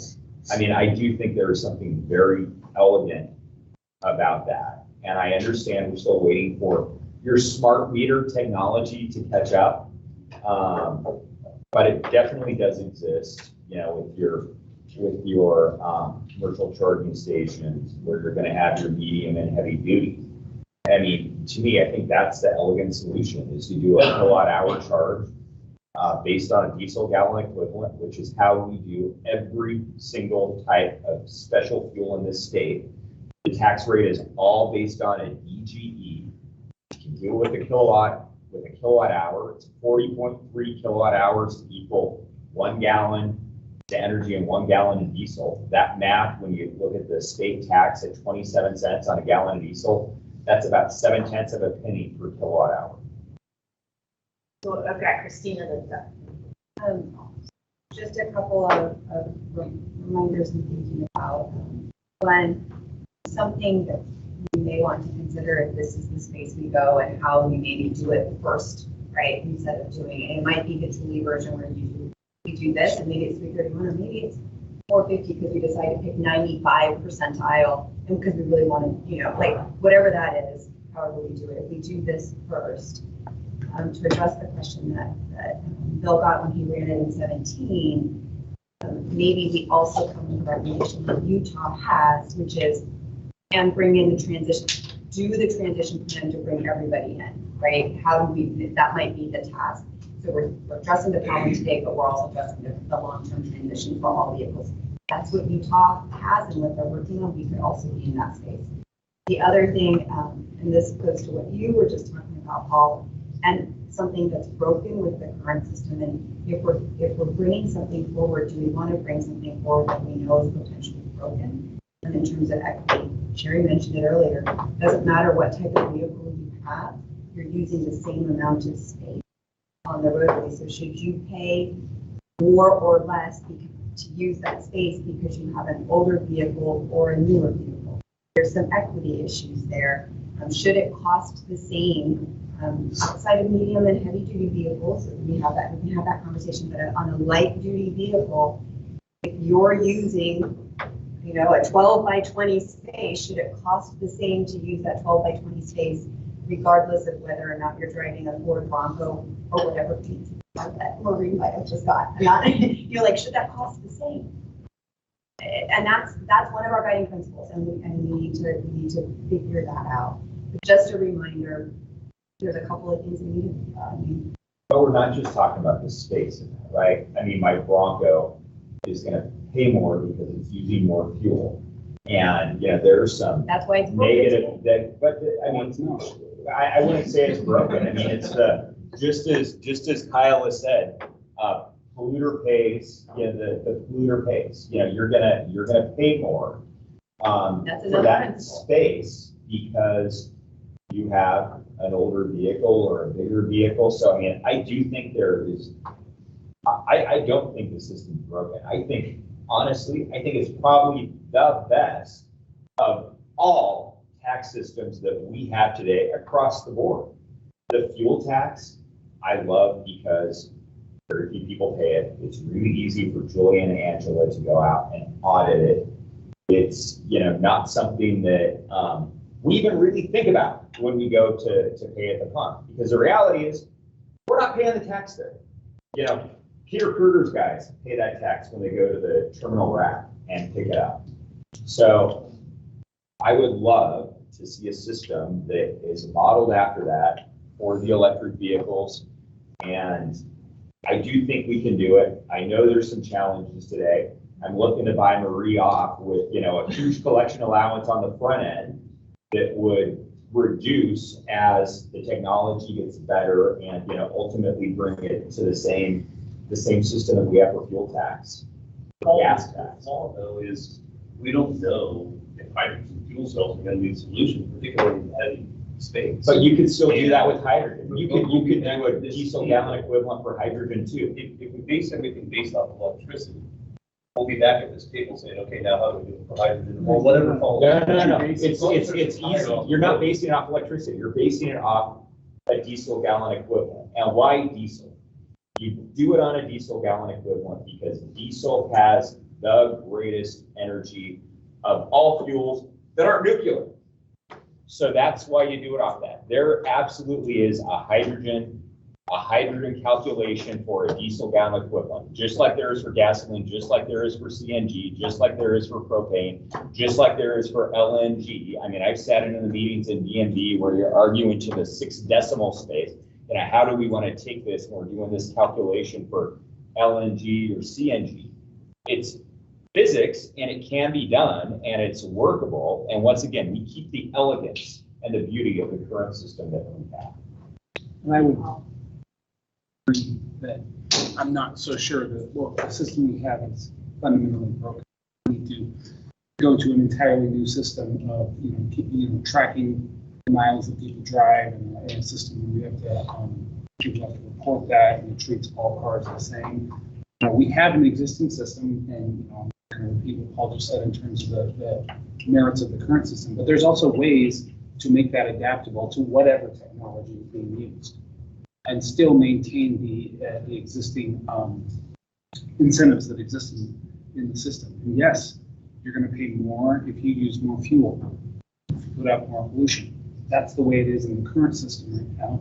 And that also maintains the incentive for people to buy more efficient vehicles, to buy zero-emission vehicles, which is also something that is certainly a goal of this group, but also is a goal of the state in terms of reducing pollution. I go to Doug and clicking to our overall consideration slide to be around. Well, the question I had is if we're going with that last one that you have there, if that's going to be something we're going to do, are we going to carve out something for EV on there? For this group. So wait, so I think suggestion has been made that it might apply to EVs only. So it doesn't need to be a carve out. Whatever the rate structure is, we can have that. Right, well, that's kind of my question, is are we going, on this, what we have right now, we don't have EV identified as this is their vehicle that they get to use. I think actually, so that would be, if we get to that point, which I think we're going to have some conversation about how we get consensus, the suggestion might be that we do X, Y, Z, and this one we would start tomorrow to collect from EVs. And then we might have a longer term discussion about what we do transition wise, but we might not. We might say we're going to collect this from EVs and we're going to collect fuel taxes. And if you have an EV, it's going to transition automatically on its own. So we could have, right, but this is this, or the registration fee on the other slide. One or both of those are how you collect from EVs today. Thank you, Christina. So we do want to leave a bit of room in case anyone had overall considerations. Things that we need to optimize a revenue package. There are some considerations that might come into play. So a big picture question, how are revenues overall phased in and ramped up? Things that apply holistically to the revenues we're talking about, rather than the approach we've generally been taking about looking at these one by one. Any holistic ways to optimize that revenue package or considerations that we need to keep in mind? Yes. Chris Martinovich, Carson area NPO. Kind of holistically looking, one of the things that's been bouncing around in my head, and I really appreciate the conversation that's been gone on, particularly the last half hour or so in regards to road usage charge as compared to fuel tax and revenue generation from that standpoint. But one of the things that's been coming in my mind is in regards to looking at all those other types of fuel charges, not only from the statewide level, but all the way down the list, down to those 1 cent that the county option has that goes dedicated to county roads, can't even be used for state roads, can't even be used for federal roads. And if we look at these different revenue mechanisms and we start to phase out certain ones and we start to implement new ones, how do we address all of those different levels, all the way down through all the different levels of government, and making sure that a road usage charge or a registration fee or a new fuel type of tax is accommodated and addressed and thought through that whole process. And I think looking at a method that Paul kind of just described really allows for that flexibility, right? You could change that 1 cent motor fuel tax to 1 cent, electric or whatever that rate comparison happens to be. It's more of a consistent methodology and mechanism throughout. So I wanted just to bring that up as from an overall perspective. We're looking at all those different mechanisms, making sure we're keeping that trickle down effect, if you will, for all the different levels of government. I just want to make sure you bring up a good point. We talk about service vehicles or electric vehicles, it is battery electric and hydrogen. So it definitely have to be considered plans. So what we plan in the future that is also going to be a zero emission vehicle option. So I want to make sure that as a group that is it's not just.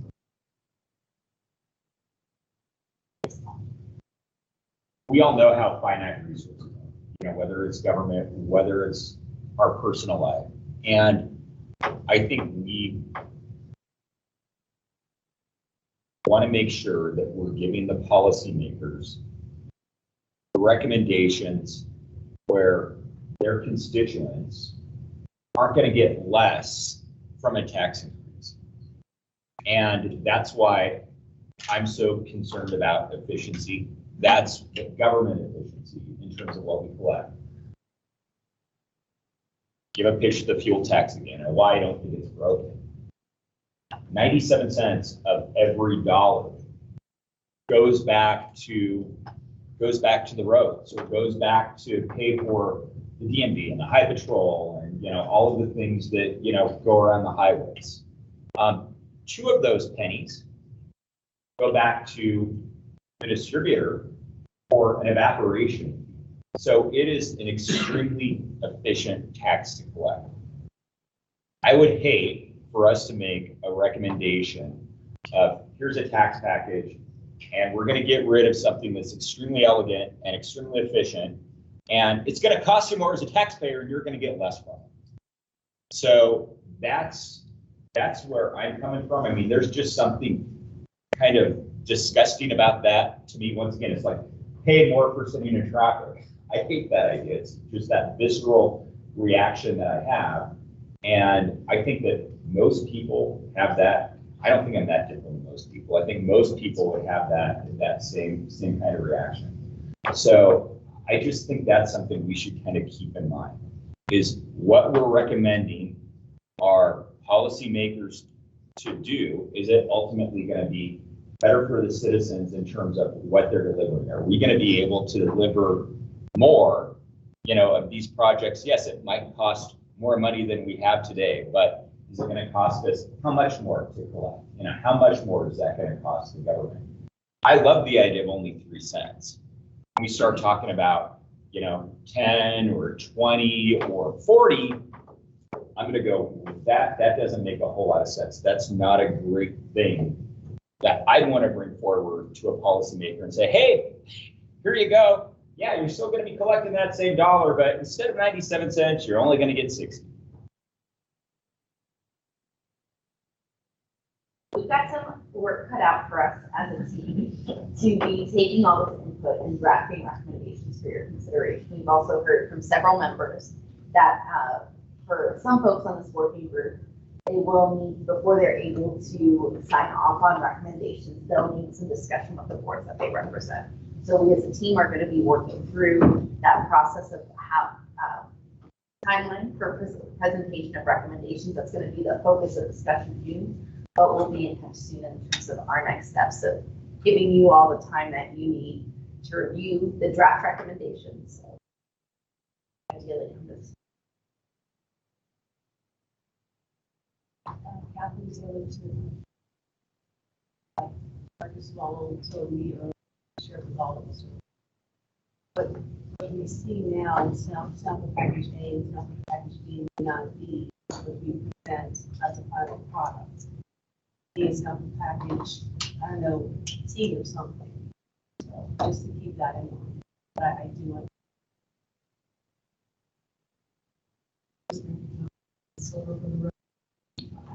Paul's point, talk about the in terms of messaging and levels of 500. So I think what the recommendation has to be prefaced with, this is why. Everyone wants better roads, traffic, efficient times to work. And I think there's a way of explaining people learn. It comes down to the elephant in the room. I don't want to state income tax. Just about $1 million to tax. Assuming no one wants to go to state income, we have to talk about various issues in the state beyond homelessness, healthcare, price of housing, this infrastructure.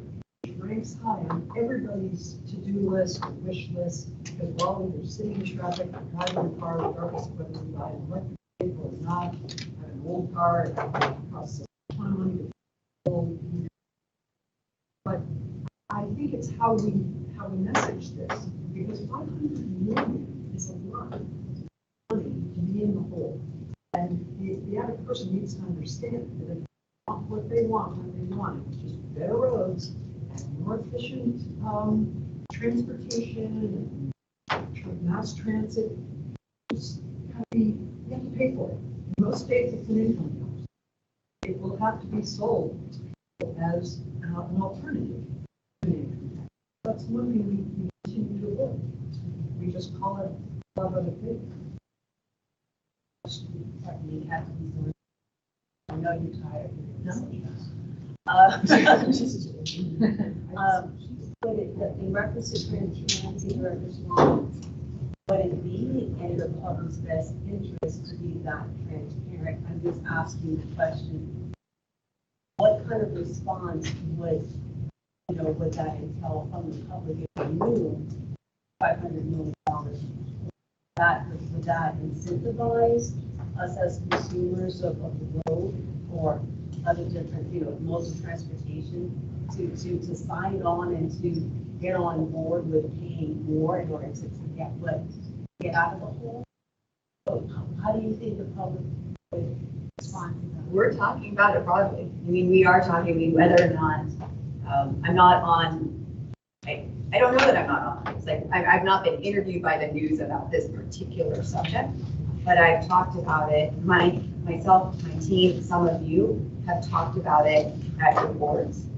I think all three of the city councils in so Park Las Vegas, City of Las Vegas, City of Henderson, Clark County, they've all had presentations. Reno has had a presentation. I don't know if we've made it to Sparks, we've made it to Washoe County.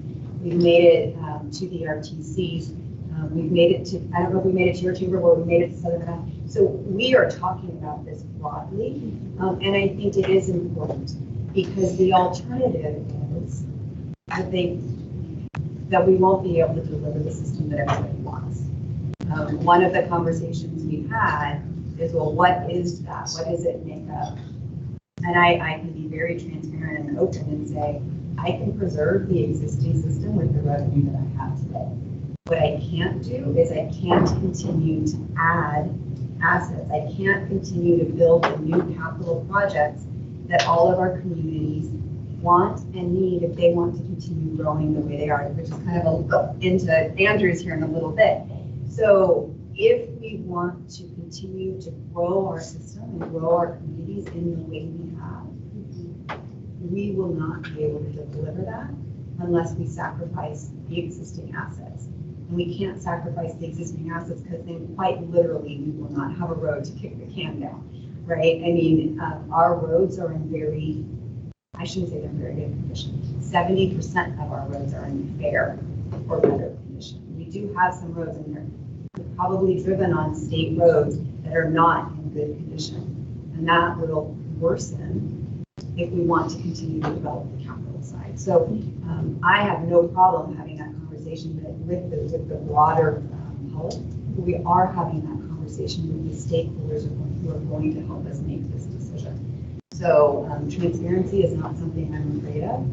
Transparency is something I think that helps us get over the finish line. Billy and MJ have both said that in terms of the efforts with the FRI in Southern Nevada most recently. I wasn't part of, and we haven't heard as much from Bill and Craig about the efforts with FRI up here in the past, but that is almost the only way you get over the finish line is by having an open and transparent conversation about what it means to do it versus what it means to not take action. Yeah, it's going to be fun. JC. I just wanted to kind of add on to what you want to say about transparency. It is vital that we be transparent regarding asking taxpayers for more money, because as Paul had pointed out today, right, no taxpayer is arguing that they're paying too little in taxes, right? So, but at the end of the day, though, I do believe that a lot of people are rational in their thinking, and they are willing to pay for things that are needed. And if you message it correctly, if you are open about what you're doing with the money, there's a fair chance that it may get support, right?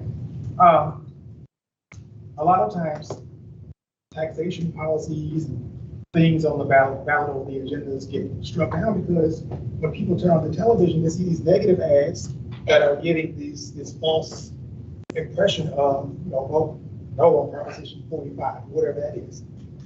But it's not, so when I turn on my television, I don't know what Proposition 45 is. So it's up to us to explain, that's what we call 45, but to explain what the issue is, right? But you just can't put, raising taxes on the ballot and say, hey, accept this, because I'm going to say no, right, if I don't know what it is. So it's really up to us to articulate, right, in an intelligent way what we are doing and why we are doing it.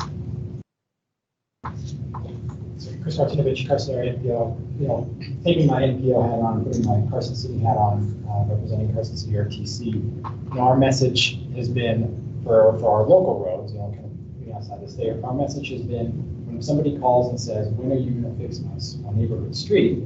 Our response is never. It's going to go to gravel. I mean, that is our message, right?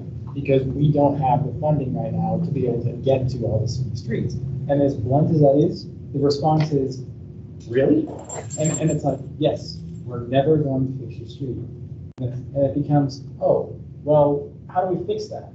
And so it starts that conversation. It is that messaging, it's that transparency.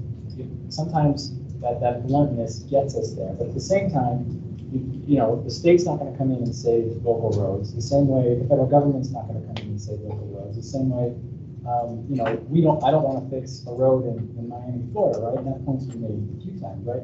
You have to look for those solutions that best meet your jurisdiction. And so having that message of at the state level, this highway is never going to get fixed or widened or improved. I think that is the message, is clearly and as bluntly and as openly. That takes us to this great discussion. I'm going to go back to you.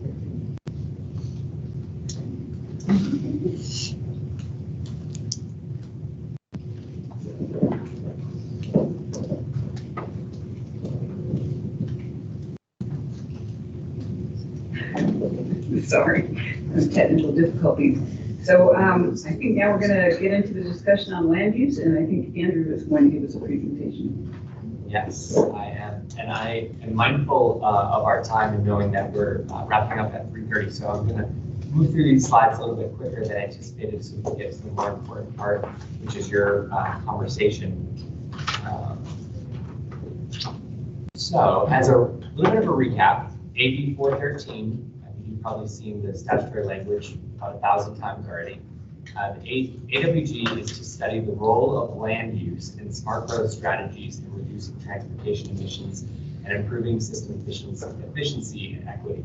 So in addition to the funding aspect of this study, the AWG is also tasked with looking at the role of land use in smart growth strategies in reducing transportation emissions and improving efficiency. So in the next few slides, there are three kind of components of the information. Which land use reforms should Nevada consider? What land use reform efforts are going on in other states? And what would a potential land use commission's study and who would serve on it? And these are all reflective of some of the asks from the last meeting in Las Vegas. So just as a recap, some themes of effective land use policies and reform efforts. Developing stronger land use plan regimes involves participation from many diverse stakeholders and constituency groups. That ranges from transportation to economic development to environment to housing and more. And that's all in order to achieve broader policy goals. The land use reform effort should create a strong and compelling comprehensive vision for the community, i.e. the state, that involves strong stakeholder and public participation. Effective land use policy is comprehensive in scope and it does not involve individual or one-off policies and is generally more effective when administered by larger governmental bodies. Integration, coordination, and collaboration of plans is really key to those plans' effectiveness. Otherwise, entities are creating their plans and policies in isolation. Effective and sustainable land use regulation involves strong, measurable implementation guidelines, metrics, and evaluation methods. Financial or other incentives may sometimes be helpful or even needed for local governments to implement policy that is prescribed, most often at the state level. Regular evaluation of effectiveness and the interplay of state and local policy is important to making progress on key policy goals and priorities. And continual education of community members and policymakers about the importance of sustainable land use planning is key as well. And finally, entities such as commissions, councils, or working groups to specifically study a region's land use patterns and policies have been helpful in enacting land use policy reforms in other states. At the last meeting in Las Vegas, you all asked our team to come up with some policy reforms that Nevada might consider. Some of these, I'm sorry, that's a little bit small. Some of these policy reforms that Nevada may consider have been used in other states. Some of them have been proposed in other states. Some of them have been studied in other states. These include permitting accessory dwelling units, developing or expanding and incentivizing mixed-use zoning, reducing or eliminating minimum lot sizes, allowing high-density development in more zones, removing density limitations in some zones, expanding geographic availability of transit, expanding the frequency and regularity of transit, reducing or eliminating parking minimums, incentives for housing, mixed use, active ground floor, structured parking, evaluating design standards, evaluating zoning heights, developing, restoring, or enhancing historic districts, evaluating the effectiveness of rules regarding non-conforming development, increasing the availability of affordable housing, imposing impact fees to offset infrastructure costs or incentivize alternative growth, evaluating how land use and growth strategies have impacted underserved communities, assessing local plans' impacts on state infrastructure assets, and evaluating the duties, responsibilities, and membership and levels of coordination of existing boards, councils, and commissions. For example, here in Nevada, SLUPAC, which is the State Land Use Planning Advisory Council. This is not completely comprehensive, but this is a fairly sizable list of policy reforms that have either been enacted or studied in other states, some of which come from two pieces of legislation that I'm going to talk about in just one second. In 2 other states, both on the East Coast, there were actually 2 land use commissions that were formed. One was in Maine, the other one was in Rhode Island. The one in Maine was more geared towards affordable housing, so that was the focus, as opposed to our focus here is around transportation. Nonetheless, many of the themes are very similar, and the focus on more effective use of land is the focus here, as it was in Maine and Rhode Island. So in Maine, the legislature formed a special legislative commission. This was the title of the bill, to increase housing opportunities in Maine by studying zoning and land use restrictions.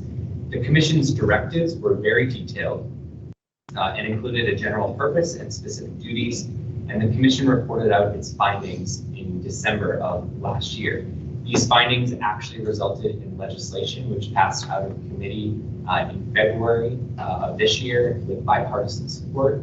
The legislation focused primarily, as I mentioned, on expanding housing opportunities, but many of the objectives around efficient land use are similar to the goals of this working group as well. So very briefly, the bill that is currently pending before the legislature did many things, but specifically included it prohibited municipalities from restricting the construction or development of housing in certain cases. So municipalities could enact certain kinds of restrictions. The state legislation would prohibit municipalities from doing so. It established a board that's responsible for reviewing municipal housing development permit decisions. It prohibits municipalities from adopting any ordinance that caps the number of building or development permits each year for any kind of residential dwellings. Many municipalities actually limit the number of dwellings that can be constructed each year. This bill would prohibit that. It provides technical assistance, grants, and incentive programs for municipalities for the purposes of developing and implementing zoning and land use ordinances.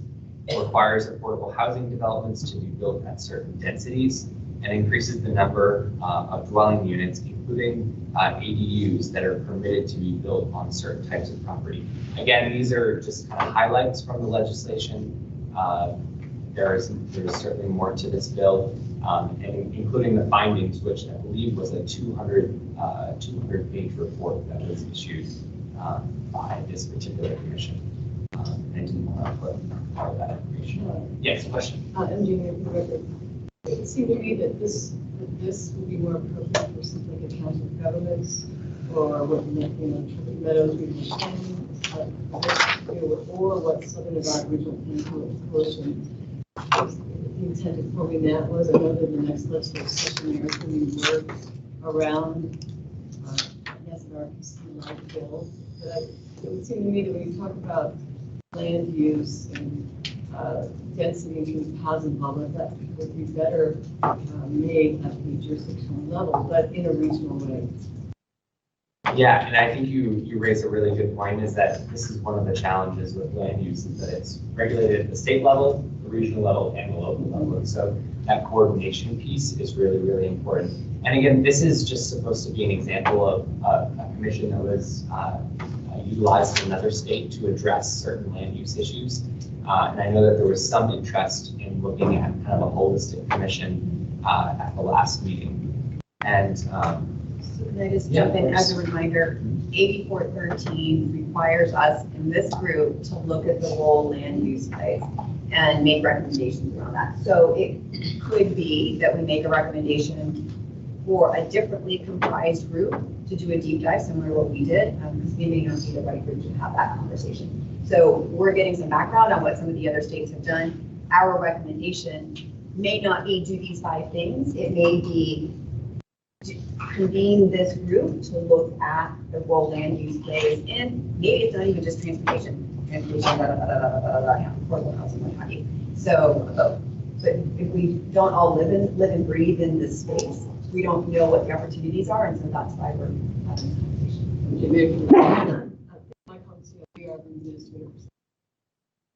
So we work closely with all the local judges on this. We are in on. So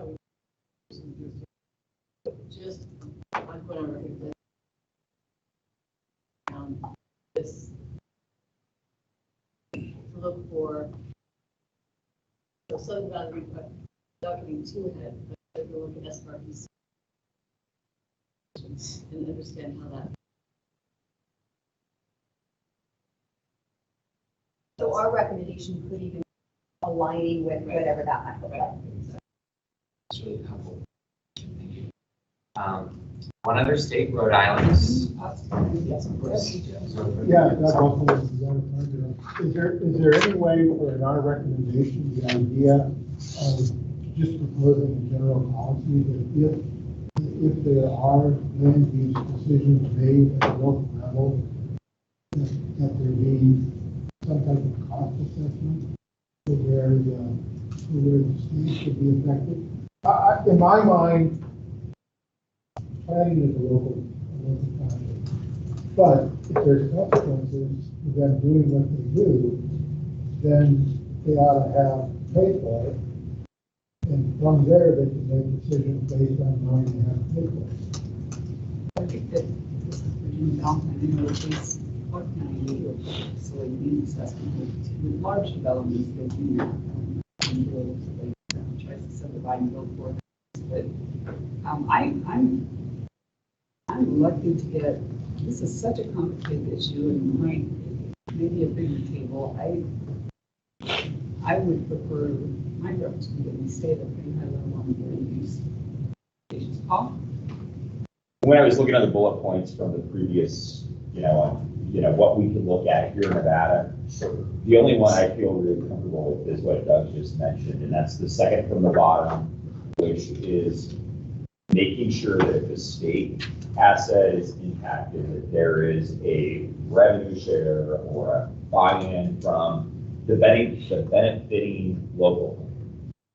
That's where I think, this group could focus on that issue. And Christina, like your idea about making, hey, if you want to make, I agree with you. I think that, having a bigger table than this, or, different people at a table to talk about land use generally is appropriate. But I do think this group could focus on that point about that share when a state asset is impacted. Because what are we talking about here? We're talking about more money for the state network. When those projects have an impact on the state network, there needs to be some kind of mitigation. And what that looks like, I do think that is something appropriate for us to discuss here. Do you think that's Virginia Valentine forever? Is that something, it's like I saw this, I was thinking of you because I know you're very concerned about the impact on the state highway. So is there a specific size of development that you I mean, we're not talking about anything. We're talking about things that have a significant impact on the state highway, and I don't want to force you not. Sure. No, you're 100% right. And so, I think the level of service, right, for every road that's on the network, A, B, C, D, F, right? You still do that? You still do it that way? That is one way. I want to hear the rest of where you're going with. So if, a road is a level of service A, and if you don't do anything to this road and this development gets built with X number of folks out here, you have projections that will tell you this is now going to be a level of service D. What does it take, maybe not to get it back to an A, but what is that assessment to get it to a reasonable level of service? So that's a B or C. Is that too elementary? It's more complicated. It's complicated, but it's a little more complicated than that. You might use a different example. I'll use 395 up here in the Venus Parks area, where there's a new development. It's a significant development, and they are not going to be allowed to build additional housing until such time as we widen the road. So essentially, we're being required to make the investment to widen the road in order that their new development can put more cars on it. So there may be some sort of a linkage there, just straight up volume of traffic that we anticipate as it increases a percentage of the current or something along those lines. I hear what you're saying, and that may be a space that we want to get into, or we may want to look at it more holistically or kick it to the right group that has perhaps a different composition And we should note that at the composition of this table, we have one representative from League of Cities and we have one representative from NACO. And as MJ has so eloquently or very directly pointed out, it's very much a local and regional thing. And so if we're trying, are we the right people to make those recommendations and the decisions, or should it be maybe more appropriate to have a different composition group to make those? I hear both you, Paul and Doug, saying perhaps there are one or two or three of these that maybe we do want to make a recommendation on. To my point, though, I think if we have a chance to meet the obligation of the statute and not do anything, I'm fine with that. Because in my mind, zoning is a local issue. And it's not something where we belong. But if we have to do something, then we have to try to add to. I think the consulting team has enough data out there to say land use has an impact on transportation. They're very direct, like we can figure out what the report is going to say in terms of land use decisions and transportation and how those go hand in hand. In terms of the recommendation on how to address that, to ensure that transportation planning is more sustainable long-term and we're not continually chasing it because the system keeps, that may be our space, but there may be a different group that should look at it more holistically. Yeah, Aaron, he's doing NOAA, and that's my question is how big the line of NOAA, I see land use, it's more important, so integrated with transportation, education, economic development, kind of continuing to place barriers. So we're having to integrate all of them. So how big are because I see it's way bigger than the slope performance. Let's let Andrew talk about it. He's listening. I'm just going to run through these slides because a couple things might pique your interest and would love your feedback on it. Let's skip over Rhode Island. It's a small state.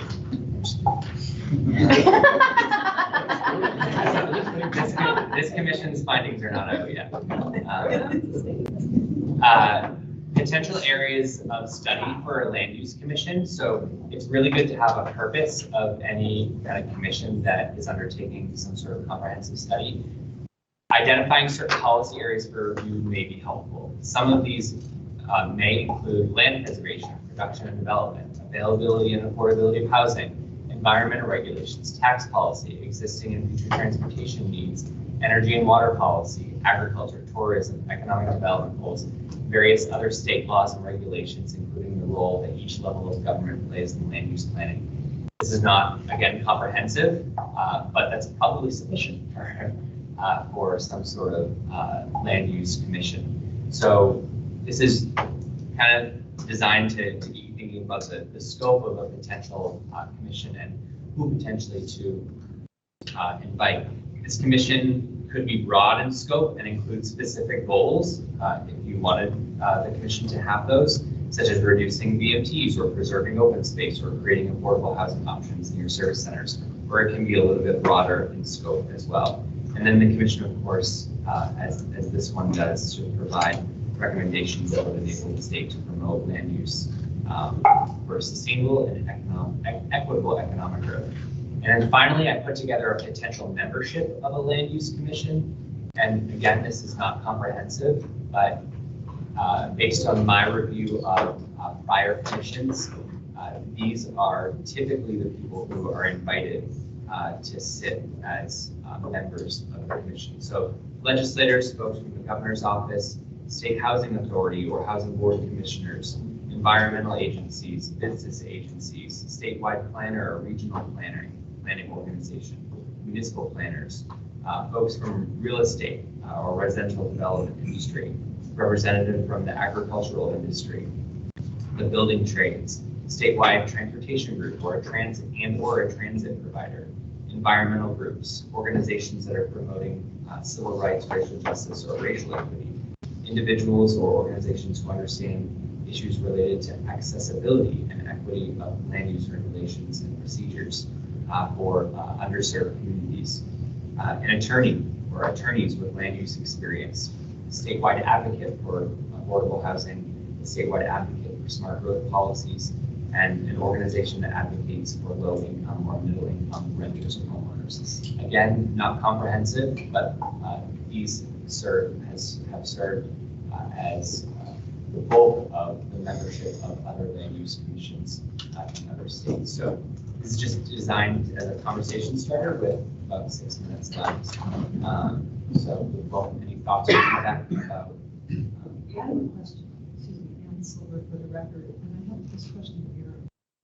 Based on the slide prior to this year, when NOAA gives a tax payment or incentive to large companies to come here and spread out money, aren't all these things on your analysis list?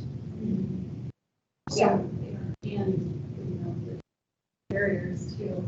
Right, yeah. So at the state level, in some way, this is already occurring, because it seems to me that development is inextricably connected to transportation. And I just don't want to reinvent another committee or end up talking about the same things that we all know to be going on, which is we want economic development, but at the same time, we want to maintain the quality of life. We want growth, but we're having trouble filling the gap of $500 million worth. I mean, I feel like I've sat through about 400 of these conversations over the last 3 years, and everybody recommends a committee or commission, and then read about a tax payment for a large corporation that NOAA wants to bring in, which is going to create transportation issues, school issues, childcare issues, et cetera, et cetera. So I guess I'm just saying, you are looking at all this. Yeah, and here's the record. Yeah, we are looking at this. We are also, you know, in space. And so, in talking about GA and something like that, we just, we're running out of space for. Well, this makes, I'm sorry, answer to the record. I'm not sure I should even say this, but it could be a recommendation of this group, given our mission to address transportation issues, that we, let me say this, that we might hit the pause button on much more growth until we figure out the transportation piece of this. Because if we just continue to grow and we have this deficit and we have 70% of our roads that are okay, but we have a whole lot that aren't, don't we have to tackle one issue at a time?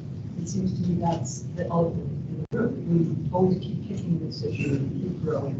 And we're at a point where there's not a meeting I've gone to that isn't about education, childcare, affordability of housing, transportation. I mean, we've all been in all these meetings. So water. I'm just calling out that I think, I mean, I'm in 2 a week, so I feel like we should, if we're going to do anything, we would recommend that we maybe, I don't want to say do away with go, it's very important to me. And I'm on the Intel board and I understand growth, and as the head of the chamber, I understand development. But we never stop and say, what are the unintended or intended consequences of this growth? And now we're at this moment where we've been sitting here for months understanding the unintended or intended consequences of massive growth over the last 10 years and what it's done to our transportation network. End up fund, and maybe it's time to recommend that. Pause and try and figure out one piece of the puzzle so that all the other pieces then happen. Because this is just an enormous issue that's inextricably connected. Every part is connected with Yeah, I think we talked about doing some deep dives earlier into the fuel tax indexing and how that works. And it sounds like Clark County, there's, you know, a share of what they get that goes to the state to help with the network. Washoe County, doesn't sound like there's a process. Well, there isn't a process, but apparently there is a share. I would like to better understand what that share is and what it, you know, what it looks like. You know, what does it need in terms of dollars? How much revenue from Washoe County RTC is going to help the state network to mitigate some of those impacts? You know, I mean, once again, I go back to the, assessing what the land use is having on the state system. I would like to better understand that. Maybe there isn't the problem. I think there is, or maybe it's less than I think it is, because there is that share going on, and maybe that is something we can memorialize up here in Washoe, like has been done in Clark. And Jimmy, for the record, I think before we have this final meeting in June, I think it's, as part of the report, it would be helpful because we all represent different boards, et cetera. And we're looking at a statewide plan that has impacts at the jurisdiction and RTC level. So, for example, timing is everything. We're talking about short-term solutions and long-term solutions. We know that again in 26 we'll be paying attention to the ballot, so continued index performance inflation. In 24, RTC is looking at a ballot initiative for transportation because we've been working on our transit fund deficit since easily 2016, and would have had a ballot question. And again, work with our commissioner track committee, if not for the pandemic in 2020. And so I do think because we know that as part of that report, it's going to have to also say that as we're potentially recommending tax revenues, and we're going to have some kind of timeline, we're going to also have to just be very clear that we know that there are other tax initiatives, vacations will be on the ballot question. There's going to be a lot of asks that we can't operate in a silo and just say, let's look at this tax revenue. From the state, there's a lot, and you bring an excellent point. There's been ongoing conversations about what do we do about this problem and this problem, this problem. There is a problem at the state level, and there are problems at the local jurisdictional levels, and whether there's financial aspects for the legislative session or there are thought questions after that. I think in the report, because we represent our various commissions, and we do know that the things we're going to be doing, if we're going to go out and ask for funding, that should be included as an overlay in terms of timeline, in terms of asking for additional revenues. I have a question for Andrew. Andrew, the land use commissions for Maine and Rhode Island, probably mentioned certainly on this stuff. Are these two states similar to Nevada? In reference to there's a significant amount of land spread over there government owned. So is that similar to what we're looking at? Nothing like Nevada on that. Maine has 15.9 million private land acres.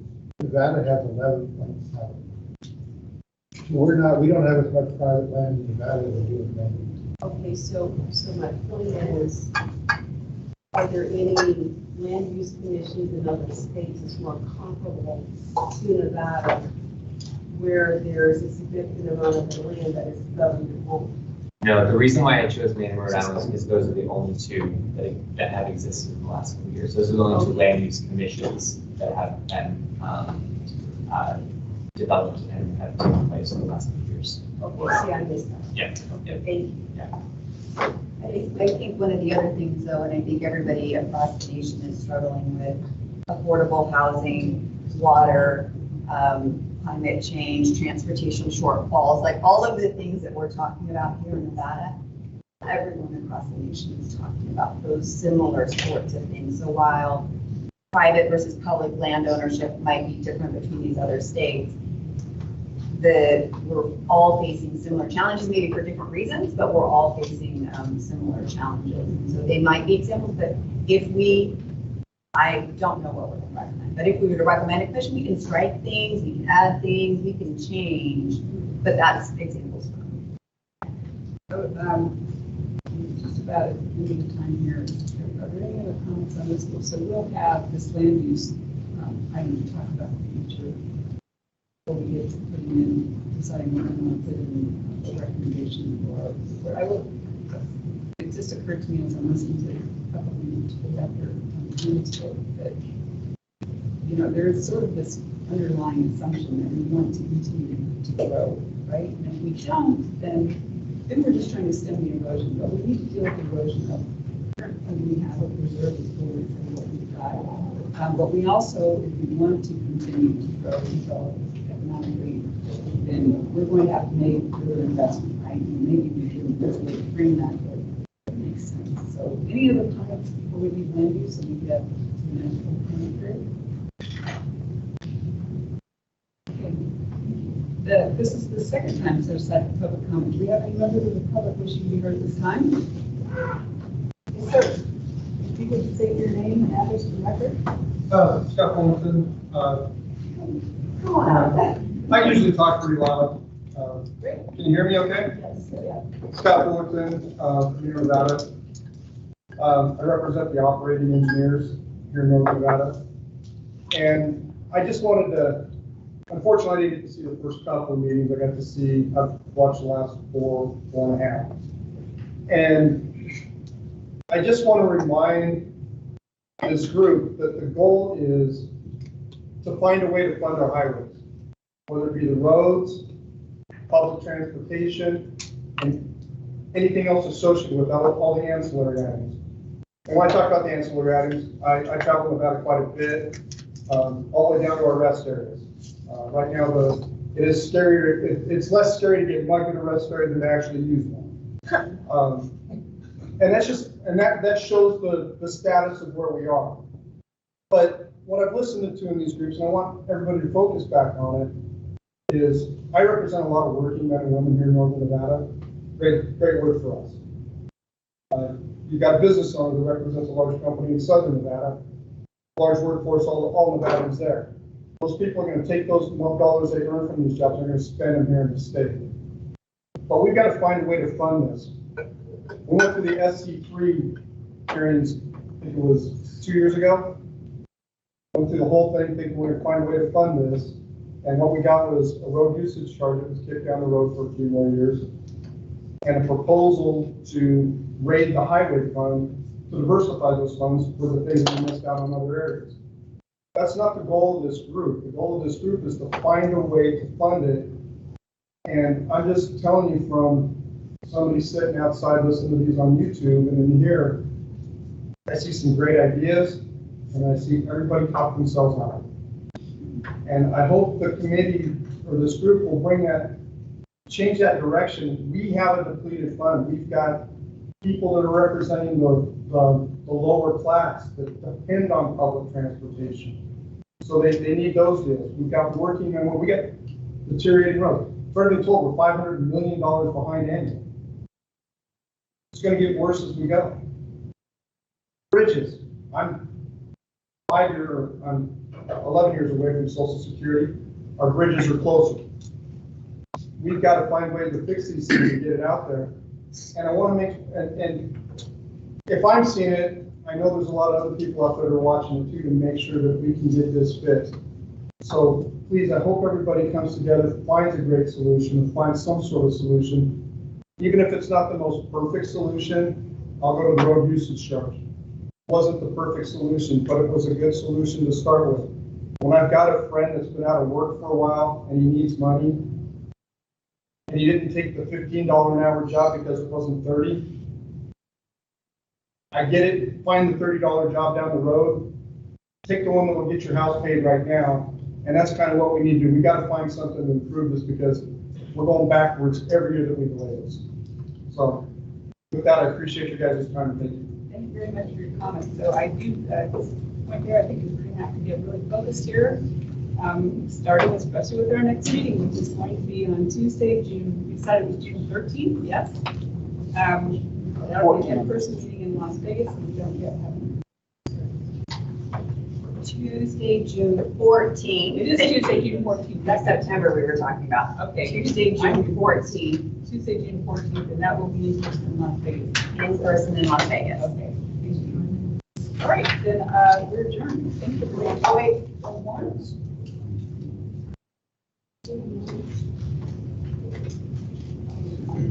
I don't, she doesn't have it. Do you guys have it? We did receive public comment. Oh, do you want us to, I don't have to keep that. You want me to read public comment? We will. Lady.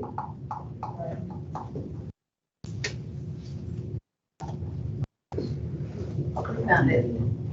Yeah, can you just read out the contract?